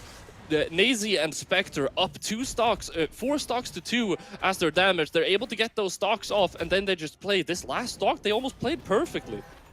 I am so beyond shocked that blue team won that game for how quickly the double Ulgrim was, or how efficiently the double Ulgrim was taking stocks, right? And somehow, I mean, by the virtue of the format of 2s, blue team's able to crawl their way back into this one. Now they have the lead on the scoreboard. They have the lead indeed. Nazy and Spectre, as you mentioned previously, Walter, their ability to find the knockouts, it's what's really going to be the difference maker here. If they're not able to get knockouts like that, I mean, it has already been proven Chadra and Fizaru are gonna be able to close in on you. Absolutely. So let's see. I mean, that was a blistering pace for game number 1. It looks like it's just gonna stay the same, right? Spectre with the first strike over onto Chadra. Beautiful double axe gameplay coming out from both Spectre and Nazy here, making these weapons do what they do best. Setting up for large strings. You even have a teammate with another axe to extend those strings even further. Chadra, second stock orange here, able to get back onto the stage and able to swap that legend out, that weapon out. And you saw Spectre try to go in with the lance. Needed to have Fizaru there to at least break up the action a little bit. Signature just threads the needle, gets the stock onto Spectre. Second one to follow over Nazy, and it's close. I mean, look at the damage. It's not great for blue, but this is exactly what happened in game number 1. Yet again, it just feels like Spectre and Nazy, it feels like they're really winning, but somehow they're not. Okay. Double axe. I mean, DI was online for all of that, but they still found the combo, which is insane. Okay. Chadra able to get the side light and the recovery, keeping Spectre off stage right now. The side signature doesn't connect though. Able to catch the landing. They're making some things happen right now. Fizaru gets that knockout too. Chadra connect the GC Djessir into Haymaker. They're equalizing this, Walt. They are. How they do really they keep doing it? I cannot. Who keeps letting them get away with this? It might just be like, I don't know, like Ulgrim propaganda. Like, I'm seeing the stocks fly so quickly from red team that when blue team slowly but surely comes back, I just don't believe it. Okay, Fizaru doesn't connect with that signature. Whisper online to make that approach a little bit awkward once again. Spectre couldn't get the Sair, but just gets smacked off, and yeah, they're making it possible. They're making it possible right now. If they can find this knockout, Nazy is staying safe though, doesn't get stuck in any kind of combo. Chadra finds that dare, able to take Spectre off stage. Can he get that? If he got that nair, it would have been no options left. He can't find it though, and that's 2 knockouts off the right side. And that is going to be Nazy and Spectre evening out the set 1-1. This is Ulgrim propaganda. I have to say it again. This is crazy. They're just getting so many stocks, but these games appear to be closer and closer every single time. Pizarro, of course, was able to get that crazy 1v2 to win game number 1. But look at these replays, right? You're seeing the pure lethality of these strong legends with the axes, with the lances equipped as well. You can do a lot 1v1. You can clearly do a lot 2v1, as we just saw in some of those replays. Double Ogrim's working out. Is definitely working out. And as I was mentioning, their usage of Axe, you can tell it by the damage distribution too. Both Nazy and Spectre opting to play that Axe a little bit more. We do have a slightly larger map here going over to Western Air Temple. I think this map is going to be favorable for Frydasole and Shadra. They have a bit more space to play with. Of course, that also does mean you have more space to go full fidget spinner helicopter with the land snares. But whenever you're on those axes, I mean, they're not going to grab as much space, at least relative to how much space you've got on the entire stage. Okay, off stage, not able to get the signature that Pizarro was looking for, but yeah, the wider blast zones, as you had pointed out, perhaps allows for a little bit more survivability here. That could be the difference maker for blue team. Sets up the Wisp once again to try to cover the back. Pizarro swing and a miss. What a save! That surely would have KO'd, right? Especially with the land from center stage. For sure. Absolutely, but Shadra with a super clutch save. Still, Pizarro is going to be going down quite shortly thereafter, but they were able to get some extra hits in before they did. Shadra now able, not able to get that knockout. So close, but not enough. Okay, GC light. Oh no, Spectre just says it's my stock, actually. Tries to go for the ground pound unarmed, but wall slip was online, so had to kind of make it back towards safe ground eventually. Shadra was there to pick up the pieces, and actually blue team has the first lead of the set. That's insane. The fact that this is the first lead they've had, given how many turnarounds they've been able to do. Spectre and Naze now forced to play from the back foot for the first time. Let's see if they're able to get some of those early knockouts that we got to see in the first game. Okay, gets the D-Light. Shadra not able to get too much more after that. Pizarro gets KO'd. Shadra is in really, really bad position. That dodge was so crucial to stay on the first stock, excuse me. Oh, that's gonna do it, that's gonna do it. Nazy and Spectre with quite a lot of team damage here in their second stock. Still Shadra, that is them just leaving their last stock. Pizarro has to be a little bit extra careful though.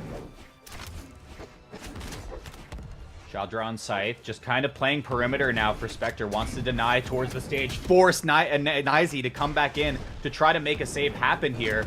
Now both red team members off stage. Pizarro didn't want to set up wisps or anything. Doesn't connect with the signature either. Oh, the double! Nair comes out. There it is. 2 stocks off the red team. 3 stocks to 2 right now. But Pizarro is so damaged. If Nazy and Spectre are able to find an early knockout, or if they're just able to push him off stage here, this could be massive. They've got the double lands set up, so we could be seeing some large strings coming out. Shadra able to get a massive string though. Gets a dare with the target switch as well. Oh, no whiff punish though. Onto Shadra, just trying to connect with the signature. Off stage. Nazy finds the hit. Turns it around, yeah, with the Sair. Nice job, nice job. Double lance online, though. Can they connect? Weapon toss comes through, re-equip with the axe. Nazy tries to go for the stage, but Shadra back online. Comes through to maybe make that a little bit awkward for both players now. Pizarro did a great job at staying safe, but as his teammate was respawning, he was struggling a little bit. Down into red here, he can't get knocked out. The D signature comes out. Spectre and Nazy, can they find it? Spectre, I'm waiting for you to go for a spontaneous just target swap here. Double recovery, but Pizarro still doesn't get caught in any of it. Ooh. They're swapping over to doing a 2v1 against Shadra. They're able to split them up though. Nazy's done, Nazy's done. This could be it. Spent too many resources underneath the stage. I mean, you could still pick up the stock on Pizarro and make this a 1v1 situation, but the Yumiko is going to play this so safe, right? You can just set up so much, and the snipe from up top means that blue team takes the lead in this set and are 1 game away from making it into top 8. 1 game away. They have made insane comebacks, and this game they actually started with a lead and they were able to keep it up. Like, what does this spell for the future? Yeah, I think the point that you made at the start of the game, Polly, was really important. The bigger stage that they were able to get with Western Air Temple made a huge difference, right? Like the super early stocks that we were getting from Olgrim, Axe, Lance just weren't working out for Nazy and Spectre. Yeah. if they're able to find some of that magic that they had at the start with those signatures, this would make a world of a difference. You can see it too. Spectre is trying to recreate that magic. 7 signatures used, but an accuracy of 0%. That's not something you want to be seeing in these situations. And in a world where people might say the doubles meta has, you know, its set list of usable legends, a Yumiko Mirage comp might make it into top 8, which is pretty crazy to think about. They're 1 game away. Yeah. Let's see if they can do it. I definitely want to see Twitter after this. Fizaru and Shadra proving the haters wrong right now. That's with a stock. bow and okay, that's a stock, yeah. Already, and Shadra that wants might to be commit 2. to this That's offstage. 2. We have the egg That's drop. 2. Egg They're drop gonna comes win. out the web throw. No. Wow. They're gonna win, Paulie. This is insane. There to save your teammate. Gets the end light. Another end light to on top of that too. Okay, Shadra gets the dodge, tries to find the reversal. Ground pound comes through from Naiz to get the stock onto Fizaru. Is it enough to equalize that one on Shadra? Weapon toss does connect, but they want to focus down Fez instead. Gets the Sair. Fizaru unable to get back to the ground. He will be able to do so finally. He wanted to get that follow-up, but Shadra was unable to finish up that combo. Spectre and AZ struggling to touch the ground right now as they're finally able to do so. Where what is that combo by Fizaru in all of this? Fizaru? What? He got the bounce. What is this? Shadra Oh got my the ground gosh. pound though. He just got a ground pound out of nowhere in that offstage interaction. Fizaru was already kind of winning, and Shadra was like, I'm gonna do you one better. I'm just gonna come out of nowhere with a helicopter. Holy moly. Okay, Fizaru offstage, exhausted. There's nothing left here. Shadra, I mean, desperately wanted to be offstage to maybe just be in position for the save, but the Sair comes through. It's last stock for both red team members. They have a lot to make up for here in their final stocks. And it looks like Fizaru and Shadra are doing an amazing job at shutting down all of their intentions to get a team combo here. Fizaru able to swoop in there with the hammer. Oh, Shadra's taking some damage here from the axe coming up from Nazy. Yeah, and I mean, slowly but surely, this is slipping away from red team, right? Like, the potency of double Ulgrim to be able to get these early stocks just has not been working out. Fizaru's pretty healthy. Shadra's pretty healthy. Finds the D-Light recovery. Weapon throw goes away. Picks up the staff, the pole on the way down. Nair, nothing else. But I mean, look at the damage now. They're falling out of this game. If they can get the... Okay, So I was going to close. say, that's their condition, right? They get the stock on Fizaru and force the 2v1. They just got the Shadra win could do this, condition. though. This is super doable. It's scary. It's super doable. Goes down to their final stock. I mean, it's 1 team combo, man. It's 1 team combo. Shadra has to play this so carefully. If he's able to find just the right opener. He had one right there. Going for the haymaker was not the right call, though. Not gonna connect. Okay, you just have to play patient. Scythe picked up. Scooped off stage, chase dodge. Yeah, you are just gunning down for Spectre anything you can get, but the signature pickup covers the left side and also gets the KO off the top. It's so doable for Shadra now. He finds the D-Sig. Daisy throws him off stage with that axe, though. We're on middle stage now. Endlight comes out. Shadra knocked away to the stage. He gets stage control back. Got it. It's over. The dodge, 2v1 and that's going to be it. Shadra and Fizaru, they're entering top 8. For the first time! Their first ever top 8. It's a Yumiko Mirage, Polly! It's a Yumiko The Mirage French top 8. one tricks! The French one tricks have done it! They've done the impossible! Shadra, Wow. 5 knockouts, 651 damage. Both of these guys, both Shadra and Fizaru, had so many amazing moments in this last game, man. This is a well-deserved top 8 finisher. Daisy and Spectre got so incredibly close, but Shadra and Fizaru, I don't know, they were just able to completely shut down their early knockouts that Daisy and Spectre were able to get, which really seems to have been the win condition. Wow, I mean, the mold breakers, right? Like, we joke about the like redundancy of legends that we see in 2s because they're just good in the 2s format.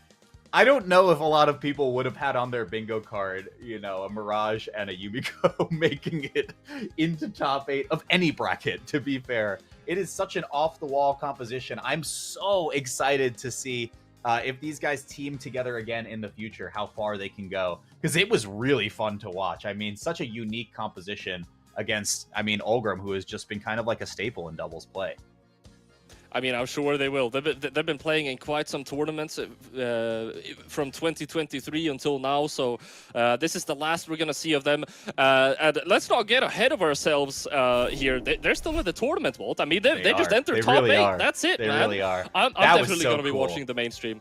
I'm gonna be watching the mainstream, and I'm gonna be seeing how they are able to perform. Now, that is actually going to be the end of the side stream for the European side of things. We are, of course, gonna be back for the South American side of things a little bit later on in the evening. However, if you want to follow the European bracket, it is all going to be on the mainstream from now on. Taking a quick look at our competition, we have our winners semis already completed. We are gonna have Razox and Delta, Acno, Blaze in winners finals. In the elimination side, we have, of course, all of the players that we have covered: Munir Godly, Taya J44L, XJCoolJ, and Djessir, which we actually did not, unfortunately, have time to watch here on the side stream.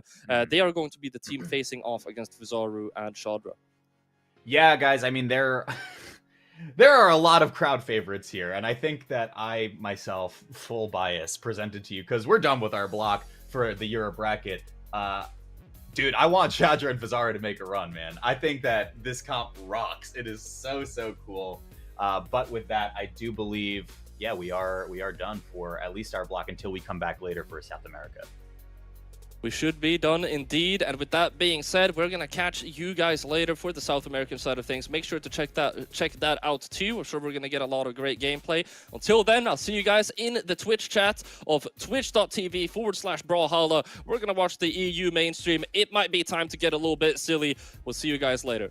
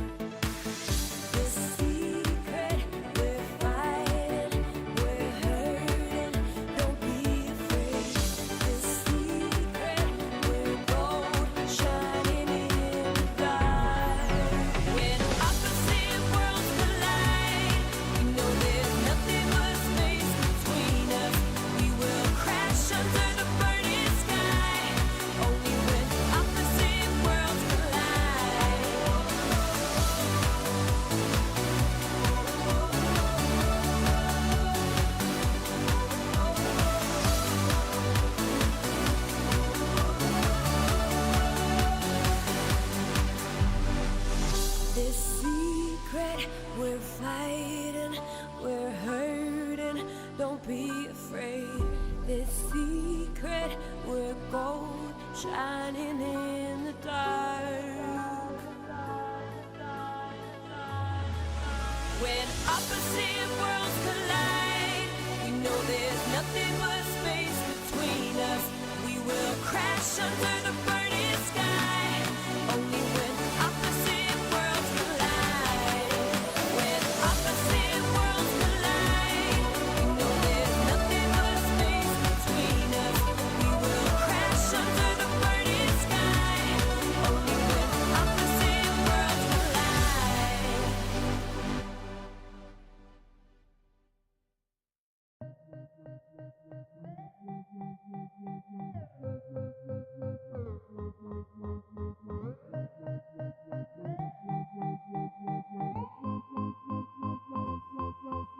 You give me a fever and make a believer out of me. I was just a dreamer, but dreams are now my reality. I feel it, I'm bleeding, I'm needing for all eternity. My soul is on fire, this burning desire's heavenly. Then you're moving closer, breath upon my shoulder. Boy, I wanna hold ya. Heart is beating double time, I can't wait to make you mine. I just wanna know ya. I tremble when you call my name, the feeling driving me insane. I just can't get you off my brain. You play me like a melody, the sweetest sound, a symphony is slowly taking over me. I feel the bassline dripping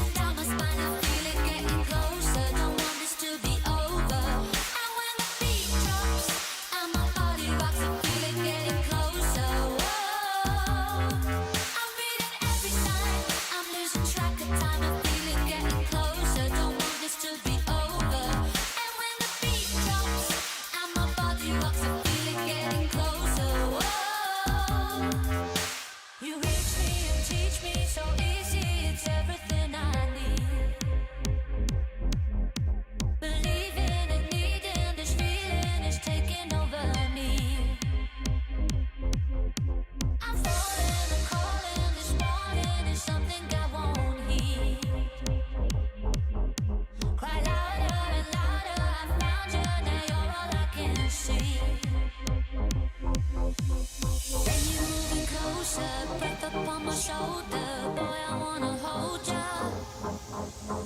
Heart is beating double time. I can't wait to make you mine. I just wanna know ya. I tremble when you call my name. The feeling driving me insane. I just can't get you off my brain. You play me like a melody, the sweetest sounding symphony is slowly taking over me. I feel the bassline drifting down my spine. I feel it getting closer. Don't want this to be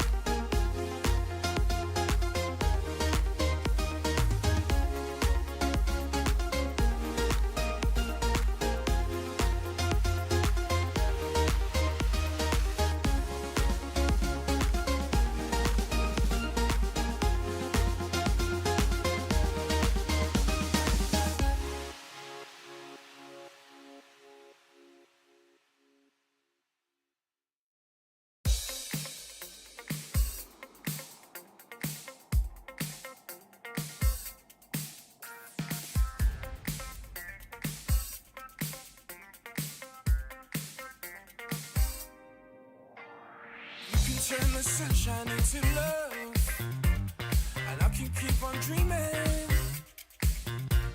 Something like the spaceship from above, and you give me that feeling, yeah. I feel I'm so excited. I feel so good, yeah. I can't describe it. I feel I know the music will keep me dancing, yeah, keep me moving. I'm gonna tell you something just for free. I hope you catch my meaning. I'm not here to waste nobody's time, so we should both be leaving. Now you turn my world upside down. I'm bouncing off the ceiling, yeah. Can't get no better than this right now, so let's enjoy the ride. I feel I'm so excited. I feel so good, yeah. I can't describe it. I feel I know the music will keep me dancing, yeah, keep me moving. I feel I'm so excited. I feel so good,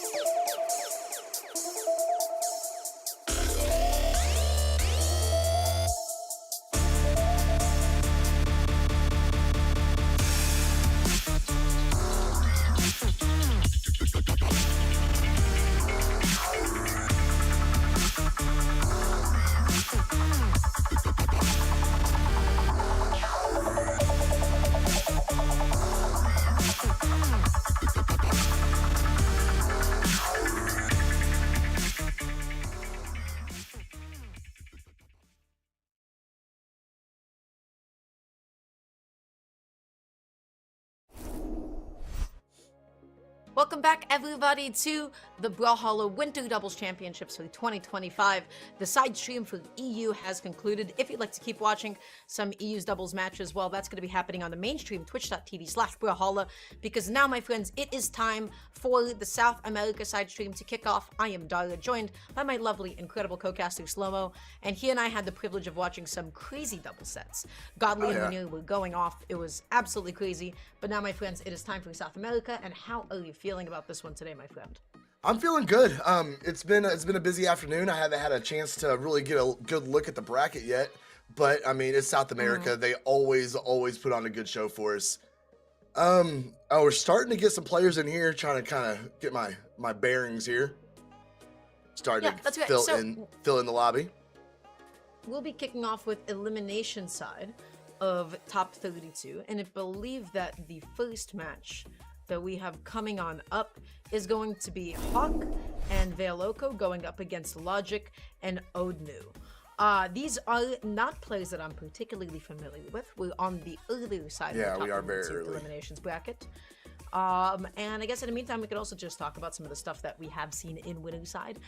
Sitting for the top 8 qualifiers matches is Lawyers and Kaina up against Taif and Renazera. Also is Lopez and Hughes up against Fiend and Kant. Wes and Vemt and Kilo up against Tavares and RTG, as well as Sack and Reaper Black up against Power and Mac. And if you'd like to watch all of that, that's not going to be on twitch.tv/Brawlhalla, but on Estação. Actually, don't know how to. Estação.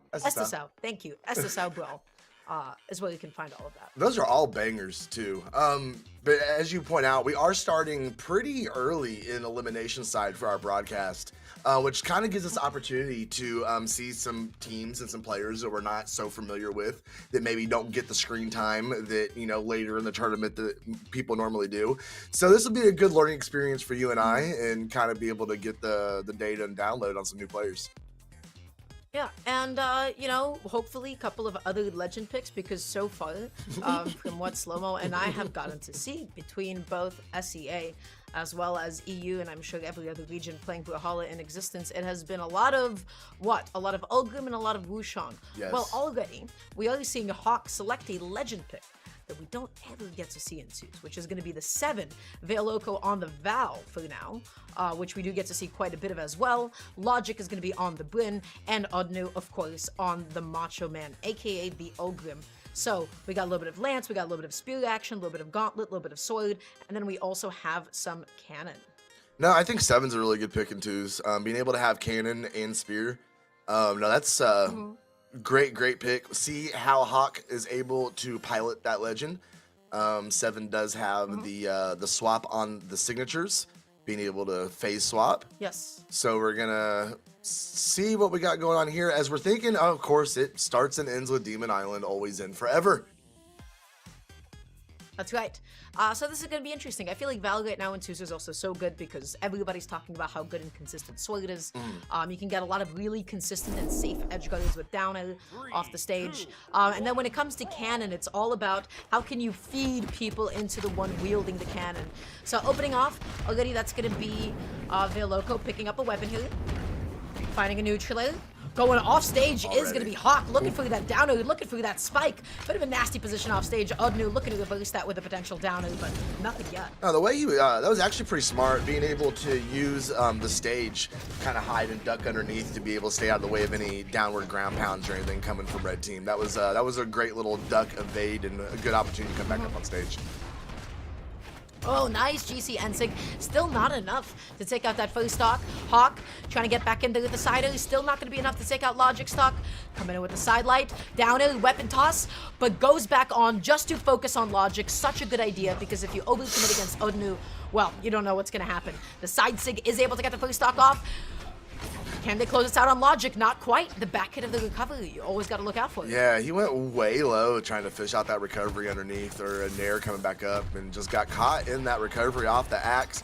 That is going to be Hawk falling to his first stock is now gone. There is going to take him all the way up and out to the stratosphere in confirmation that now we got the pressure. Algrim, Macho Man, going to make it back up on stage. Yes, they do.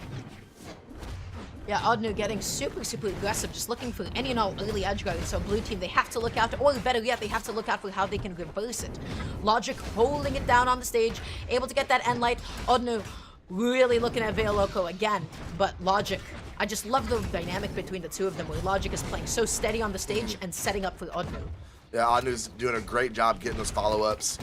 Now he's left unarmed though, looking for a weapon drop. Can he find one? He does. Gonna get the advantage on Hawk there, center stage. Ooh, fishing out with the grab to cancel side sig. Could not get it though.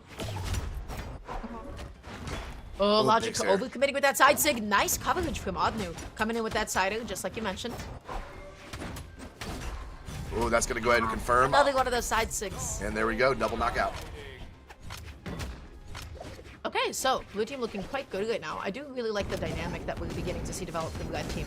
Right now, Veil Loco has to be careful. So deep off stage on last stock as well. Logic getting the end light. Oh my gosh, that is going to be Hawk knocked out of last stock here.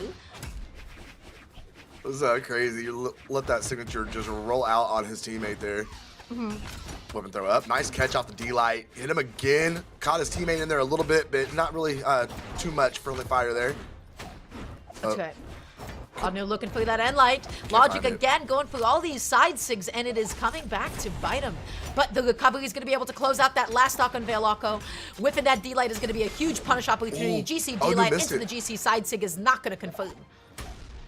That will go ahead and confirm though. Finishing off with the Sarah red team. Going to go up a 1-0. That is Odnu and Logic going up a 1-0. Yeah, and the first thing that I'm noticing developing, I was touching on it before, is the dynamic, the team synergy between the two of them. With Logic and Odnu, the thing that we're seeing transpire is the following. Logic is holding onto Axe, is the one standing on the ground, and is oftentimes saving Odnu anytime that they're getting team comboed. Odnu is the one that's going out there quite deep off stage oftentimes, really trying to get something going, especially with Lance. And so I really like the way that the two of them are covering each other's backs. The only thing is, I would like to see Logic press side sig like 90% less, because that's set up into quite a few huge punish opportunities for the other team. As for the other team, for Hawk and Veil Loco, I feel like I don't have like too much to talk about quite yet. We didn't see too much crazy stuff happen in that game one, but wait a second. I just noticed something. What? You guys can't see it, but the clan name for Logic is Duramgar Fan. Let's go Logic. Let's go Red Team. Oh you guys my want goodness. commentating bias? That's how you do it. You want casting bias? That's right. It's coming in. I'm just kidding. I'm not gonna do blue team like that. But it's a very appreciated sentiment.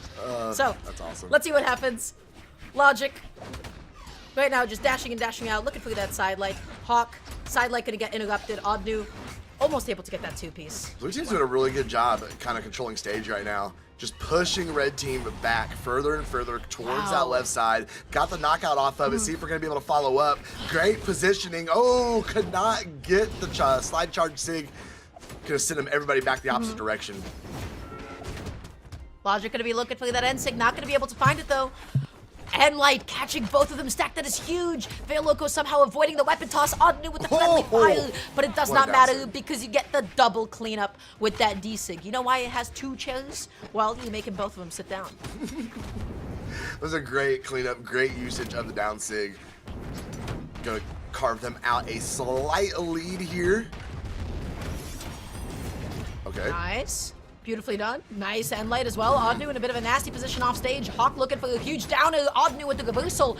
Logic with the coverage from behind. Again, this is the dynamic that I was talking about. Odnu going off stage. Logic on stage covering his back.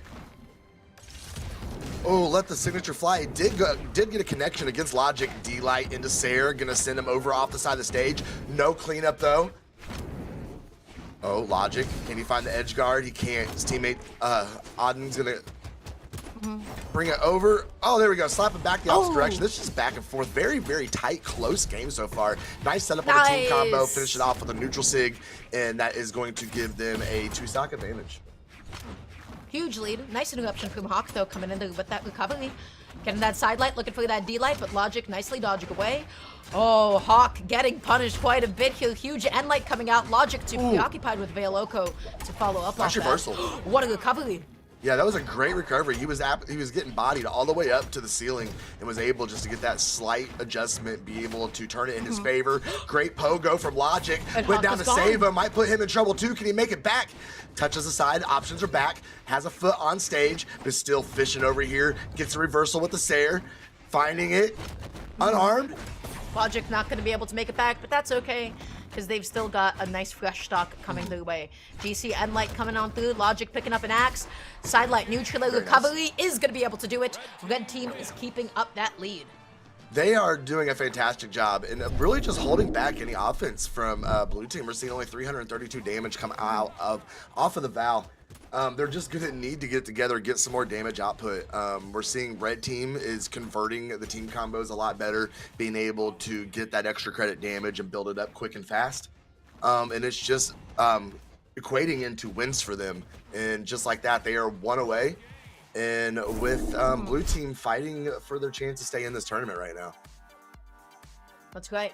And again, really liking the synergy between the red team. The only thing is, if I had to, touch on something, is there is quite a bit of friendly fire, I feel like, a little bit happening from both teams. They're kind of stepping on each other's toes a little bit. So as long as both of them can kind of clean that up, that would be good. Yeah, Logic and Odnu, they're looking so solid right now. For sure. I mean, you always want to say that, it's in the bag, but man, we were proved wrong so many times today. So I really am interested to see what this game 3 looks like. If blue team is going to be able to turn the tide just a little bit. Hitori and K-Vess, okay. So that's a legend pick. That is certainly, Isaiah? that's two legend picks. I don't know what to say about Isaiah, other than Blasters is viable in 2s. It just depends if you have the space to be able to get that going. So we'll just see how that works out. Hawk already eating quite a bit of damage here, whipping that end light, eating another side light, getting a little combo going, side light and side end. Classic. End light off stage, weapon toss, not gonna actually come through, but Veiloko, I was not giving him the full attention that he deserved. Oh, but he's gonna find his way back up on stage. You can find great dodge to stay out of the way of both those ground pounds, the one from blue team and the one from his teammate as well. Staying clear, getting back up, axe in hand, gonna flinch it up with a Sair there. Ooh, Hawk coming back, D-Light into Sair is gonna go ahead and confirm that stock on him, and just like we had last game, another tight fought game, everything's super close. Yes. Oh, he tried to push it Okay, on arm. Odnu looking for the side, able to get the jump call out. This could be huge, but Odnu just jumping right into Veiloko's end light. Nice follow-up, beautifully done. Logic and Odnu cleaning up those stocks and keeping up that lead. Odnu going to be stock tanking, end light coming out. Logic not able to get that D-light pickup, but it was a good idea anyways. Yeah, that tank stock might be the kicker here. See how much more extra credit he could go ahead and farm out of it as they're putting more Sairs on him, sending him over to the right side. Weapon throw saved to stock, but the Sair is still going to end it. They're going to go down after Logic now. The pressure coming heavy from blue team, not able to put any damage on him whatsoever though. Just trying to clean up a little bit. Odin coming back. Logic needs a way to get back on. Nice little two-piece thing from the red team. Looking for that side light. Huge downer into the side of Veiloko. I don't see a way that you make it back onto the stage here. Side light neutrally hitting the both of them. Veil finally landing, but at what cost? Look at how much damage he has taken. Oh yeah, absolutely has. As they are, Logic especially, floating on that. What a great ground pound. Are you kidding me? Absolutely threaded in there, confirm the stock. Now see what they can do in this 2v1 situation. Odnu putting the pressure on, can't find a home for that Lance though. Caught in a dare. Ooh, staying right out of that neutral sig. Side sig off the side of the stage, gonna get the reversal, whiffing on the neutral, but bringing it all back to the left side. Oh, Logic is going to be eating that end light. Oddnu not going to be able to pick up that down. Fighting this 2v1 really quickly, but that is okay because that end sig comes on through, and now this is absolutely looking like a game and set for the red team. End light comes out. Oddnu goes all the way out there. GC end light, and the weapon toss is going to close it out. Red team winning that set with confidence. Yeah, that was quite a dominating set. That first game was pretty close, relatively speaking, and then they just got better as the set went on. Blue team was just not able to catch up. We're not able to keep up. The team synergy using the Bryn and the Macho Man, just great work, just good fundamental Brawlhalla, great win, and they are going to be moving forward on their elimination run. Wonderful stuff to them. So they'll be moving on throughout elimination side, and honestly, again, really love the team synergy between the two of them. They covered each other's space so well. I keep talking about that. I've also never ever seen K-Vest be used before. You don't often see a lot of Isaiahs, and this was quite the crossover. And I have to say, you know how everybody complained about the Mega Man blaster sounds whenever he came out? Man, the blaster sounds for K-Vest sure are. Those blasters. They're sure great. Loud.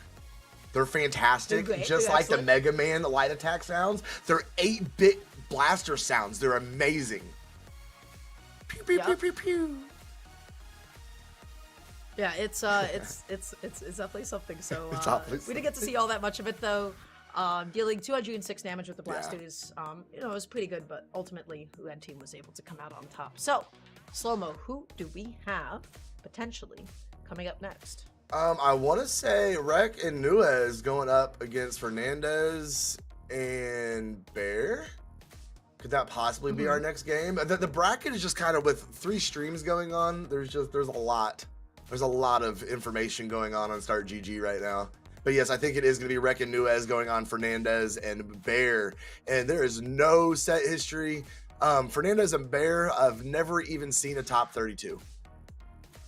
So this could be a epic run for them if they can keep things moving here. Although no, they're in top 32, so they have got their first top 32 finish. Congratulations to them. That's right. That's really big for them. So, News is a player that I have seen quite a handful of times.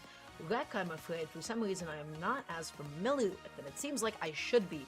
Given 25 total top 32 placements, 18 top 8 placements as well, and then also a bronze medal. Yeah. So I'm going to wager that these two have played with each other in the past. Actually, it does not seem like that's the case. Oh, no, excuse me, that's for Logic and Oddnu. I don't have the stats yet for News and Rek. A lot. Dara is getting those together.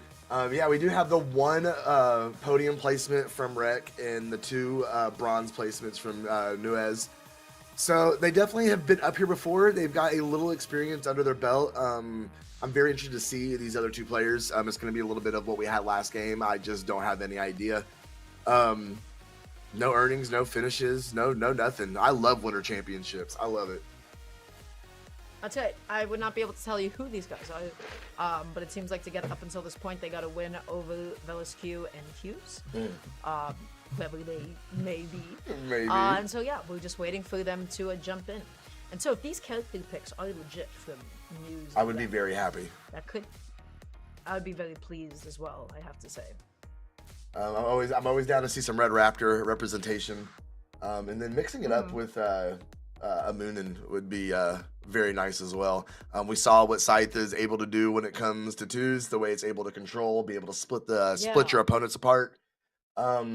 Also, Munir is cool. That's a cool legend. Yeah, very cool. You don't get to see a lot of use. I think maybe, some of the coolest weapons in the game being Scythe and Bow. That's always like a legend pick that I'm like, I feel like there is more potential there than people let on. But maybe that's also just been the discourse around Munir for the last however many years. People going, bro, he's good. He's low-key good. And then nobody picks him or plays him. I mean, I kind of think that's why we're just kind of killing time here. I think that's kind of the case for a lot of the legends in Brawlhalla.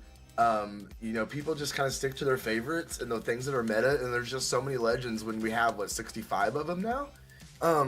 It makes it hard. It makes it easy for things to kind of get lost in the cracks. Legends like Munir. I think Dusk is very underrepresented. a few other legends that I could talk about. There's so many good legends, and people just want to stick, especially into 2s, want to stick to just those 4 or 5. That's right. I feel like another one, at least the one that I talk about, is Ezio. Yeah. Is Ezio. I don't know. I've never played one of the AC games before. No. I don't know if it's Ezio. You should play Black Flag. Just go play Black Flag. I don't know. Go be a Slow-mo, pirate. Maybe Go be a pirate. That's a solid maybe. Arrgh. I don't know. I've never particularly wanted to be. Do I look like a Go pirate? be a pirate. So you do. That checks out for you, man. That checks out for me? Ugh. Yeah, absolutely. That's a question for chat, actually, which would be press 1 if you think Slow-Mo looks like he could be a pilot. But it seems like our players are filling up. News is going to be on the Deviljin, actually. Nice. Back on, of course, the Ulgrim. So glad to see a Deviljin, though. Yeah, absolutely. So we're gonna keep the bow from that Munir pick and mix in some gauntlets, which we know we're very, very, very good in 2s. Looks like we do have an Ulgrim pick for Rek, and Fernandez and Bear, I don't know yet. Yeah, we do not know yet. What makes Zariel so good? Well, it is his signature spread. Something that Balloon Boy talked about was, he loves the signatures to be able to get back onto the stage. Now, we are seeing from Fernandez, the Rayman, which is also an excellent pick. You're so mobile, you're so agile, you have really, really difficult to punish signatures, and then Axe and Gauntlet are so good in 2s. Bear, on the other hand, is playing Nimue, which is not Dusk. crossover. I get to put. No, it's Dusk. Yeah, we get to see the Dusk. Yeah, so you mentioned Dusk. What do we got? I like this pick. I mean, we do have one Ulgrim in there, but I do like this pick. Seeing the Dusk, very, very unique signature kit. Could catch red team off their guard a little bit. Very interested to see how they work together in terms of this Dusk and Rayman picks.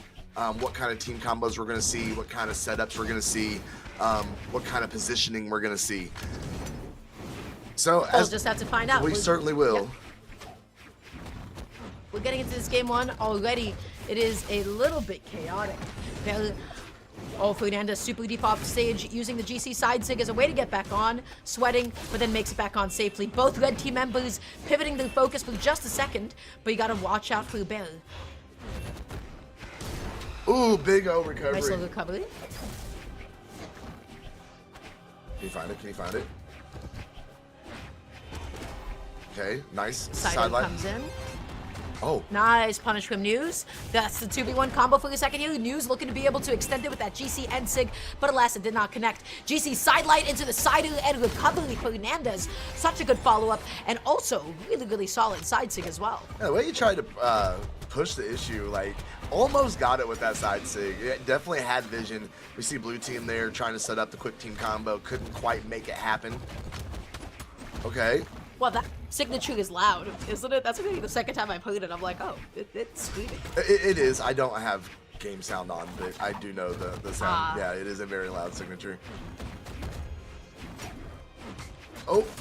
Sidelight. Nice catch Ooh, with the nice GC. interruption. Double interruption. That was so good from News. Okay, barely making it back onto the stage. Whiffing there, but Fernandez, good coverage from behind with that D-Light. News looking for that N-Sig follow-up again. Good idea, not the right execution. Right. And that seems to be the problem, is the execution. Oh, can he find his way back up? The nice neutral sig, and he's gonna catch him, bro. I think News saved Fernandez. He did. I'm Still pretty close sure it he out, did. though. What a see, that's that sig kit from Dusk. Catching both of them off that neutral sig, that is so well placed. Making it back on, sidelight into the recovery, the classic gauntlet bread and butter combo. Good coverage from Rek, going off stage. Barely still somehow holding onto the stock, making it back on. Rek looking for a huge jump call out, not gonna be able to find it. Sidelight Sarah is gonna take Rek down to last stock. Blue team has the gentlest of leads just purely by stock count, but at any point it's subject to change. Yeah, so we're gonna see what he can squeeze out of the second stock off the Dusk. That's gonna be about it, actually. Okay, everybody is now on their final stocks here in game number 1. Rhett getting behind with the dare off of the lance, looking for something. Okay, found the sidelight.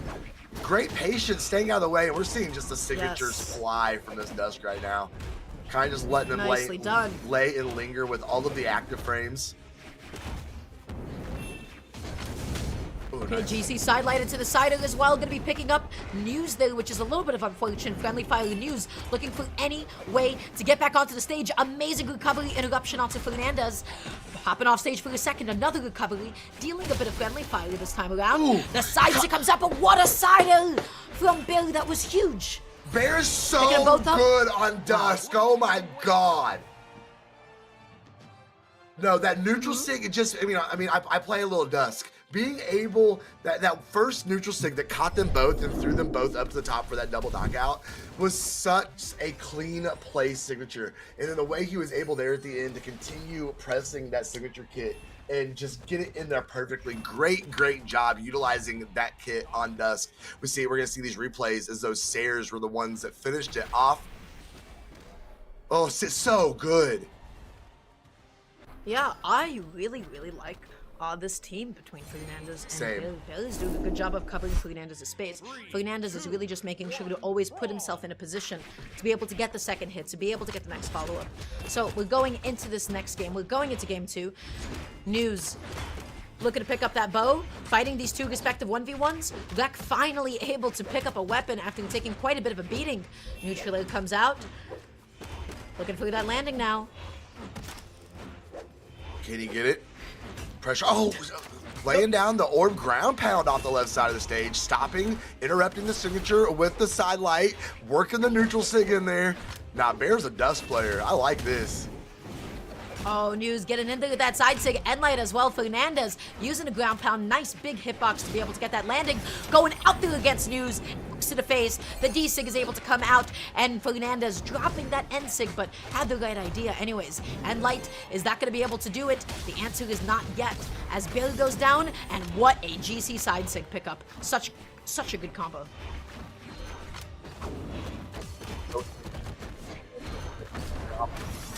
Is the first knock off of Wreck as he is finally sent up into the blast zone.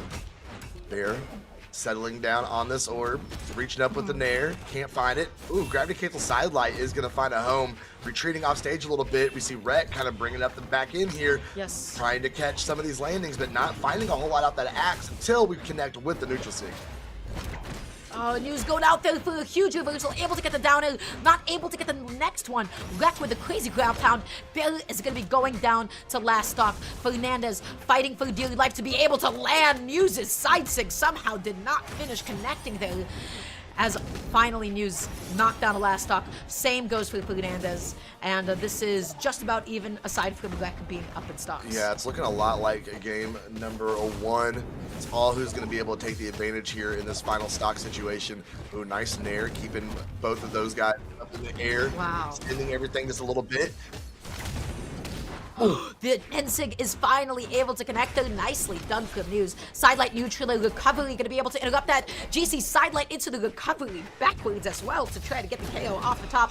Not successful. Beautifully done from Bill. And now it is a 2v1, but a precarious one. Because at any moment in time, Fernandez or Bill could lose the last stock, and it is Rek who has the advantage. Yeah, blue teams actually have to play this pretty perfect, especially they need, okay, definitely want to weapon starve. Do not want to let him be able to, there you go. Don't let him get a lance. Don't let him get a an axe. Don't give him any opportunity to do that to you right there. You need to set up the team That's combo. Very nice. Bill going out there, Fernandez with the coverage with the D-Sig, and you said that they had to play perfect, and they did that exactly. The recovery unfortunately didn't KO that Rek threw out, but at the end of the day, they got that 4-piece combo, and then they had really good edge guard coverage. Another dub for them. Blue team is looking very, very good in this set. News may need to pick up a little bit of the slack and try and carry his team through, at least get on the scoreboard. You don't want a 3-0 in the elimination side. I do really like this Dusk, I have to say. This Dusk is excellent. Definitely like quite creative, slipping in the, and a lot of the things that it feels like Bill is going for are successfully connecting. A lot of the big combo starters with with Orb side light, excuse me. We are going to be seeing the switch from News onto the Val now. And otherwise, everything is going to be staying the same. Let's see how it works out for them. They're on the verge of losing the set 3-0 unless they can make some sort of a big comeback. Yeah, a big comeback indeed. 3 in a row is what they need. But blue team just doing such a good job controlling stage, staying out of harm's way. Ooh, but for having a hard time getting on a weapon here. There we go, axe in hand. See what he's gonna do with it. Coming down with a Sarah, looking for the dare. Wreck going right back up in the sky, going fighting toe to toe with him, axe to axe with him, if you will. They're playing so aggressively at this point. Fernandez able to get the sideline neutral. Cider almost into the end. That was so close. But alas, Rayman not able to get up there in time. A little bit too slow on that startup. Fernandez too late with that end sig. Once again, the Cider successfully swats away Wreck. News off stage in a nasty position. Are they going to be able to make it back on? No, they will not, as a sidelight sail closes it out. Oh, nice neutral sig off of News.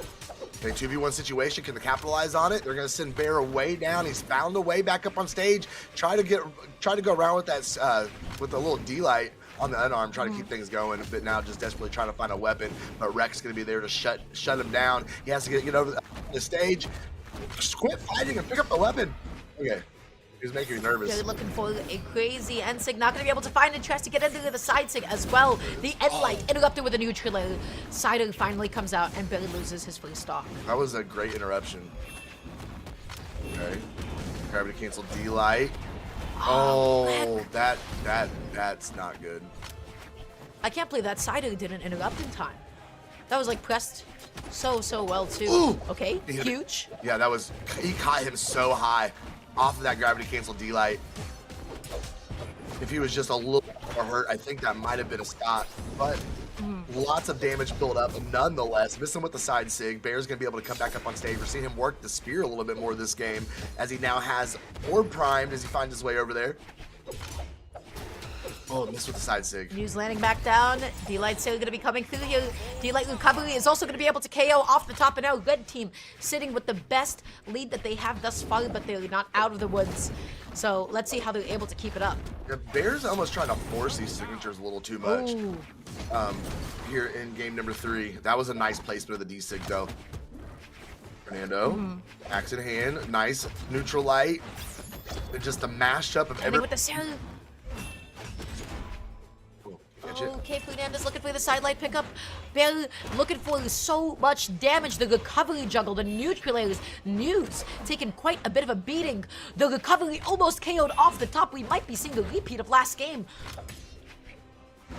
Oh, we might miss the Sarah coming back down the stage. Oh, you see the Sarah's just whiffing. Bear getting up in there though. That sidelight Sarah is going to go ahead and confirm. And now it's really on Rex's shoulders here at this point. He needs to stay alive. There we go. Great signature. The end sig. Wait. It didn't actually end up KOing. Oh, that's good. Okay. That recovery almost did. Oh no. Blue team is turning up the heat That was now. such a good switch up. Sarah comes out. That was friendly fire. Oh no, News knocked so deep off stage. The 2v1 combo coming out, dealing a whole lot of damage onto Red. Barely trying to land with that neutral. End light comes out, getting both their teammate as well as the enemy going into the ground pound. This game is absolute chaos. Is News out of the game? Wow. Run me those replays, Sandwick. Young Sandwick, run me those replays. Oh my goodness, the way that game ended especially, that was crazy. Absolutely chaotic game. Everybody just jockeying for position. Right. Bear trying to force those signatures time and time again. It looked a little sketchy there for a while, but they were able to pull it together. We're going to see here these final last couple stocks. Man, this one right here, this is crazy. This entire offstage was complete. There's so much happening. Total chaos. Oh, Greg just tried to get out of there, just tried to save himself, and then right into the danger of Bear. Fernandez cleaning it up so well. That was a very hard fought last game. Yeah, really good stuff to them. You're right, Bear was a little bit more loose with some of the signatures, but they hit when they needed to most. And I have to say that they did such a good job of like splitting up Red Team, splitting up News and Rec in the last couple of stocks, dealing so much damage onto Rec, finally getting the closer onto News when they needed to. And I just love the way that blue team played. Yes. I'm excited to see what kind of run they are going to be able to do this afternoon. They have found themselves in the elimination round 3. And I think we need a breather. These have been some. I mean, it's been such a sharp contrast compared to EU this morning, and we had so many game 4s, game 5s, and here so far in the beginning of our block, we're seeing 3 O's, and just teams absolutely getting down to business. But we're gonna have to wait just a few minutes before we get into the rest of our games, because Dara and I are going to take a quick break, and we will be right back.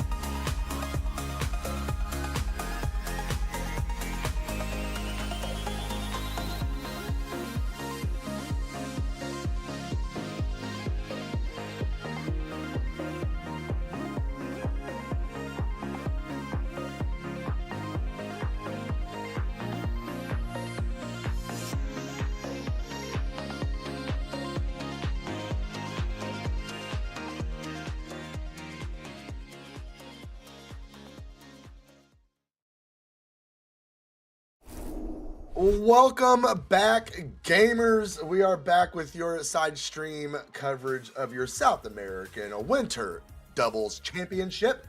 I am Slow Motion. I am back with Dar Imgar, and we have a couple sets left for you. Are you ready for it, Dar?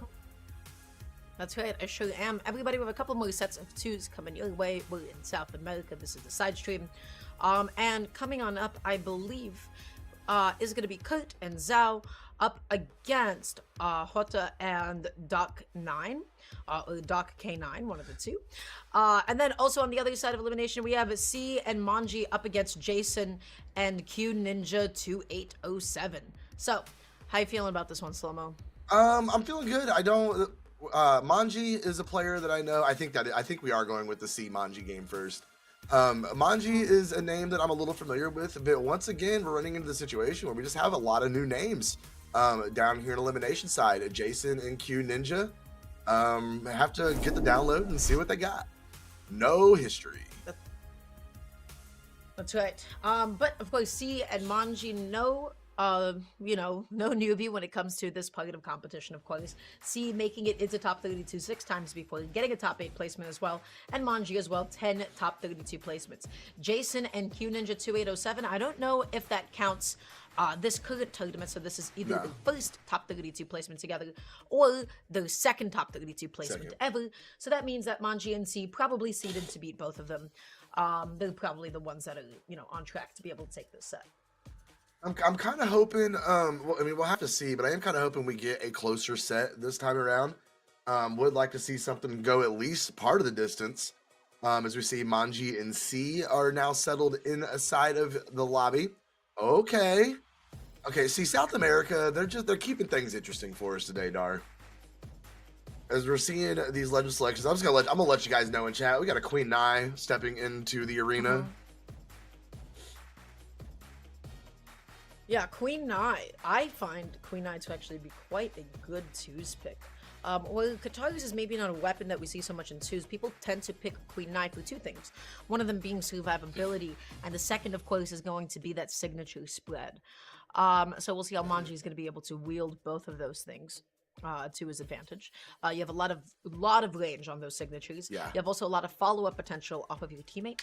And I especially believe like something like Spear Desig on Queen Nai. So good for spacing out the two setting.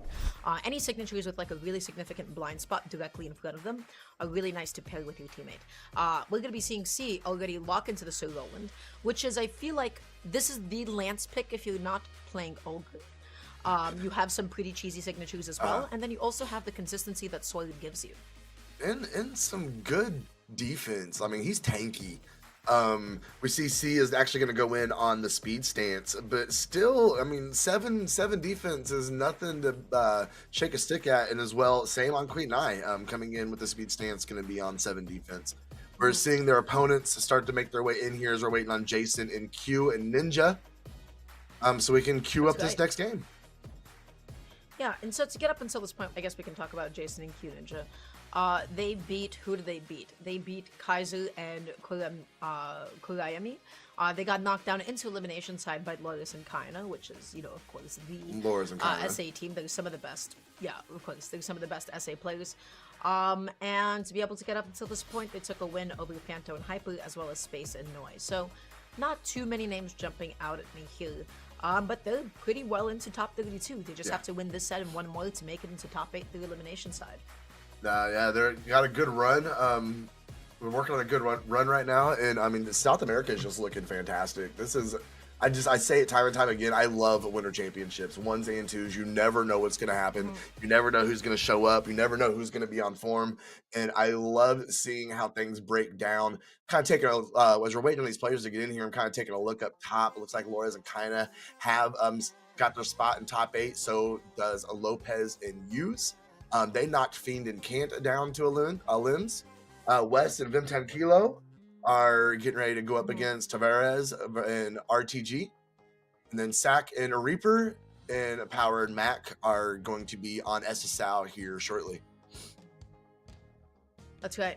We're just gonna be waiting up everybody, such as the nature of a Wi-Fi tournament at the end of the day, which is, it takes a little bit of time to get everybody into the right places. So I hope that you've all been enjoying the show so far. I hope you guys have all been enjoying the matches so far.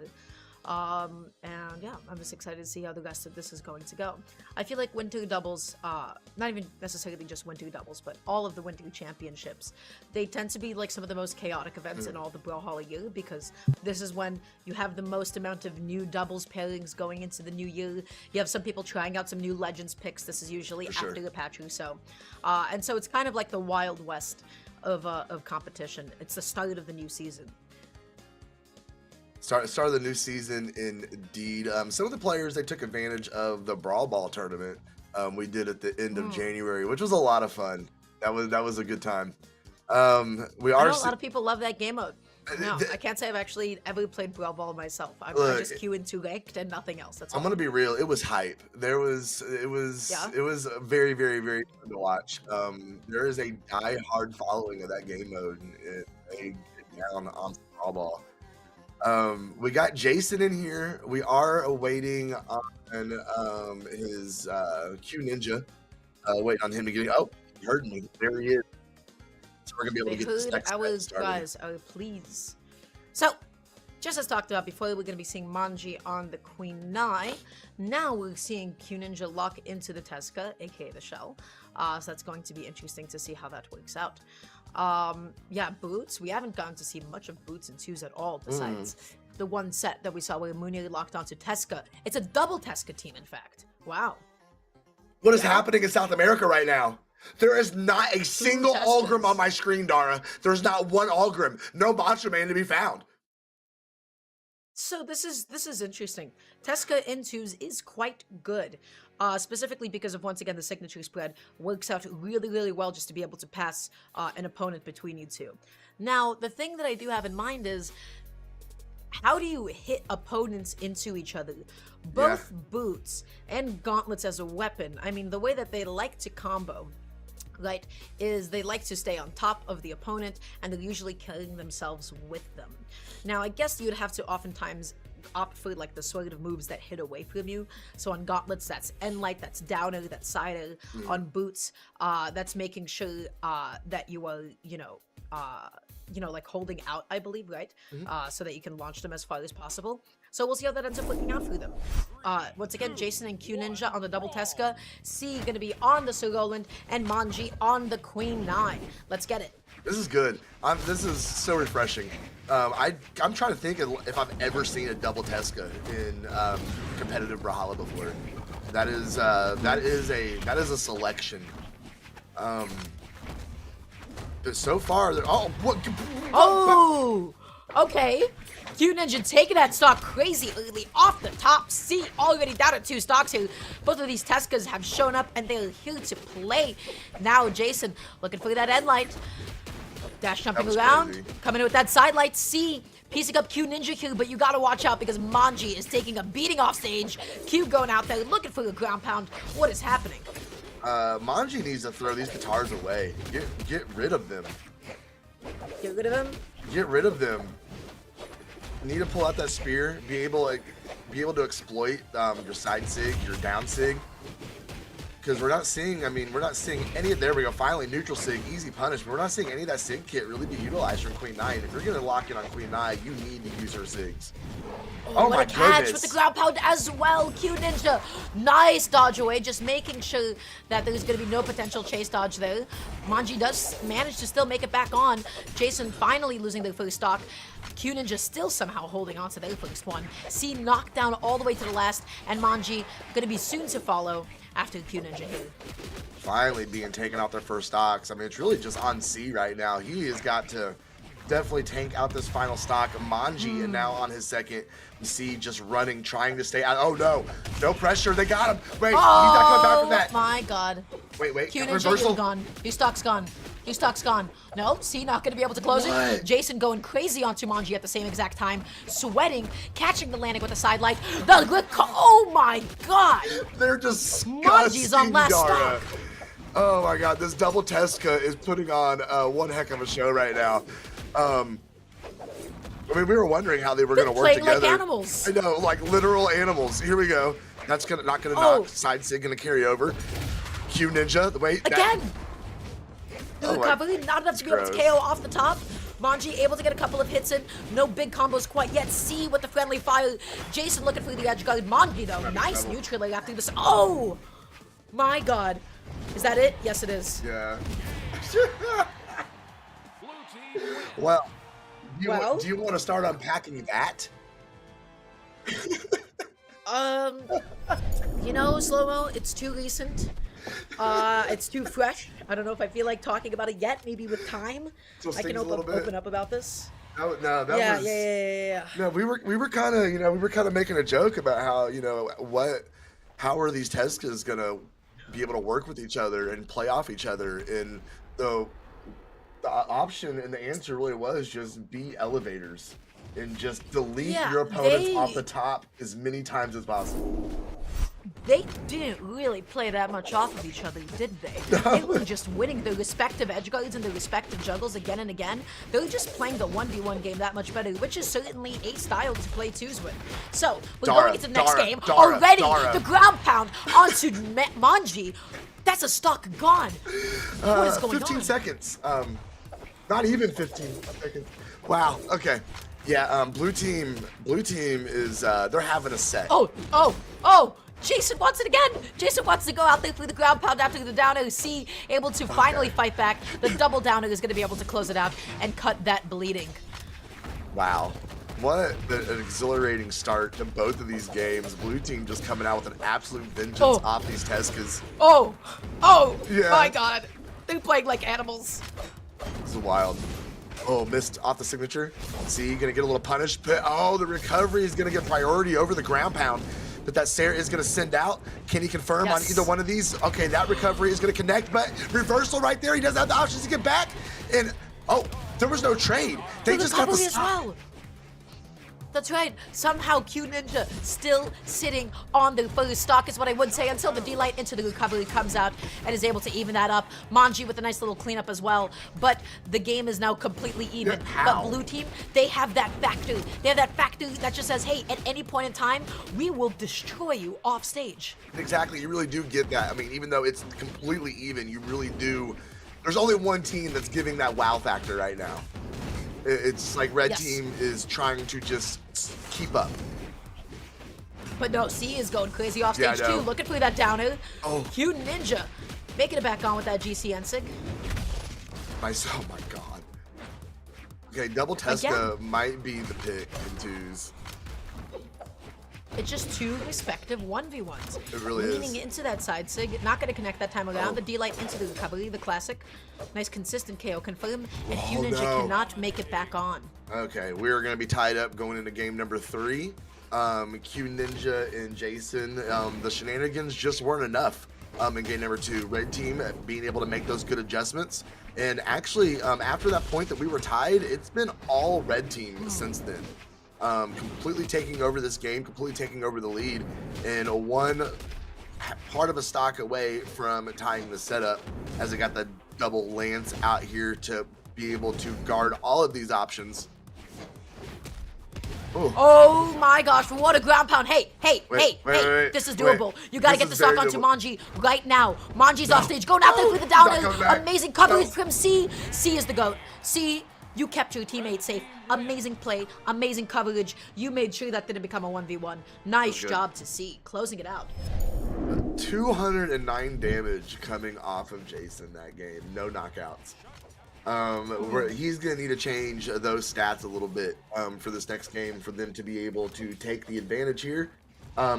Really impressed with Red Team that game. They stepped it up. They knew they needed to. Blue Team came out in game 1, made such a good performance, made such an impression on us. I'm sure it made a one on Manji and C as well, and they had to figure it out, make the adjustments, and very well done. Getting that done coming into game 2, but now game 3 on a Miami Dome, who is going to have that advantage? they're not changing their game plan. They're looking for the same exact thing too, which is they want to deny those stocks as early as possible. When it comes to the offstage, that's already 1 ground pound. Manji sweating nervously, just saying, hey man, I want to make it back on. I don't care how much damage I have to take.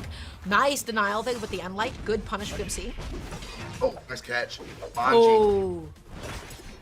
Oh, look, C coming up and being able to keep that pressure on Q Ninja. Oh, Jason getting tossed up now too. Look, red team doing a great job. They were being dominated in the air for so long, and now they're literally taking over the air. Oh my gosh, Manji committing so heavily to the ground pound, able to get the stage spike and the weapon toss. Off stage is chaos. Jason almost made it back on, but the red team able to hold it down and keep up that lead. Anti-air missiles is what red team just turned into there. Completely taking over the sky, and they're continuing to push this game. And as Manji is juggling Jason over here on the left side, oh, Jason trying to get the reversal. No, C's gonna step in there. He's gonna reach down for it. They stayed out of each other's way, but the ground pound's gonna hit. Can C make it back up? No, he gets caught in the double signature. Bye-bye. We're all tied up, Dar. My god. So, the name of the game is this. Stop Jason or Q Ninja from taking one of them off the top or all the way to the bottom blast zone. What that requires is the other person not getting comboed simultaneously. The goal for the blue team is to keep both members of red team preoccupied. Just like that. C could not help Manji until now. What that was an Jason's exciting job set. to keep Holy C crap. out of there. If C was not present, that ground pound would have not actually come out ever. Jason did not execute on his job. Jason needs a weapon. What a crazy turnaround. Oh my C with the alley-oop coming right over the top of his teammate's head. Oh, Manji's in trouble. He can't find a way. Q Ninja Blue team. getting so aggressive out there. Okay. Blue team bringing it back. They need to play perfectly here, though. They're keeping the stocks even, but they need to get that damage even. Because right now they are still in a deficit. Manji with a nice reversal, setting up the 2v1 combo right now. Oh my god! Oh my god! Red team wins. So They caught him nasty with it. stacked. Yeah, they caught him stacked, but again, why did that happen? The thing that we need to keep talking about again and again is who is getting interrupted and who is allowing the game plans to be executed. Right now, Q Ninja and Jason live and die by their game plan, which is they want to play 2 1v1s. They are so confident in their 1v1s. They're so confident in their aggression. They're so confident in their offstage gameplay until one of them goes out there to interrupt them. What we saw in that first offstage interaction with C was because Jason could not keep C occupied. The name of the game for the blue team is to keep both of them busy, and then they can execute upon it. That is not easy to pull off. So we'll see how they're going to do here. They're down 2-1 games at the moment. It still feels doable, and red team is not out of the woods yet. Oh yeah, it definitely feels doable.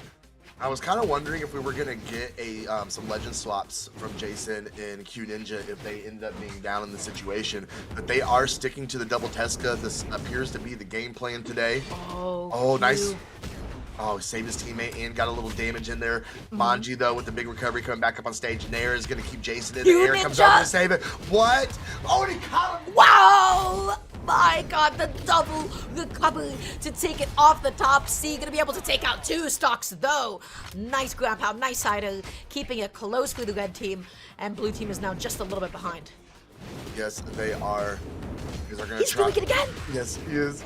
They're going to try and get the stock off of C. That recovery's not going to be enough. Looking for another one. They could not catch his landing.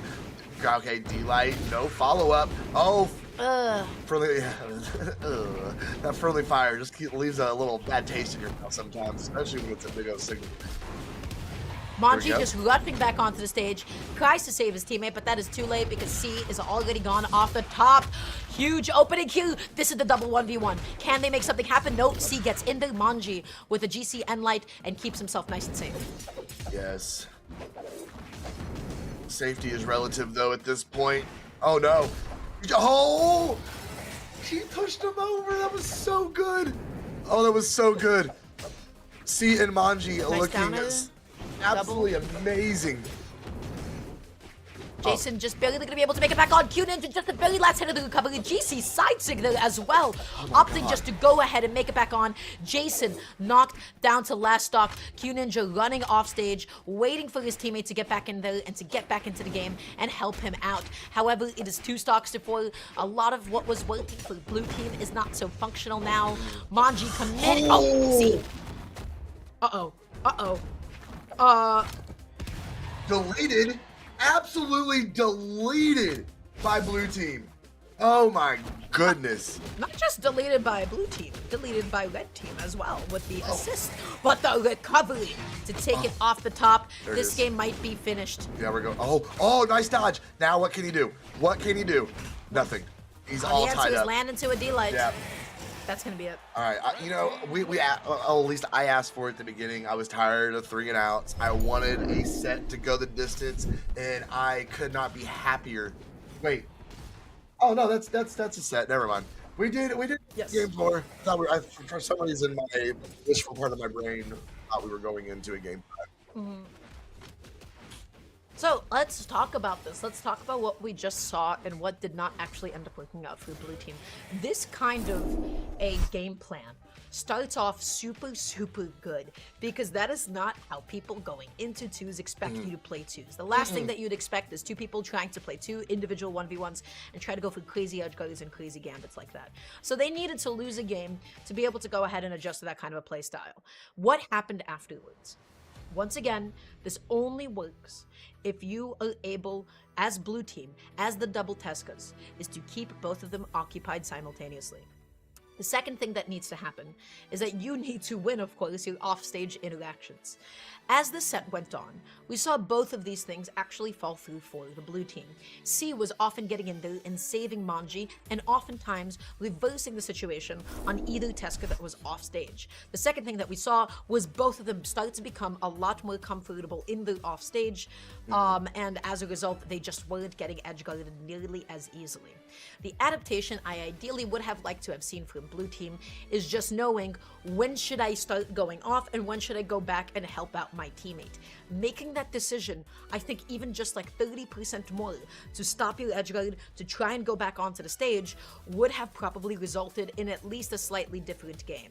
Alas, that's not what we got to see play out. C and Manji are going to be moving out throughout the tournament, but that was still a very aggressive showing from the double Tesca, from Q Ninja and Jason. No, that was a very just fun set. As a Brawlhalla fan, that was just a lot of fun to watch. I don't think that they got the memo that Priya is not legal yet. As much as I would love to see a double Priya in Winter Championships, that is just not in the cards. On the other side of the stage, though, we've got Joda and Doc, and they are locked in on a Bodvar and Val, respectively. And then over on the other side with Kurt and I apologize, Kurt and Zhao, we have a Val and a Tesca. So yeah, a lot of Bodvars in SA. Everybody and their mother seems to be playing Bodvar in ones at the moment. So right now we're just waiting to see what Zhao's legend pick is going to be. The Val, again, everybody's been playing Val. Why? Excellent signatures. Excellent, nice, consistent weapons. Gauntlet, Sword. You can't complain about them too much. Zhao, we'll see who they're going to end up locking into though. Yeah, I am quite curious to see who Zhao is going to lock in. We've seen some very interesting picks from South America so far this afternoon. Oh, I got excited. I got excited there for a minute. Don't tease me like that. Did you see? It was a Zoth. It was the Zoth sauce. Oh, that would have been pretty sick, huh? It would have been incredibly sick. But Zhao is really big braining who he's going to pick. Really thinking about it. And we go back to the tried and true Chun-Li, of course. That is a Wu Shang crossover. And now we're going to settle into map select where we are going to go. Well, we got excited for a second, didn't we? We thought it was going to be something different, but alas, it is 2s, meaning that everybody has a 75% chance to walk into either Ogrim or Wushang or Val. So, you know what? It's fine, and I'm not upset about it. Why does everybody keep playing Chun-Li? Why does everybody keep playing Wushang? End-sig on both weapons, amazing. Side-sig on both weapons, amazing. The follow-up potential off of each, it's unmatched. You know, you have some of the best team combo potential as well with Wushang. So, you know, Brawl never changes. my friends. It's all it's all just gonna be the same from here on out. The really unconventional pick is the Bodvar right now. Yeah. Which feels funny to say, you know. It does feel funny to say, but Hammer is so good right now. And then, of course, we've touched on Sword time and time again. Bodvar, definitely a good pick. They could not figure out the map selection. No, they did not want to play the Woo. All right, we still might have something to get excited about, Dara. Orion?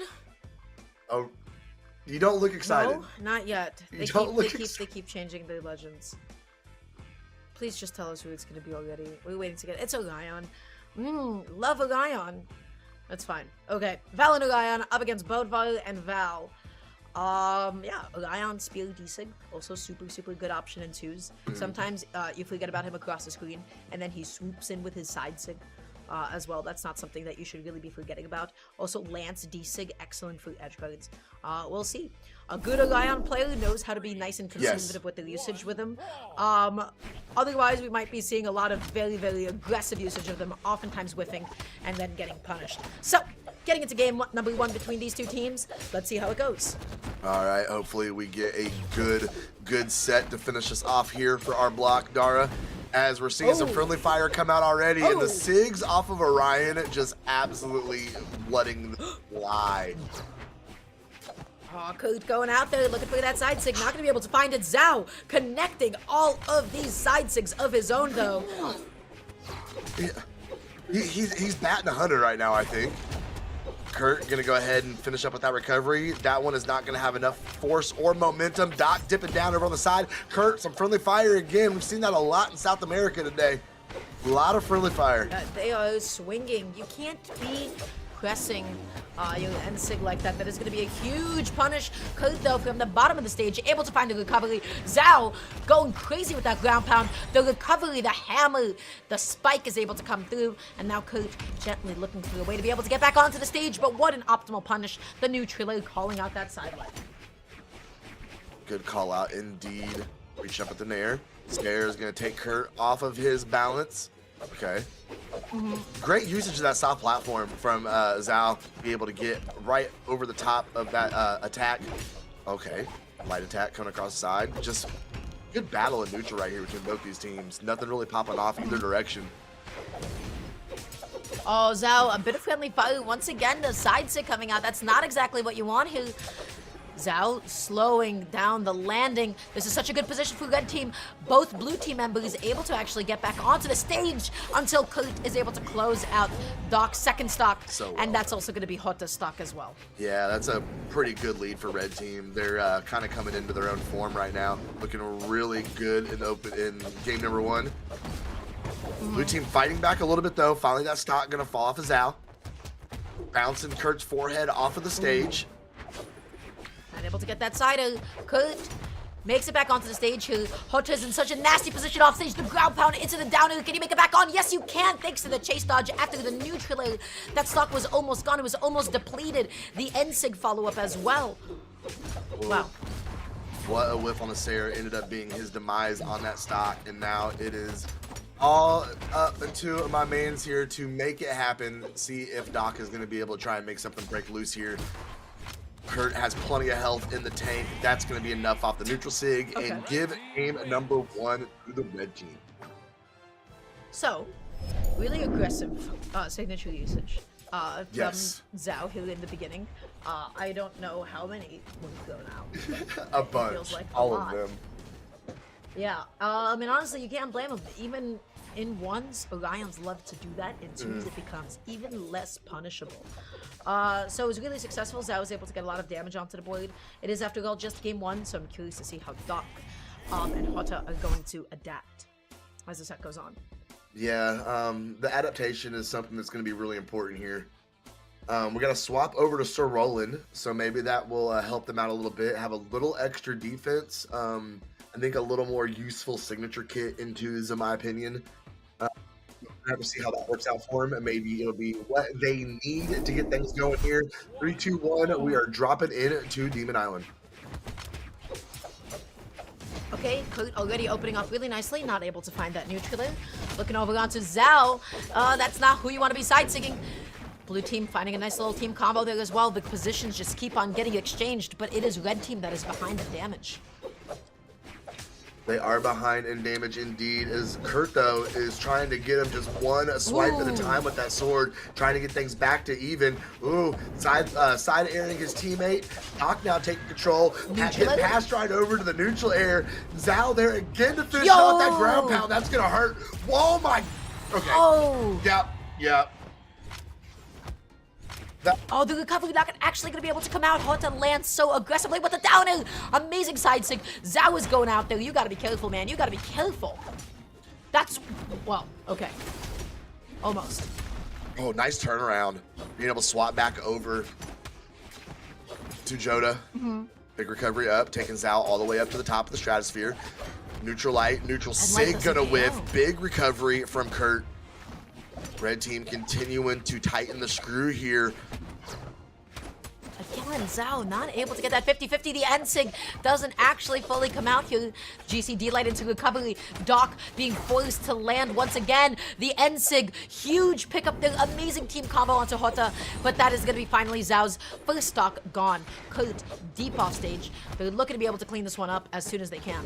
Yeah, they're going to need to try and get rid of Kurt, but he's being allowed to still put down a damage. Big Sair. Ooh, came back up with the neutral sig, but it kept him out of the way of that recovery. Very well done. See if he's gonna find a way back up on stage. Kurt looking for it. Nope, he's gonna get caught with the Sair as soon as he jumps out of here. He's on his final stock, but so is Dota or Doc.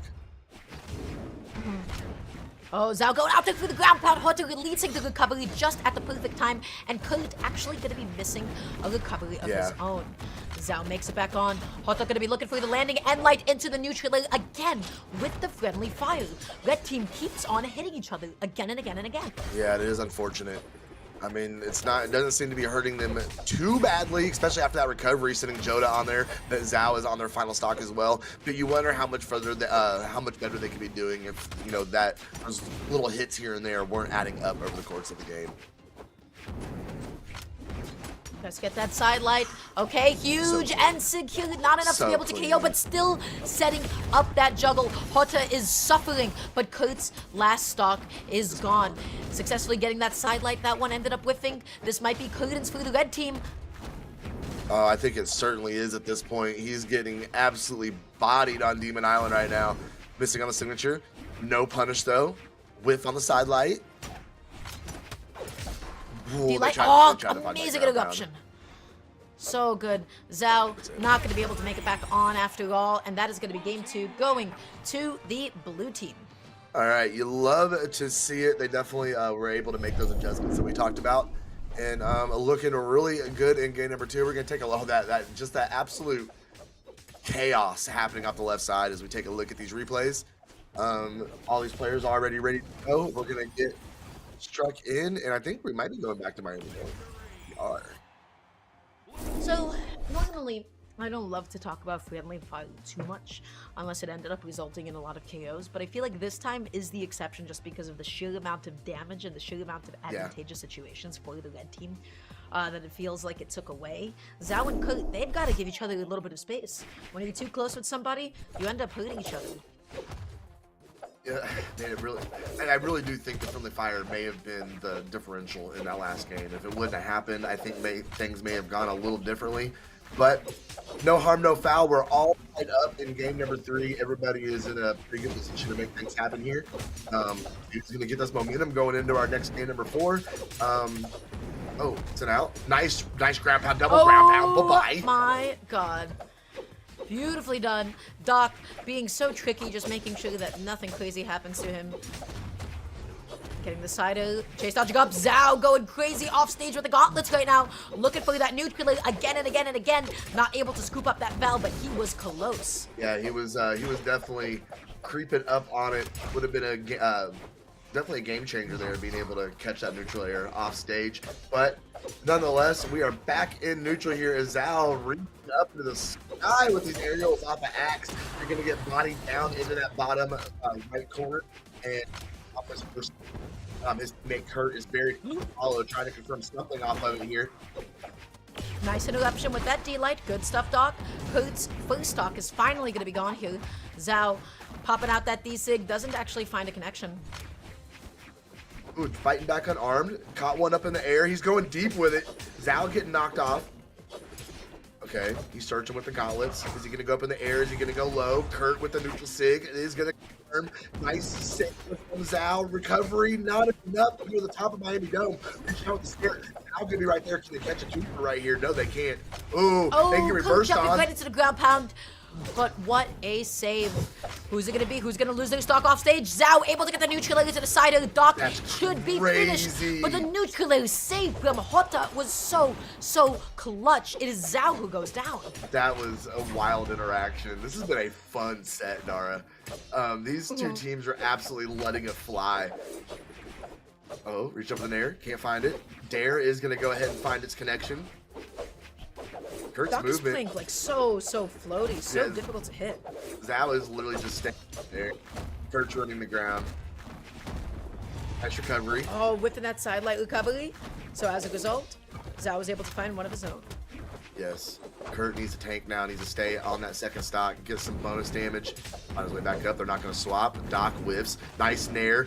Oh, he couldn't find a third connection on that string, though. That recovery is going to hit. Joda cannot find a way down. Oh, Kurt couldn't get the read, but Zhao's right there. Going to send him out of this game. And red team looking like they're going to take this advantage going into game number 4, Dara.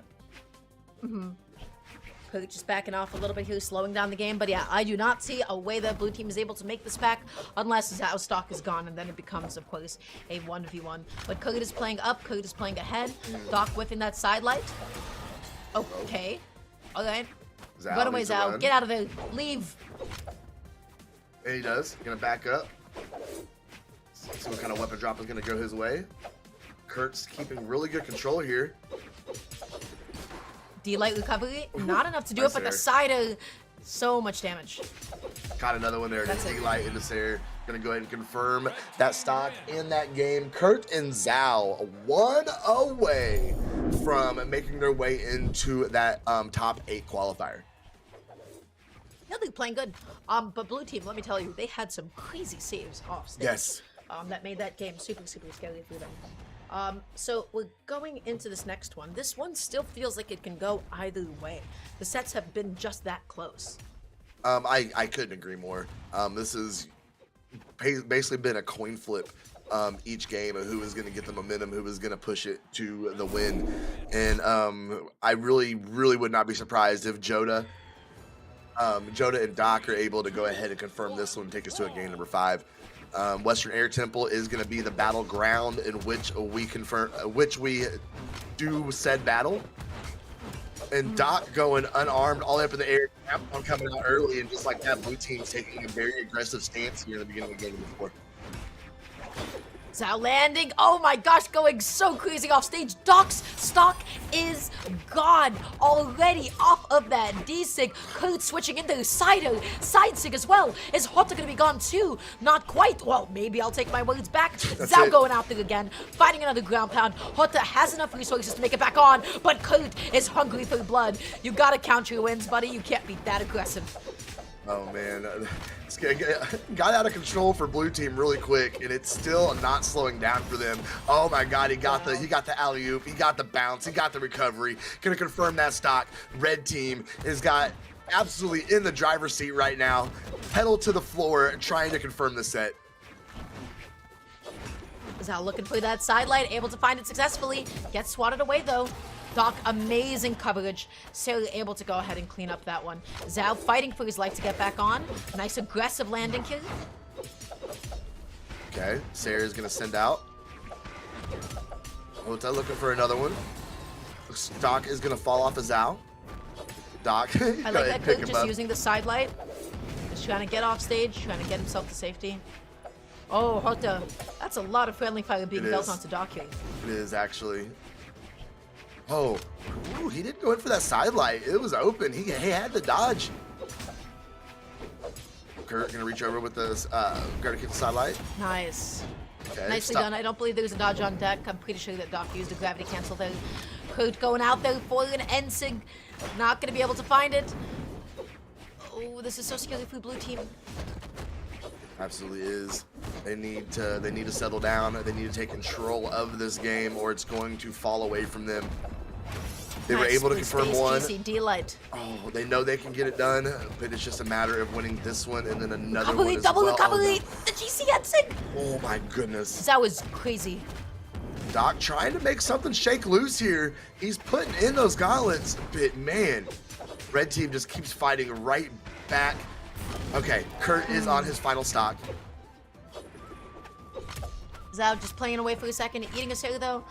And now Kurt just occupying a bit of space and letting his teammate get back on. Both members of blue team are considerably damaged. Sidelight neutraler, nice weight there. Goes out there for the recovery. So early off the top. Zhao, is this gonna be it? Yes, oh my gosh, the GC side sig, the weapon toss as well. Zhao, what an amazing way to close out that game. Red team gonna be moving on throughout the tournament. Ooh, that hurt me.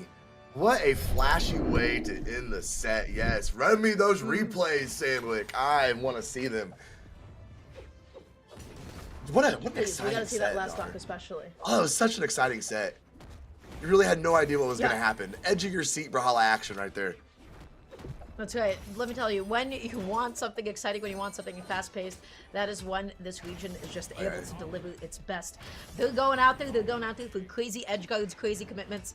And yeah, this entire action was nuts. The down air into the GC side sig, the perfectly aimed weapon toss. And that, wait, was that a GCD sig at the Yes, end? yes, yes. Did yes, it it hit? was. Did And the it did GCD hit. sig hit? Yes, because it gave Rayman the confirmation on the stock, and the weapon throw came Please. from Kurt, I believe. We're gonna watch this one more time. But yeah, the weapon throw comes from Kurt, and then It was gravity unnecessary. and then He here it didn't is. need to. Here it is.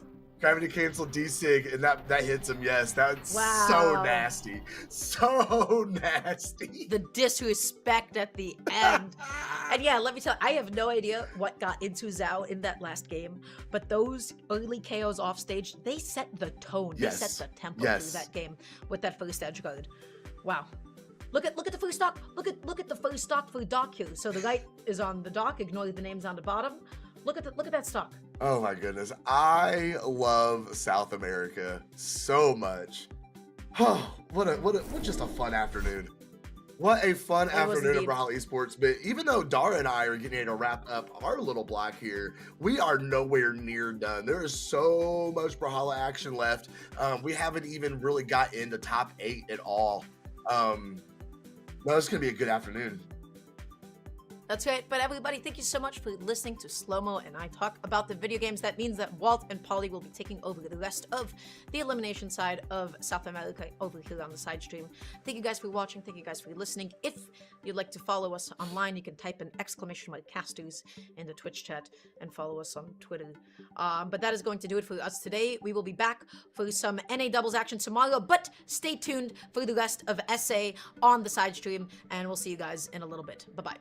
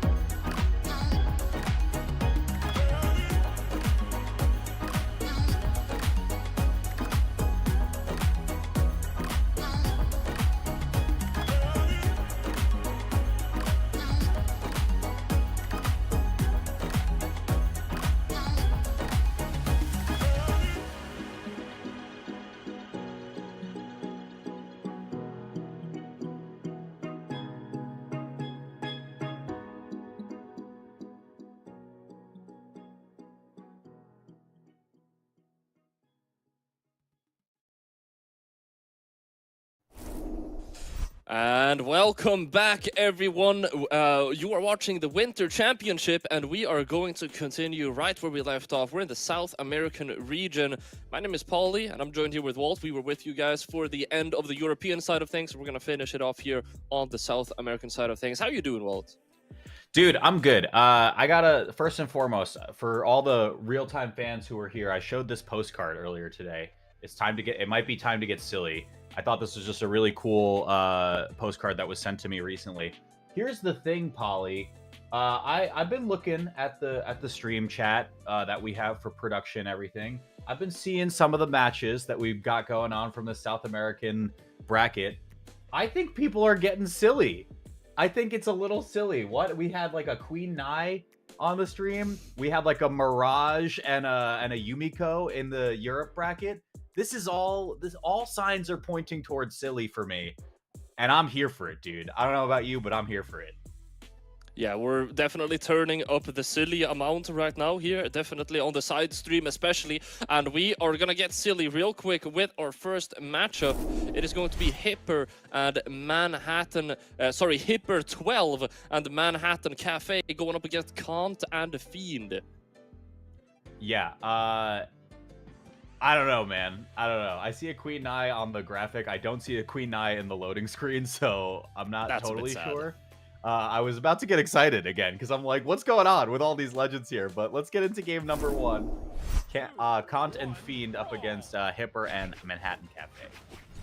Yeah, and you saw previously there in the stat page that this is definitely going to be difficult for Manhattan Cafe, and Hipper, Kant, and Fiend definitely it favors here in terms of the stats, and you can tell very quickly why Kant and Fiend with a beautiful 2v2 combo to kickstart us here in the set. Oh, wow, we're already just going for the charge signature to just thread the needle is Kant, and that's really far off stage for Hipper. Somehow made it out okay for now. Kant can't touch the side of there. Hipper just wanted to go down with the ground pound just to make sure. But all that being said, sparks are already flying. Stocks are already flying. We see a neutral light come out. Quick team combo onto Manhattan Cafe, but he's able to retaliate with that axe. What? Recovery high up in the sky. It charged up the side signature. Gets hit by his own teammate by a D-Sig. This is diabolical right now. This is absolutely diabolical. I mean, we're far beyond the Manhattan Cafe on this one. Let's see if he can hang on to the stock, though. Gets hit in red. Hipper, okay, a little bit of a miscue, but cancels it out before the true combo connects. Weapon throw forces Fiend to jump. Kant tries to get the edge guard on the right side, but Hipper's there. Manhattan Fiend with the reversal. Hipper Kant able to touch the wall now. This is really bad for blue. That's another stock. GC sidelight comes out. That's going to confirm it. Now Manhattan Cafe stuck in this momentary 2v1. Gonna get stuck in a couple of hits between Fiend and Kant, but able to make it out relatively scot-free still. Okay, super high weapon throw. I mean, either way, it's just going to be scouted out from a mile away. Kant loses the stock down to last, alongside Manhattan Fiend, but a little bit worse for wear on the blue side. Very nice unarmed ground pound we saw there, even though I don't believe it led to a knockout. Still super nice option. Manhattan Cafe and Hipper 12 doing a great job at retaliating right now. I mean, you look at that first stock and it looked like it was going to be all Kant and Fiend, but they're doing very well for themselves right now. Let's see if they're able to clean these stocks up. That could give them the victory here. He goes for the D-Sig. Yeah. I was gonna say Hipper barely didn't connect on that previous signature attempt, but does get one there to put Fiend into red.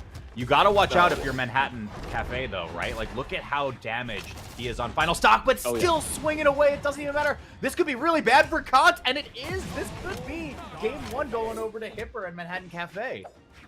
Double knockout comes out, and Fiend is stuck in a 1v2 here. Manhattan Cafe has to be careful not to get hit by anything here. Doing a little bit of a team combo together with the enemy. Ooh, oh, there it is. Swing comes through. I mean, the damage got put in. Fiend was able to get the first knockout onto Manhattan Cafe, so it's anybody's game at this point. Hipper Very important knockout for Fiend. Oh, wow, losing the lead. That could be it. Okay, exhausted recovery wasn't enough. It did disarm, so Hipper's in a pretty awkward position just with the weapon spawn not coming through in time, so now Fiend could potentially get a star. But no! Unarmed? You're challenging like that? Got the sword.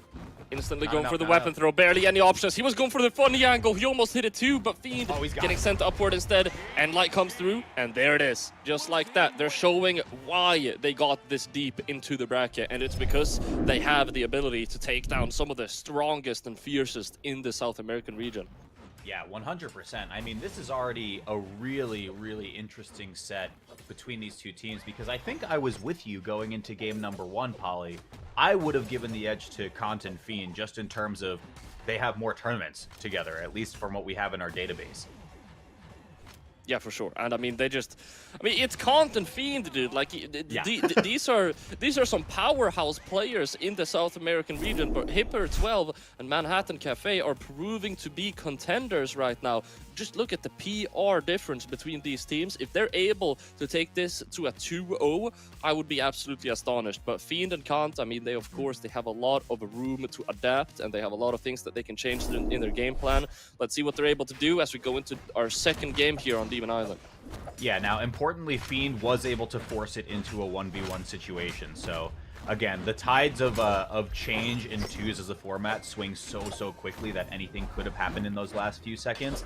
But, all that being said, Blue's off to a really good start again. Look at this, that's first strike! Beautiful neutral signature, gets the sidelight nair as well. Another nair, goes for the fully charged ground pound and can't just go straight into it. They get a bit of a team combo started, but Manhattan Cafe is able to interrupt that. I love the signature usage coming out from Manhattan Cafe, but I'm also getting a little bit worried. Yeah, we will see Hipper lose the stock off the top, gets picked up in the team combo as well. So this is that offset timing we talk about so often in 2s. Hipper only barely got a couple hits down onto him. Now getting caught in the middle though, Manhattan Cafe, big swing to get off the right side. Able to equalize the stocks. Kant now also down on their second. Fiend playing a bit cautiously. Beautiful side signature. Mental game is coming out here from Manhattan Cafe. Both Hipper and Manhattan Cafe. It cannot be underestimated how much these guys love their heavy attacks. For sure, for sure. See Hipper, a little bit of an overextension into 2 red team members, gets wrapped up in red. No real follow-up hit from Fiend, though, to be able to close that stock out. Manhattan Fiend kind of awkwardly positioning their way towards the stage, and then Kant just swoops right in to find the stock. Oh! Manhattan Fiend was ready! That was crazy!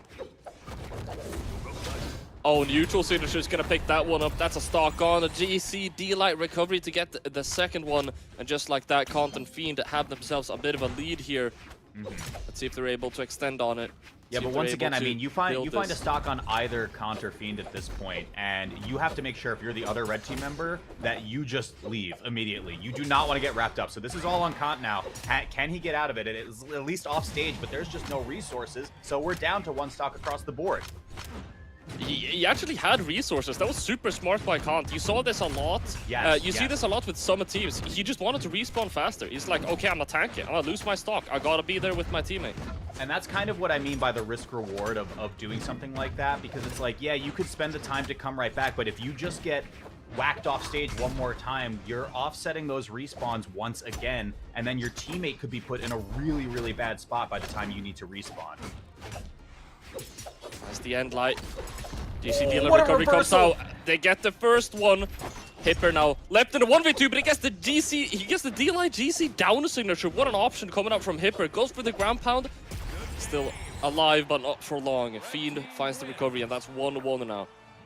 Yeah, I think going back to this, and hopefully we see it on the replays as well, the decision for Kant to concede that stock, right, regardless of whether he could have made it back or not, kind of won them the game, in my opinion, I think, right there. Because, again, I think if he comes back, gets hit off, especially when Fiend is back and not just, like, on the respawn timer, it's really, really bad for Red Team from that point forward.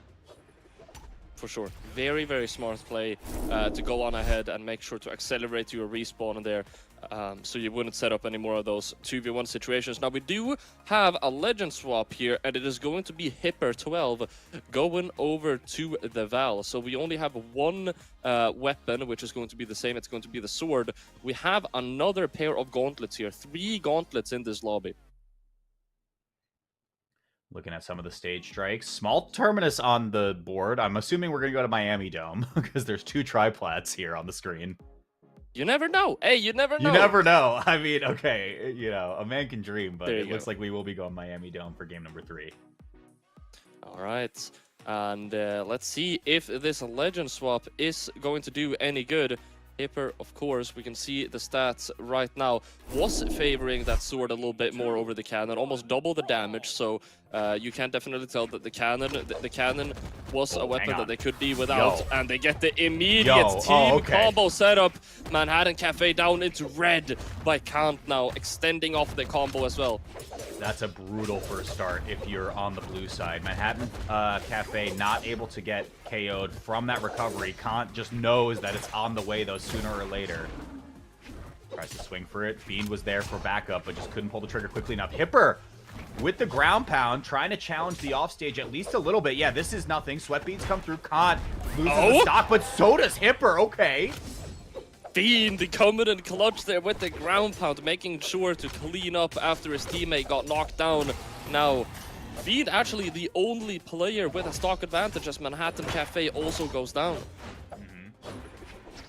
Okay, yeah, just completely ignoring Hipper. Kant just runs straight through. Fiend trying to go for the ground pound on the right side. They split off into the 1v1s, but who's really winning right now? It's not Fiend as that stock flies off. Fiend will be completely healthy on this stock, but the damage can rack up quickly. What an option to follow up unarmed neutralite into GC Djessir on the Rayman. Okay, Kant just kind of like sailing in with a bunch of these dares, just looking for some kind of connection, make the action start. Sarm misses as well. Wait a minute.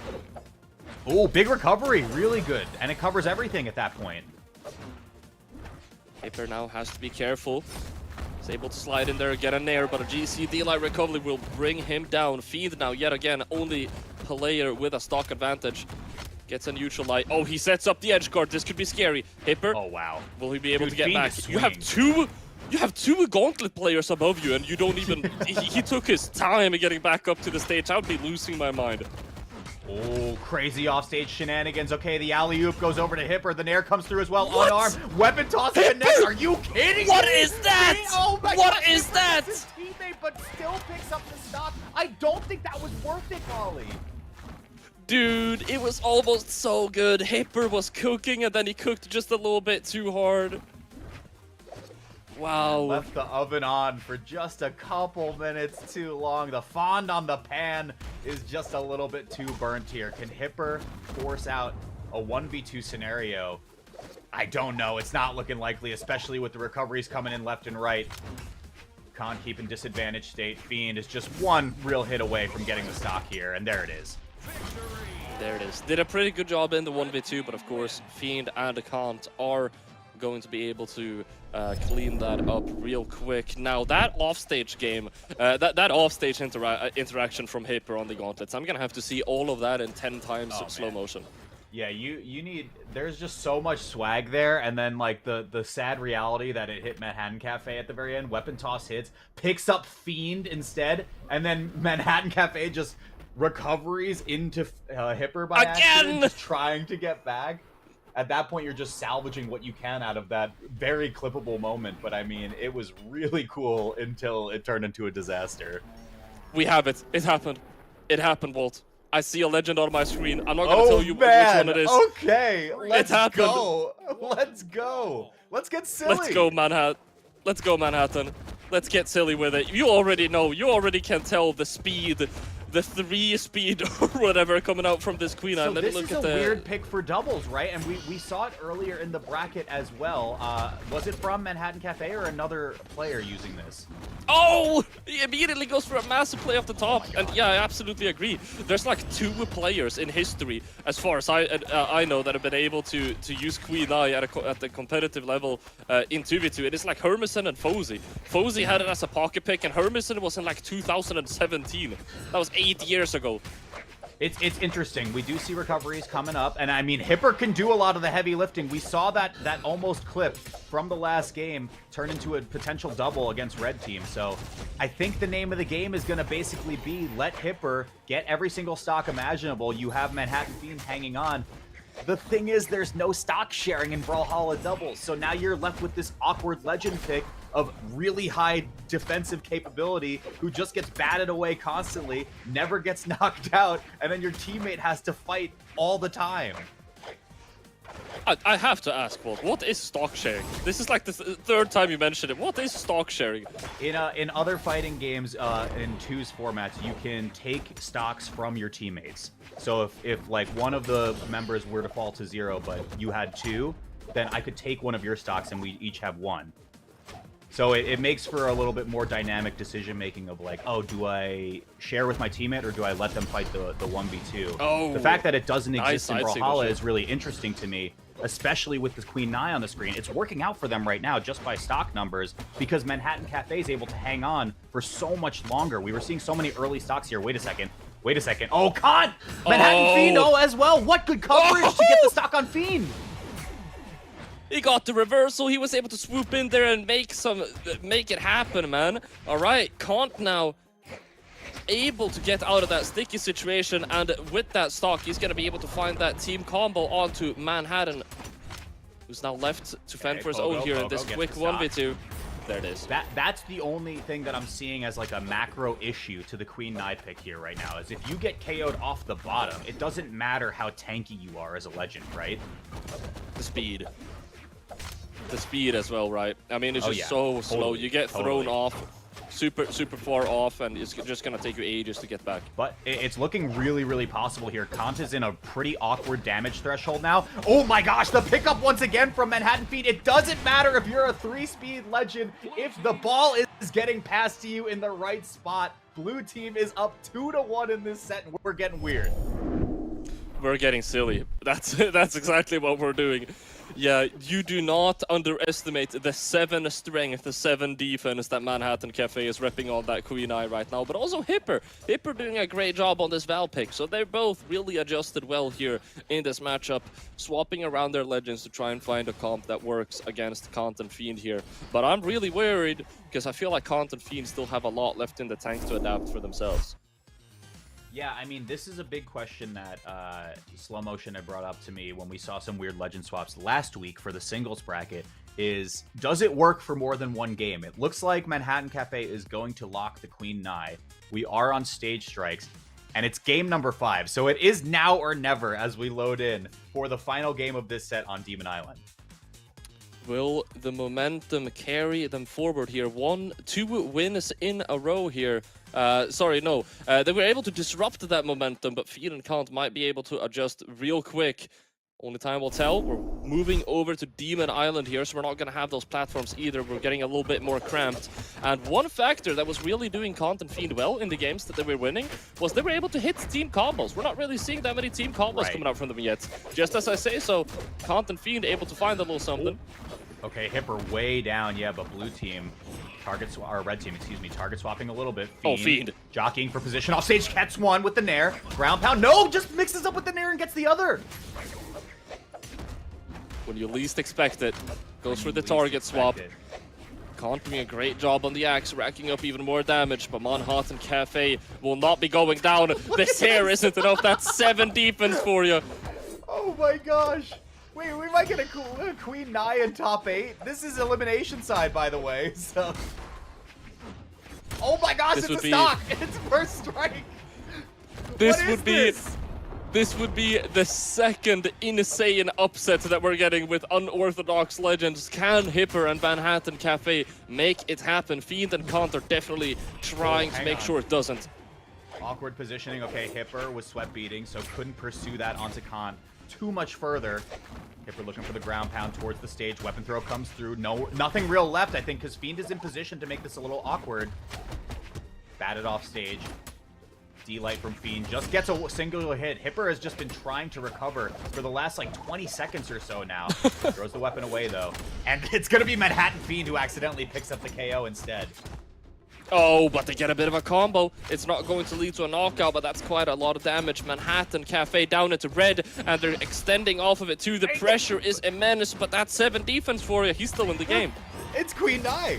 Okay, I mean, that first hit could have KO'd a lot of other legends, but not Queen Nai. The second one puts Manhattan Fiend, the stock tank, if you will, down to last. But both red team members are on their final, and this is bad timing here. Oh! What an amazing play from Hipper at Manhattan Cafe. Not able to get a knockout, but they got Kant down into orange here. And they have the stock lead. Hipper on 2 right now. He can go a little bit more aggressive. For sure, for sure. And again, I mean, with a legend like Queen Nai, Manhattan Fiend is pretty comfortable at this damage threshold, right? Can hang on for quite a bit longer than the rest of the legends we see on the screen. Down synergy comes out. It's going to get punished by that side, though. Weapon throw. Try and save your teammate from the knockback. Oh, okay, Kant, sweat beating, no punish, recovery immediate to try to just get a KO off the top onto Hipper. This is getting bad, Hipper finds the stock, that's a 2-for-1 though, and that is the worst case scenario as Hipper comes off the respawn. One single mistake, and the dream can be dead. We see the combo started. Are they going to be able to find it through the end? No, it misses. The neutral signature misses, and Hipper has a chance. One shot, one opportunity. Tries to risk all of it. Oh my gosh, and that's gonna cost him big. The dream, unfortunately, ends at 9th place here. The Queen Nai went the distance, but it was not long enough of a racetrack. Kant and Fiend will be qualifying into top 8 on the elimination side.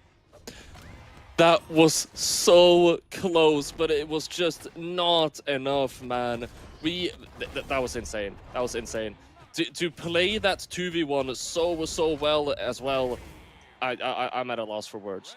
This set has been phenomenal, Walt. Wow, that was such a good set. And that last stock that we saw on the replays just now, Hipper lets the signature rock, right? Because if you get that, I think it was Kant on the left and then Fiend on the right. Kant is out for sure. And then you fight the 1v1, which is super doable from that point forward. Man, that is a brutal one for sure. But hey, we got to see Queen Nai for a few games at least, which is kind of crazy. We did indeed, but it looks like Kant and Fiend are going to be the players advancing and getting their well-deserved spot in top 8. We, of course, have a lot more competitors to fill up the elimination side of top 8. 3 sets left to go before we have that side completely filled. I can't believe that we've gotten these weird legends in this bracket. So was Manhattan Cafe the Queen Nai player from earlier, or was that someone else? I'm not sure. I'm not sure at this point. There's been so many weird legends, like you were saying. I've got to mention as well, of course, to anyone that was watching the mainstream, we have a European 2v2 champion. It's going to be Blaze and Akno beating Munir and Godly in the Grand Final reset. Now it's only SA left. We can focus on the SA gaming. Yeah, so let's talk about our next match then, in that case. All top 8 qualifiers, of course, for you guys, but coming up on the screen, Polly, who we got? We got Zhao and Kut going up against Thaif and Renazera. Now, Renazera is a player who I casted him very, very recently in the 1v1 side of things in this tournament. I'm going to go on ahead and just double check what placement he got. Looks like we have a 25th coming out there, where they got sent down by C and Wes. So okay. PR 18 in 1v1s, PR 14 in 2v2, so a little bit more of a 2v2 player. We have yet again just a massive difference in terms of the numbers here. Yeah, it's so crazy because these are all top 8 qualifiers as well, right? So you would have to have made a pretty decent sized run to be able to make it to this point. But unfortunately, only one of these teams can advance. Let's find out who it's going to be in 3 to 5 also, games. Yet again, both Thaif and Kurt, no previous top 8 placements, which that means that no matter how this goes down, we're going to have a player getting their first top 8 placement in this bracket. Nice side signature to get things started, and that's going to be Kurt going down with the first strike. Renazera side signature definitely put a dent in him. Oh, yeah. We see Renazera just kind of playing the perimeter, allows Zhao to make his way back towards the stage, but it's a little bit awkward for both blue team members. Kurt just trying to promote some space for his teammate to come back. Maybe looking to gravity cancel something as Faith was launched off the right side. Very nice down signature by Zhao. We're seeing a lot of Jala nowadays in these tournaments, and we're starting to see why. Zhao making good use of these weapons. A little bit of a miscommunication there. Djessir is probably what Kurt was expecting, but you're still able to rack up a lot of damage off of that. Very important, considering Thief and Renazera had a very great start of the game. Yeah, I mean, and this is just one recovery away, and there it is. Renazera threads the needle, finds the stock onto Zhao. There's the respawn. I mean, allows Zhao to pick up the sword, which I guess is fine because you do get the 2v1 for at least a moment here. There it is. Off stage once again. Look at this. Renazera. Oh, the weight was so good from Zhao, but just did not connect with the correct signature. Punished big time for it as well. Kurt left to defend it for his own right now. Both of the players down into red. Don't get too greedy for the knockout. Do you see D-Light going to be hitting their teammate instead? Both of them still so damaged. Zhao is taking quite a beating though. Side sig comes out. That's going to be enough. How is Renazera on the third stock? Yeah, I was about to say, it looks bad. Here's your win con if you're blue, right? Get the stock on Thief and then play 2v1s for 2 stocks in a row. I think if you can get the stock on Renazera while he's respawning and both blue team members are still up on this final stock, it's actually doable. So there it is. Let's see what happens. It's going to be so difficult. Oh, but the DI comes out, and that's going to get Thief out of the combo. Yeah, that's going to be enough for a knockout. Such a huge implication for the game. It pretty much cost them at this point. Kurt will try his hardest on this one, but I think it's just a rough one. And there it is, the scoop up. There it is. Thrown into the top blast zone, and there goes red team with the first game. 3 stocks remaining as Renazera and Thief are going to be taking that first game. But still, I mean, Kurt and Zhao, they definitely had some moments. Yeah, 100%, 100%. And I think it's awkward, right? Like, you don't have a ton of data because you really only took 1 stock off of Renazera, and it was at the very end. So the game plan, just as it was presented in that first game, was sound enough. You got to work with what you got. But let's see if they've made any major adjustments now going into the next one. Be able to see we are on the same legend picks and the same map going forward here. And I gotta stress as well, Thief and Renazera, that team combo they got at the very start, super strong. If they're able to stay out of danger like that, they're of course gonna have a slight upper hand. But so far, I mean, this has just been pure neutral, and Renazera and Thief they're kind of demolishing right now. Yeah, blue team is getting the worst end of a lot of these exchanges. No real meaningful openings. There's just been a lot of openings for red side. Zhao off the left side, potentially. Oh, tries to slide off with the stomp, but didn't quite connect, so nothing off the backboard yet. But Zhao, I mean, is very close to losing this stock. They have been able to add on some damage here. Kurt might need to be a little bit extra careful. Teammate goes down. Able to find that in there, though. Great interrupt by Thief, and what is that option? And he gets the ground pound too! Are you kidding me? Could we clip this, please? Anybody? What was that? Oh what my God. was that? We're out here gaming, boys. That was a crazy stock. I mean, Thief loses 1 in response, but this is a statement game 2 from the red side. Wow. Thief on the hammer. I like what I am seeing so far.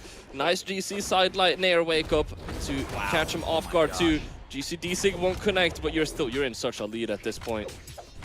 Yeah, no pickup there from Zhao, and Renazera's back to play a little bit more defense. Desperate recovery from Kurt. Does not find its mark onto Thief, but gets the Sarah instead for the stock. Can they get this on Renazera? We're talking about a game here now. But hits the teammate instead. That's so brutal, and it's a 1v2 once again. What a beautiful just recovery, exhausted recovery from Renazera, and you already know, he already knows it's over. Goes on ahead and self-destructs, and Thief and Renazera, what a game. I'm so ready to watch this replay. The stairway to heaven, bro. GCD light. And then the ground pound to top it off. Yeah, we were rocking the Stairmaster on that combo. That was insane. That was crazy, and we do have a legend swap. I see the level 100 Hattori coming out from Zhao, which is making me think: is this a desperation pick, or is this a all right? I'm gonna go to something I'm a little bit more comfortable in. Yeah, I wonder, because I mean, just based on the previous game, the axe wasn't that much of a factor. So you swap that out for the spear. Maybe you get a little bit more activation in terms of D-Light setups or recoveries just on high damage thresholds, but Let's see what happens here. It's now or Yeah. never.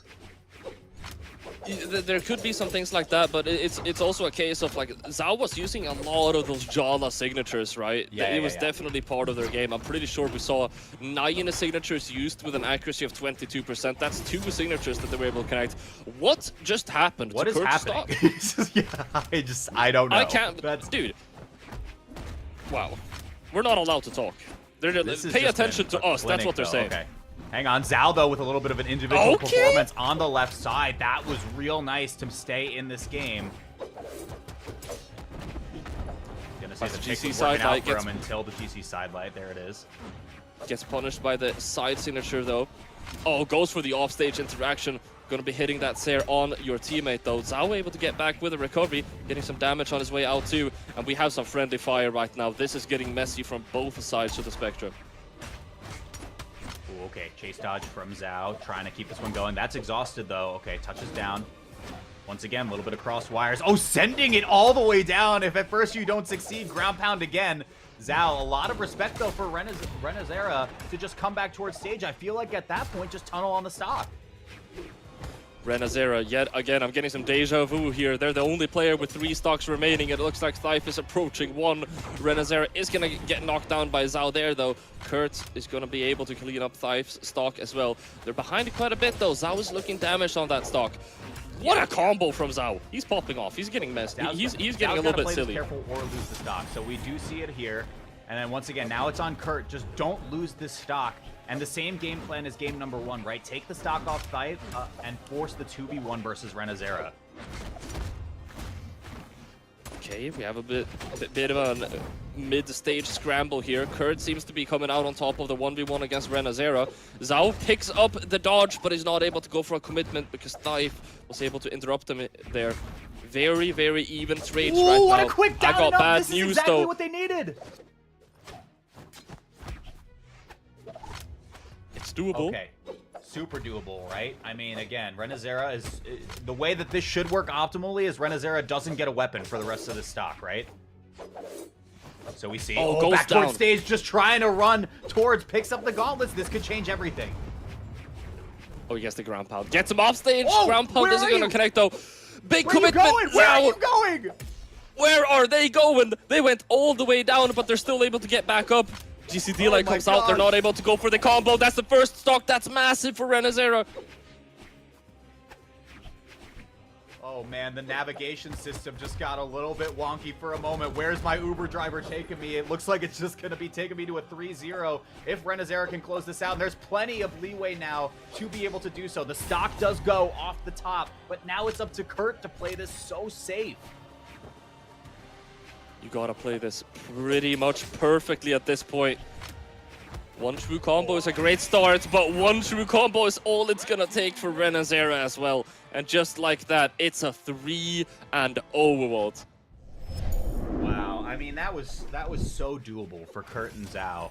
A little bit of crossed wires at the very, very end when they got the 2v1. But again, I think from a macro positioning standpoint, they played it correctly, right? Take Thief off the field, pretty much, and then force Renazera to play a very careful 2v1. Wouldn't say that he played it extremely carefully. I feel like he had that first stock given to him pretty handedly. But regardless, I mean, it results in a 3-0 here and a top 8 qualification for Thief and Renazera. Which, yet again, that is going to be, I said previously that on both of these teams, independent or it doesn't matter which team is going to proceed, it's going to be someone getting their first top 8, and that is a Thief getting their first top 8 in a 2v2. PR14 and PR21 advancing all the way through top 8 here, so amazing stuff coming out from them. It's well deserved, and I'm going to be excited to see how they perform later there. But we, of course, we have 2 sets remaining before we have our top 8 elimination side completely filled out. But before we go on ahead and look at those, you see a little bit of a spoiler. It's going to be Vecina and Ian going up against Power and Mac. Before that, though, we're going to be taking a quick break, so don't go anywhere, and we'll be right back.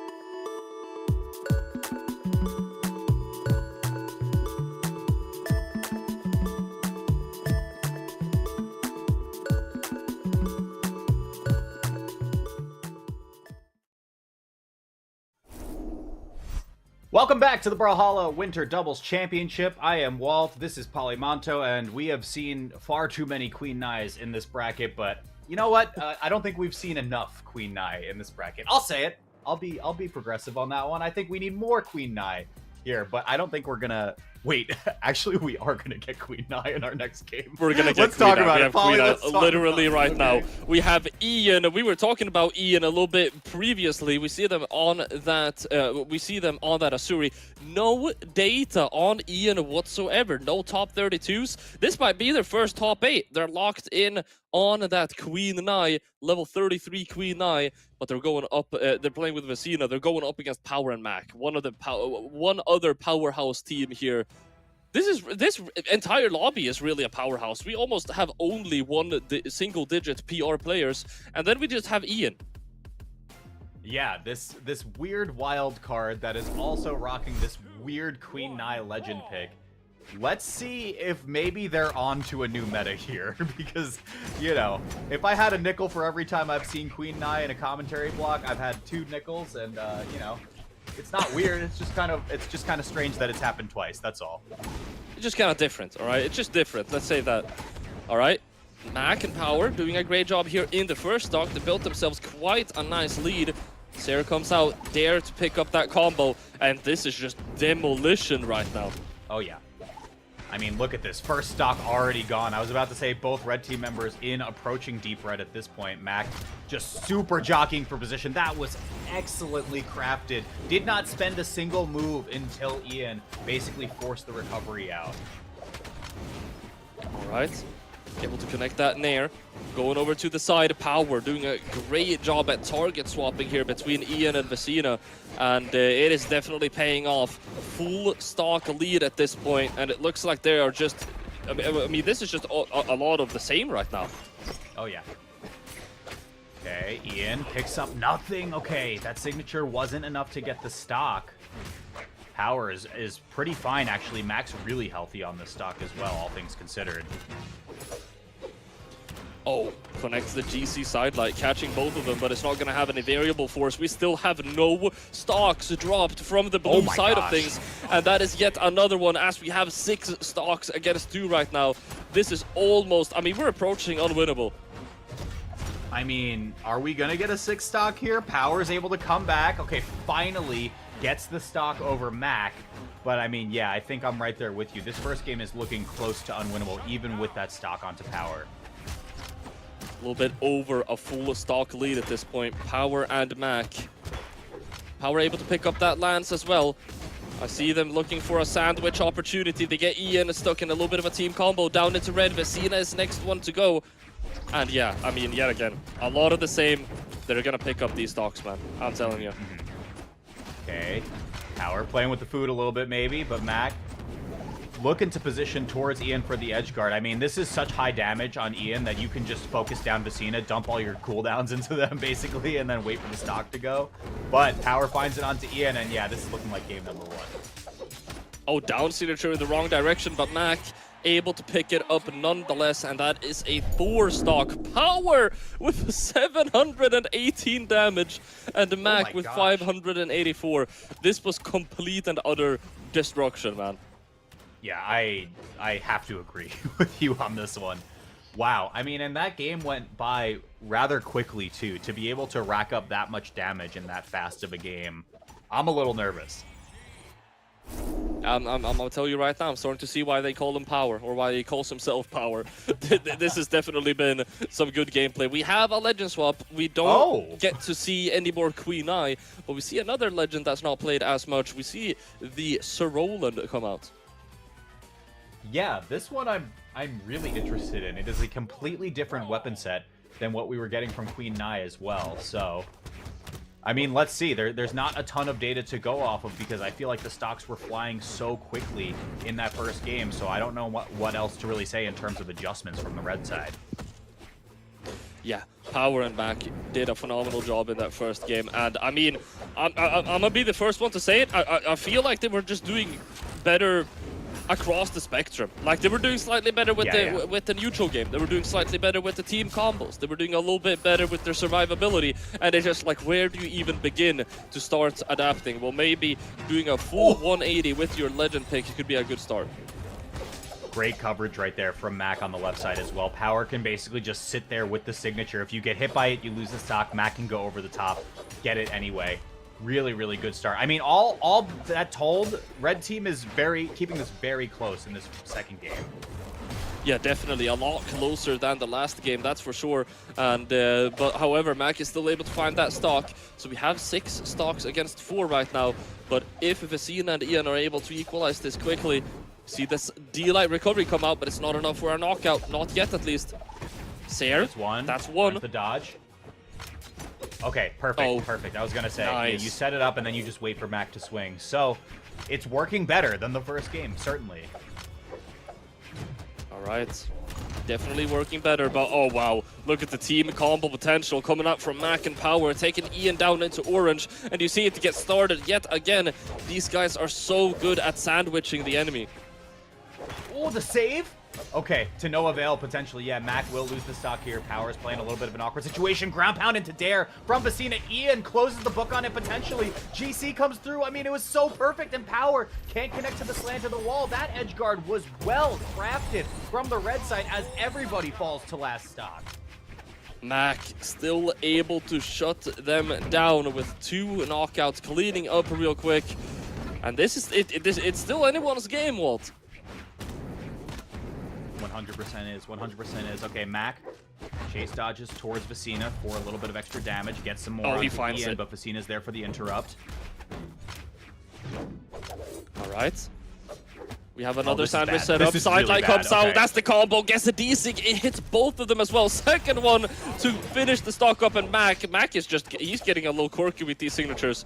Ian. Oh, yeah. Hang on, okay. Ian with the recovery. It's a little awkward. Oh, I was going to say, that probably would have done it. Sayer doesn't get the stock on Mac, but it does close out Ian, and it is a 2-0 lead now for Power and Mac. But still, Vecina and Ian, I mean, they made some adaptations here. I definitely feel like the Sirolin coming out from Ian, definitely doing well on that. And I see Ian also sticking to that Sirolin. Gotta mention too, I'm not sure if Ian was on this previously, but Ian is on now the 9 defense Sirolin. So we're getting serious with our survivability here. Okay, yeah, I mean, maybe that was a difference maker, right? Like, you can hang on for a little bit longer. You're going to get your team combos. Again, especially if the stocks are coming off the bottom for like the ground pound dare sequence that we saw in the previous game. I think it's kind of fine to index into defense. Definitely, and we will be seeing a map change here as well. We have, we're gonna see Demon Island here, so we have the added dimension of height here with the 2 soft platforms. Oh, Ian setting something up here on the lands, able to rack up some damage. Oh my But it looks God. like Mac and Power are fairly unfazed. What is happening? Mac, massive commitment onto Vecina. He just goes right back for it. Vecina hasn't been able to touch the ground for like 15 seconds. Finally, is There able were to like get it. 3 D6 players their in teammate though. Oh my gosh, in the bubble for like 30 seconds. It just felt like Ian's now the one up there. Comes down, that defense working out to hang on to this first stock as the first strike comes through onto Vecina. But just like that, it follows up, and yeah, this is awkward timing. So Vecina just escapes over to the wall. Yet again with the stock lead for both Power and Mac here. Let's see if they're able to extend off of it. Oh my! Trying to get a sandwich started, but we have a massive all over the top. That's it, like, why? How do you get a knockout there? That was gross. I cannot believe that. I need that clip as well. Because, like I said, they've just been fighting in the bubble, Polly. They're not even looking at the full screen. It's just whatever the magnifying glass says up there. Power knocked off the right side. Mac playing a little defense to allow his teammate back, but it is not for long as the quick twofer comes through. The red team is still playing from behind in this last game. Vecina, more so than anyone else here, on their last stock. Ian is 9 defense coming in clutch here with his survivability. Vecina is going to have to play this quite carefully. They're struggling to find a hit at this point. They're struggling to get back onto the stage. He finds a neutral signature, but you find yourself back down off the edge anyway. 100%. Vecina trying to make some action happen. Ian swings in, power, just a single hit as the whiff punish. Wow, just launched off towards the right blast zone, not enough. Unable to connect that D-Light coming out from power. Doesn't opt to go for the edge guard from Vecina. They're really respecting Vecina's space offstage. I mean, you gotta. You know, he has that neutral signature that he can use. Oh, but to get the combo setup, not able to find the final blow, though. Okay, Ian still just being forced off stage constantly. Now Vecina could just lose this stock at a moment's notice. Power looking to target swap. Yep. Not able to go for a follow-up there, though. Mac and Power are in a very, very good position right now. All they need to do is find these knockouts, but Vecina connecting that D-Sig is going to be able to get the first stock. If they're able to get one onto Mac, I mean, this could be powerful. This could be possible. The only way I see this being possible is if they team combo Power and they just turn this into a 2v1. But it should be Power Mac's game, man. Needs to play. Look at how careful Vecina needs to play. Already in red, approaching deep red. Ian now in red himself. Not enough to get the stock onto Mac and maybe force the little 1v2 situation over onto Power. Look at this. Vecina is just giving so much respect. Yeah, Chase dodges away immediately. This is the window of opportunity, but the damage might be too much already. Are they going to be able to find it? No, they're just a little bit too careful. Power is able to swoop in there with a CR2, and it's a 1v2 for Ian here. This is going to be so difficult. It's not over, though. Oh, it looks like it is over. Oh, it's over. Actually, Power and it's Mac over. Close out the 3-0 over Vecina and Ian and will advance into top 8 of the South American bracket.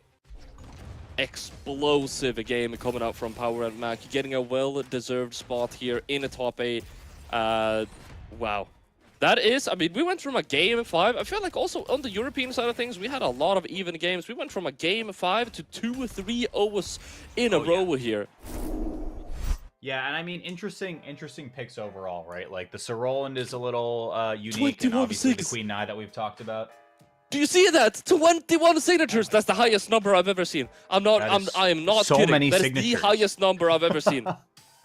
I mean, it worked. Like, 29% on 21 isn't, like, insanely bad at all, you know? Wait, I'm gonna calculate that real quick.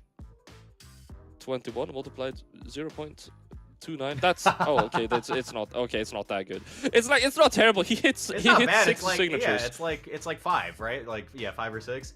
Yeah, it's like it's okay. It's all right. That's but not that still, bad. I mean, That's still 21 more signatures than used, Power dude. throughout total. How about that? Yeah, but also, I mean, keep in mind, all of those missed signatures, they were not for nothing. Okay, right? The missed signatures, you're still adding that pressure. You have you're putting out the hitboxes. Yeah, 100% agree. But with that, Ian and Vecina are going to fall out of this bracket, unfortunately, at 9th place. And we have our final top 8 qualifier coming up next. Who do we got here? Tavares and RTG up against C and Manji. What do you think? Yes, I do believe so indeed. Tavares and RTG, C and Manji, a lot of these names, of course, being familiar from the 1v1 side of things. I'm going to go on ahead and pull up the bracket real quick just to see how they did in that bracket. So we have RTG getting a 9th in that bracket, and then we also have RTG, we also have Manji being sent down actually by RTG just the round before. So these guys, Manji and RTG, they already have some beef from the one side of things. Polly, could you tell me what's going on today? What is this? Oh, with the legend picks? What is any of this? I mean, the viewers at home cannot see what we're seeing yet, and I just want to say why. Why? And I'm just gonna, I'll let the chat just like think for the next few seconds what it is. Oh, you know, you spoiled it. Why'd you put it on the bottom of the screen? Why? What is this? What is this? Tell me what. Tell me what defense. That it could be the defense. It could be the defense, man. I mean, is 7 defense the new meta? Is it? Because there's a Queen Nai with the Sir Roland as well. Yeah, we have 7 defense right now in this lobby, coming up from both of the blue team members here. Oh my goodness. I don't know what this is. I'm here for it. Let's get underway with our first game here. All right, Manji and C so far with a great start. Manji putting those Queen and I signatures to great use. You already know, if it's a Queen I player, they're going to have those signatures locked in. Okay, so Roland, though, on the left side, getting a little bit of damage here. Varus trying to get the cross up, going towards the other side. RTG wasn't in position to really get a follow-up after that, though. Able to equalize some of that damage. But they need to find the knockouts, and that's where 7 defense comes into play. You're going to have a hard time. Oh my gosh. First strike, Finding Queen damage. I saying Queen bye to your first stock. Gets one off onto Tafaris, and RTG is looking a little bit worse for wear as well. Oh, is this a disconnect? Finding... yeah, it looks like it. Looks like we might have some technical difficulties. Great show of respect here coming out from C and Manji. And yeah, what I was saying earlier, it has never before been this like useless to get damage. Both of them are 7 defense. It doesn't matter if you have like, oh, you're both white and they're both yellow. That doesn't matter. Finding the stocks is going to be the difficult part. But to their strength, they have double gauntlets and they have battle boots. And as you were mentioning, whenever you're at the bottom, I mean, if they're able to swoop in with a couple of nairs, it doesn't matter how much defense you have. You have no jumps and you're far away, you're not getting back.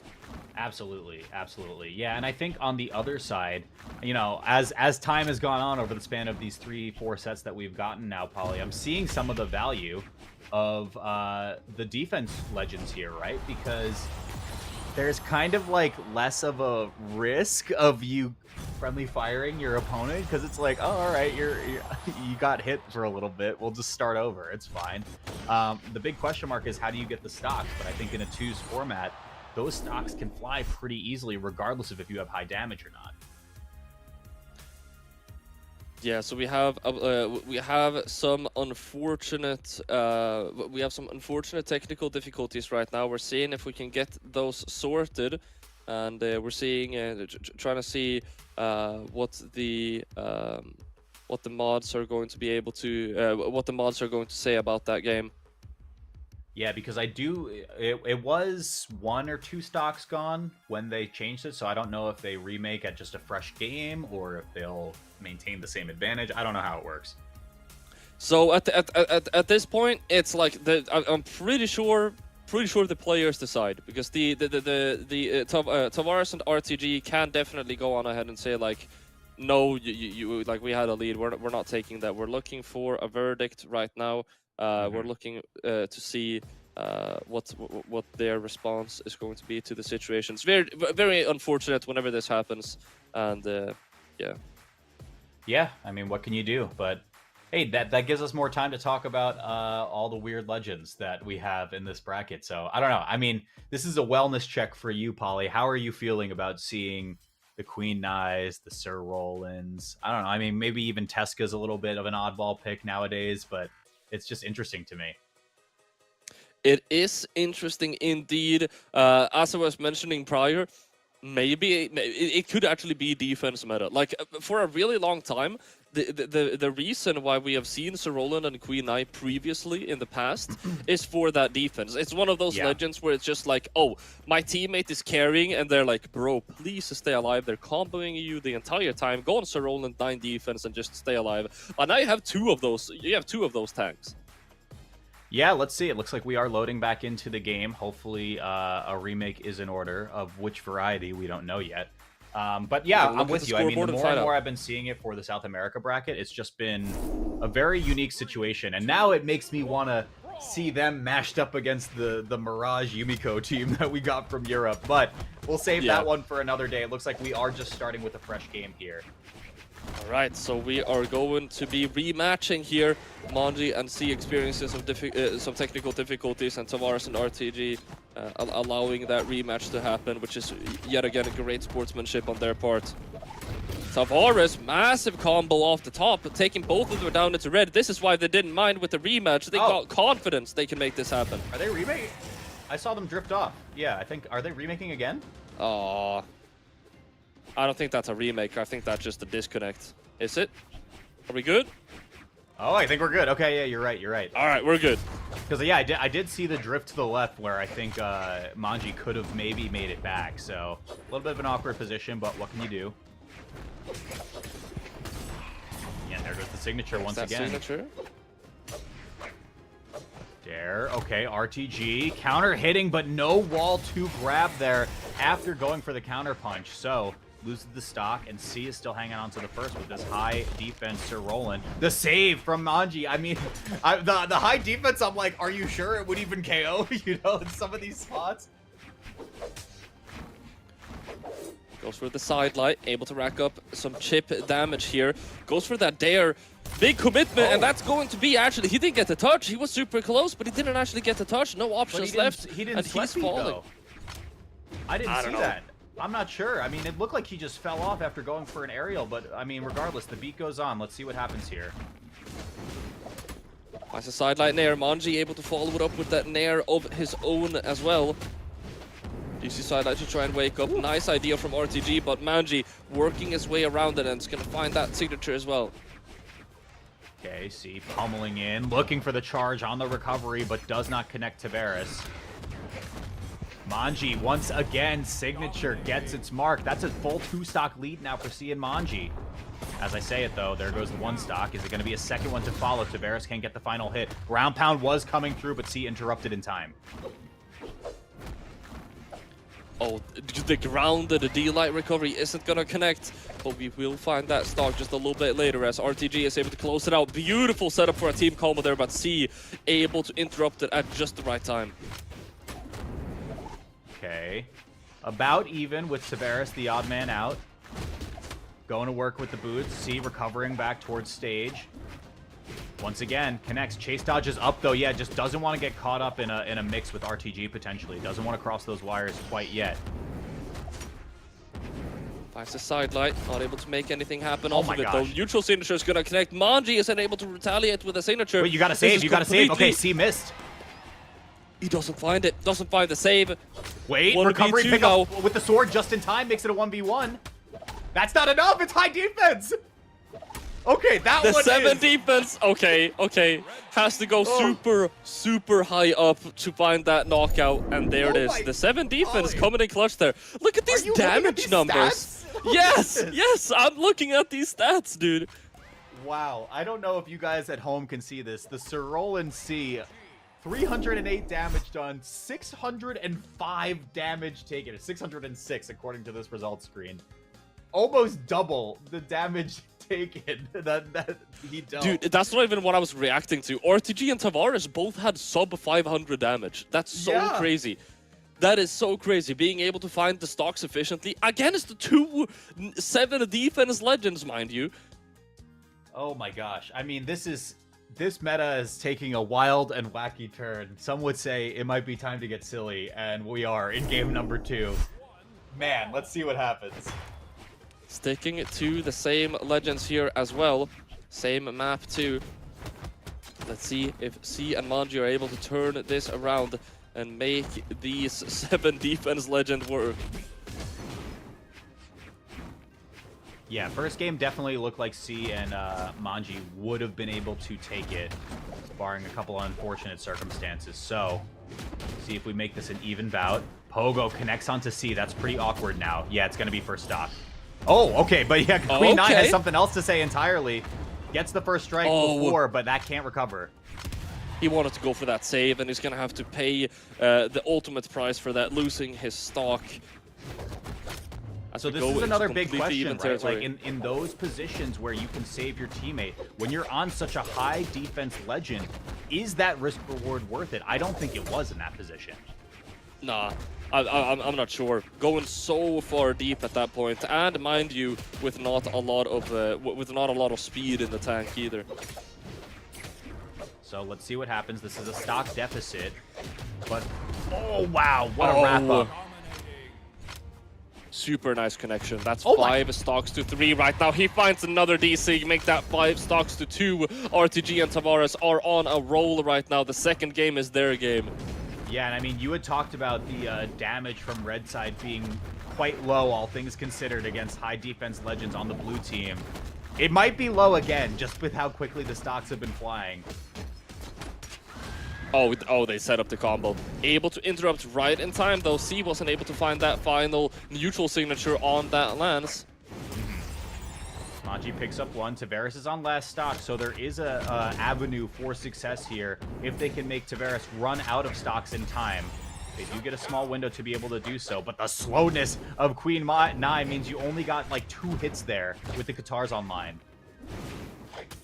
All right, C and Manji gonna have to be careful here on their final stock. C able to find that Seer, setting up an offstage situation, but the Enlight is gonna hit their teammate instead. Ground pound to punish that D-Sig. He's had enough of that D-Sig, dude. Oh yeah, oh yeah. Coming through. Oh, RTG waited for an eternity after that sidelight connected. Gets the stock on RTG. Somehow was the first one to fall here. If you can get on Tavares, it's so doable once again. It's possible. Yeah, it's somehow possible. He gets the GCD light Seer. It's not enough to get a knockout, though. We saw the sweat beads come out, but he was just barely able to touch that wall. Wait a second. Look at Manji, too. We see the read, though. They have momentum. They have momentum, too. Damage, okay. Got the stock off the top. Oh, big signature from middle stage. Got the stock. Manji could definitely do this. It is still possible. He gets the weapon pickup too. Tavares, are you able to find the finishing blow? Oh, he got for the fully charged. There's no way. He wanted to go for the optimal combo. Oh my gosh. Okay. Throws the weapon away. Katar's back. This is just recovery onto Tavares possibly. But now we just see ground pound, center stage, KOs off the right side, and the Queen Nai and Sir Roland combo goes the distance in game 2.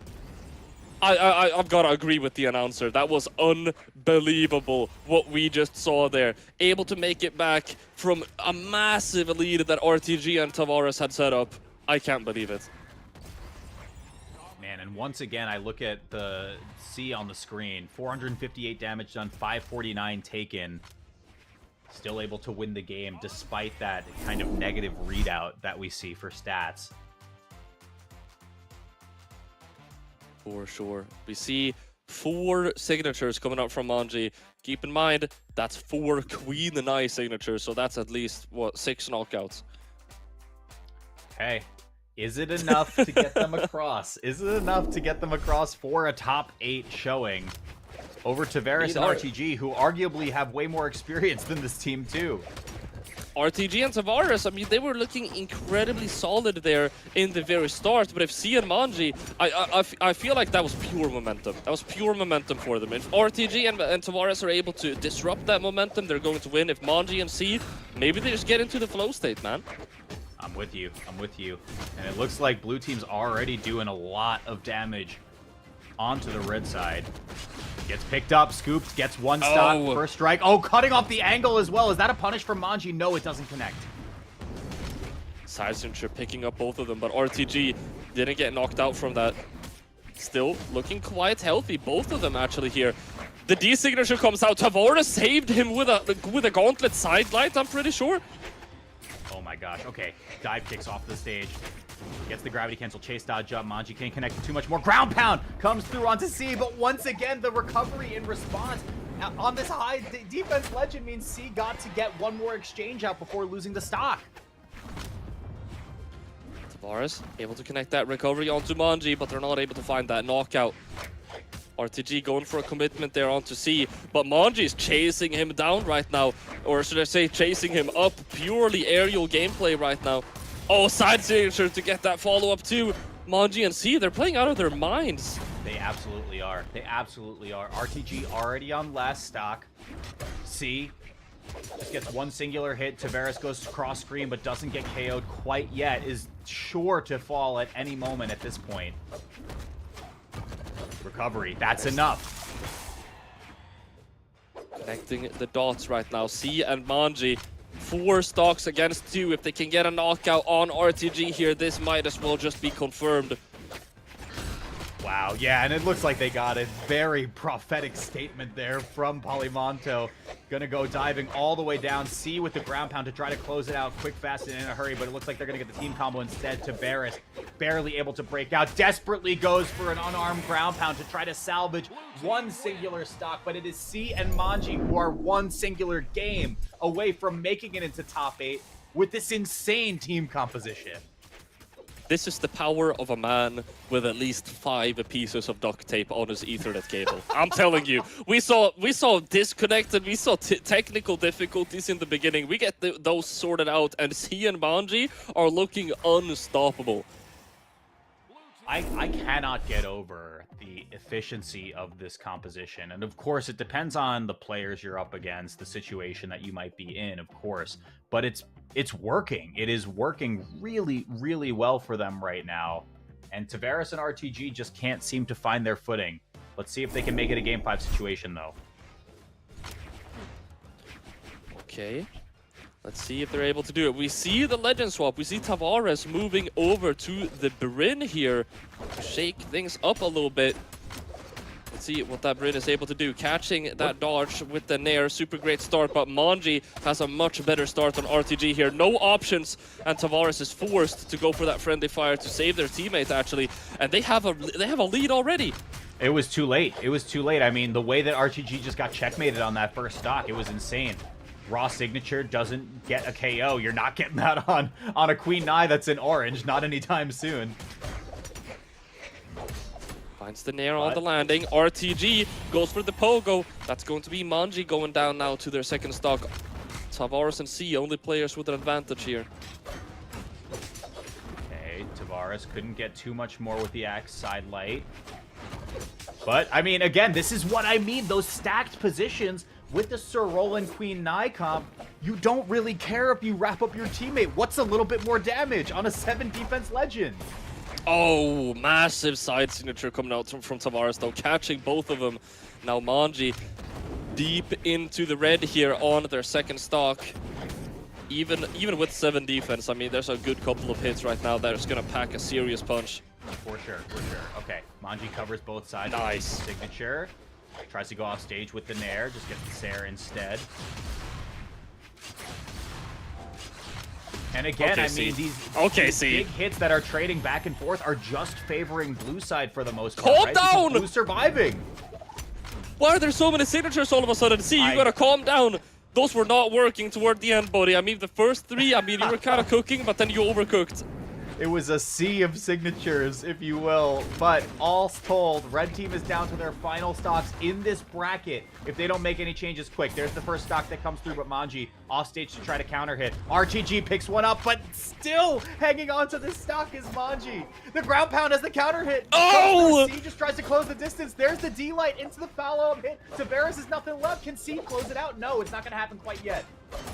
Still, the fact that Manji even has the stock is insane. The side signature is going to be enough, and C is stuck in a 1v2. And just like that, it is like, it is like time just stopped. These guys slowed down the game real quick.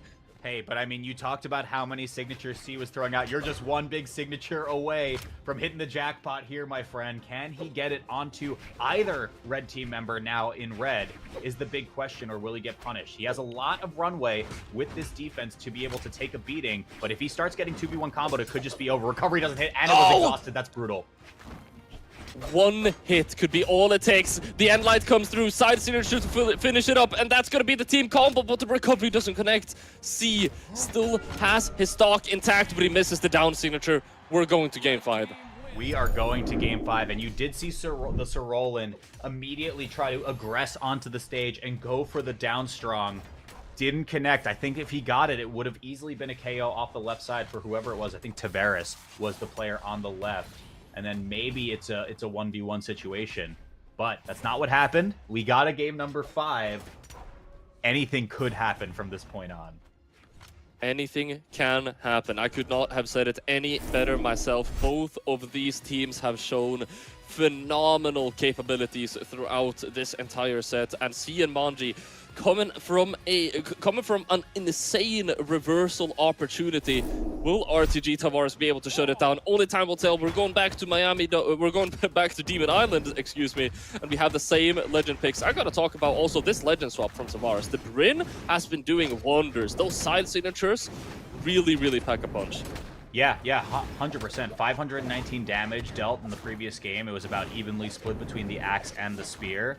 And signatures, almost all of them hit out of the 6 he threw out. So definitely a worthwhile legend swap here. I don't know if it's going to be enough for this game number 5, though. C looking very, very healthy. Same can't be said for Manji though. RTG and Tavares have been doing aerial combos upon aerial combos in the air against him, and that's a full team combo to bring down C. The one advantage that you had is now brought down as Tavares and RTG have built themselves a bit of a lead here in the first stock. Yeah, and this is the big question, right? With those 2 KOs not getting confirmed quite yet, how does a team composition like this play from behind, right? Because if you start chipping away and just remain at parity, you're just going to lose the game now if you're on the blue side. Recovery's not enough to do it. Neutral signature comes out. Going to be knocking down their own teammate with that one. Getting some extra damage onto C and Manji though might actually be worth it. Find anything. Recovery from Manji doesn't connect either. That sharp 45 angle. Ser goes from center towards the left blast zone, so Tavares is on the respawn. RTG just quickly gets out and dodges. Oh, we got them both stuck in the combo. Couldn't find the down signature though. RTG goes for one of his own, but Manji finds that punish. Manji popping off on these Katars right now. Oh, okay. Neutral signature, that's gonna be the stock. He loses his own as well though. C and RTG left to 1v1 here as the only players with 2 stocks remaining. Yeah, but it is exactly even now. I mean, very, very slight, gentle lead for Blue just in terms of damage. I think the fact that Manji was able to get that stock before losing his own is huge. Okay, C getting the sideline nair in there. Get some extra damage. Tavares missing the side signature. We had an opportunity for a team combo there. Not able to find the full-on sandwich though. RTG just really hard committed there for the recovery, and for what? You just got Sarred off the right side. Now both red team members are on final stock. Tavares is in a bad spot. Recovery on arm doesn't do anything for C, but recovery with the spear will get 1 stock across the board for everyone in the final game of this top 8 qualifier. No way. There's no way. Tavares and RTG, if they can find this stock onto Manji, it's still doable. It's possible for them. They just need to get that one knockout. RTG was caught in no man's land for a second. Yeah, the name of the game is connect the signature onto Manji, and maybe you'll get the stock eventually. Gets the 1, and it's the 1v2. It is up to C to keep the Queen Nine Sir Roland dream alive. Yet again, C stuck in a 1v2 here. RTG gets that string started, throwing him off stage, making sure he stays down there. He gets another sideline there. We see the combo come out, but RTG wasn't ready to go for a follow-up. And this is so tough. I was going to say the lance, such an awkward weapon to be able to navigate that 1v2, and it was not enough. RTG and Tavares clawed their way back to qualify into top 8. What a set. When you least expected it, it got even more tense. And just like that, they are going to be advancing through the bracket. They won the first one. C and Manji won 2 straight, and it was looking real scary, but when they were still able to close it out. Unreal, man. I mean, I feel like I have now seen it all at the onset of year 10 of Brawlhalla Esports. Queen 9, Sir Roland maybe making a comeback or a first time showing. I guess you said that it's kind of a cyclical thing, but it was, how many years ago was that? 2017? You said that you were seeing 2017, also Fozy. We had some Fozy. I do believe Karaki was in a couple times, but then we're back to like 2018, 2019. So, yeah, only real modern player is Fozy, which has not been playing competitively for some time now. Hey, man, I mean, it makes for a very interesting discussion of what could possibly happen, because it's the beginning of March. We're at the start of the esports year, so I don't know, sky's the limit. Maybe we're seeing some weird legends moving into the rest of this year. Now I gotta say, it is definitely a factor we have to consider, right? C and Manji, they were having technical difficulties throughout the set, which is a very unfortunate factor. And I do hope they placed 9th. They're out of the tournament. That means they get $100, I believe, is the prize pool. 100 freedom units, and they can use that to hopefully hopefully upgrade the Ethernet cable. So that'll do them well. Yeah, we got to see what happens. But I think with that is the end of our block, if I'm not mistaken, because all the top 8 qualifiers have been completed. I don't know if we have a bracket in mind to see who we have left in this tournament. We do. Production, you guys are the best. That's what we got coming up next. There are so many heavy-hitting teams and just very odd picks that still exist in the top 8 of this bracket. I'm excited for it. I'm going to keep watching after we're done here. Polly, any last words before we go? Thank you so much for having us. It's been a blast, and yeah, I'll see you guys in the chat for top 8 South America side. We are going to be back tomorrow for North America 2v2 doubles, and Walt, it's gonna be you and me running it back. So make sure you guys don't miss that. Keep the dual stream action going on, but for the rest of the evening, it's gonna be on the main stream. See you there, and stay safe.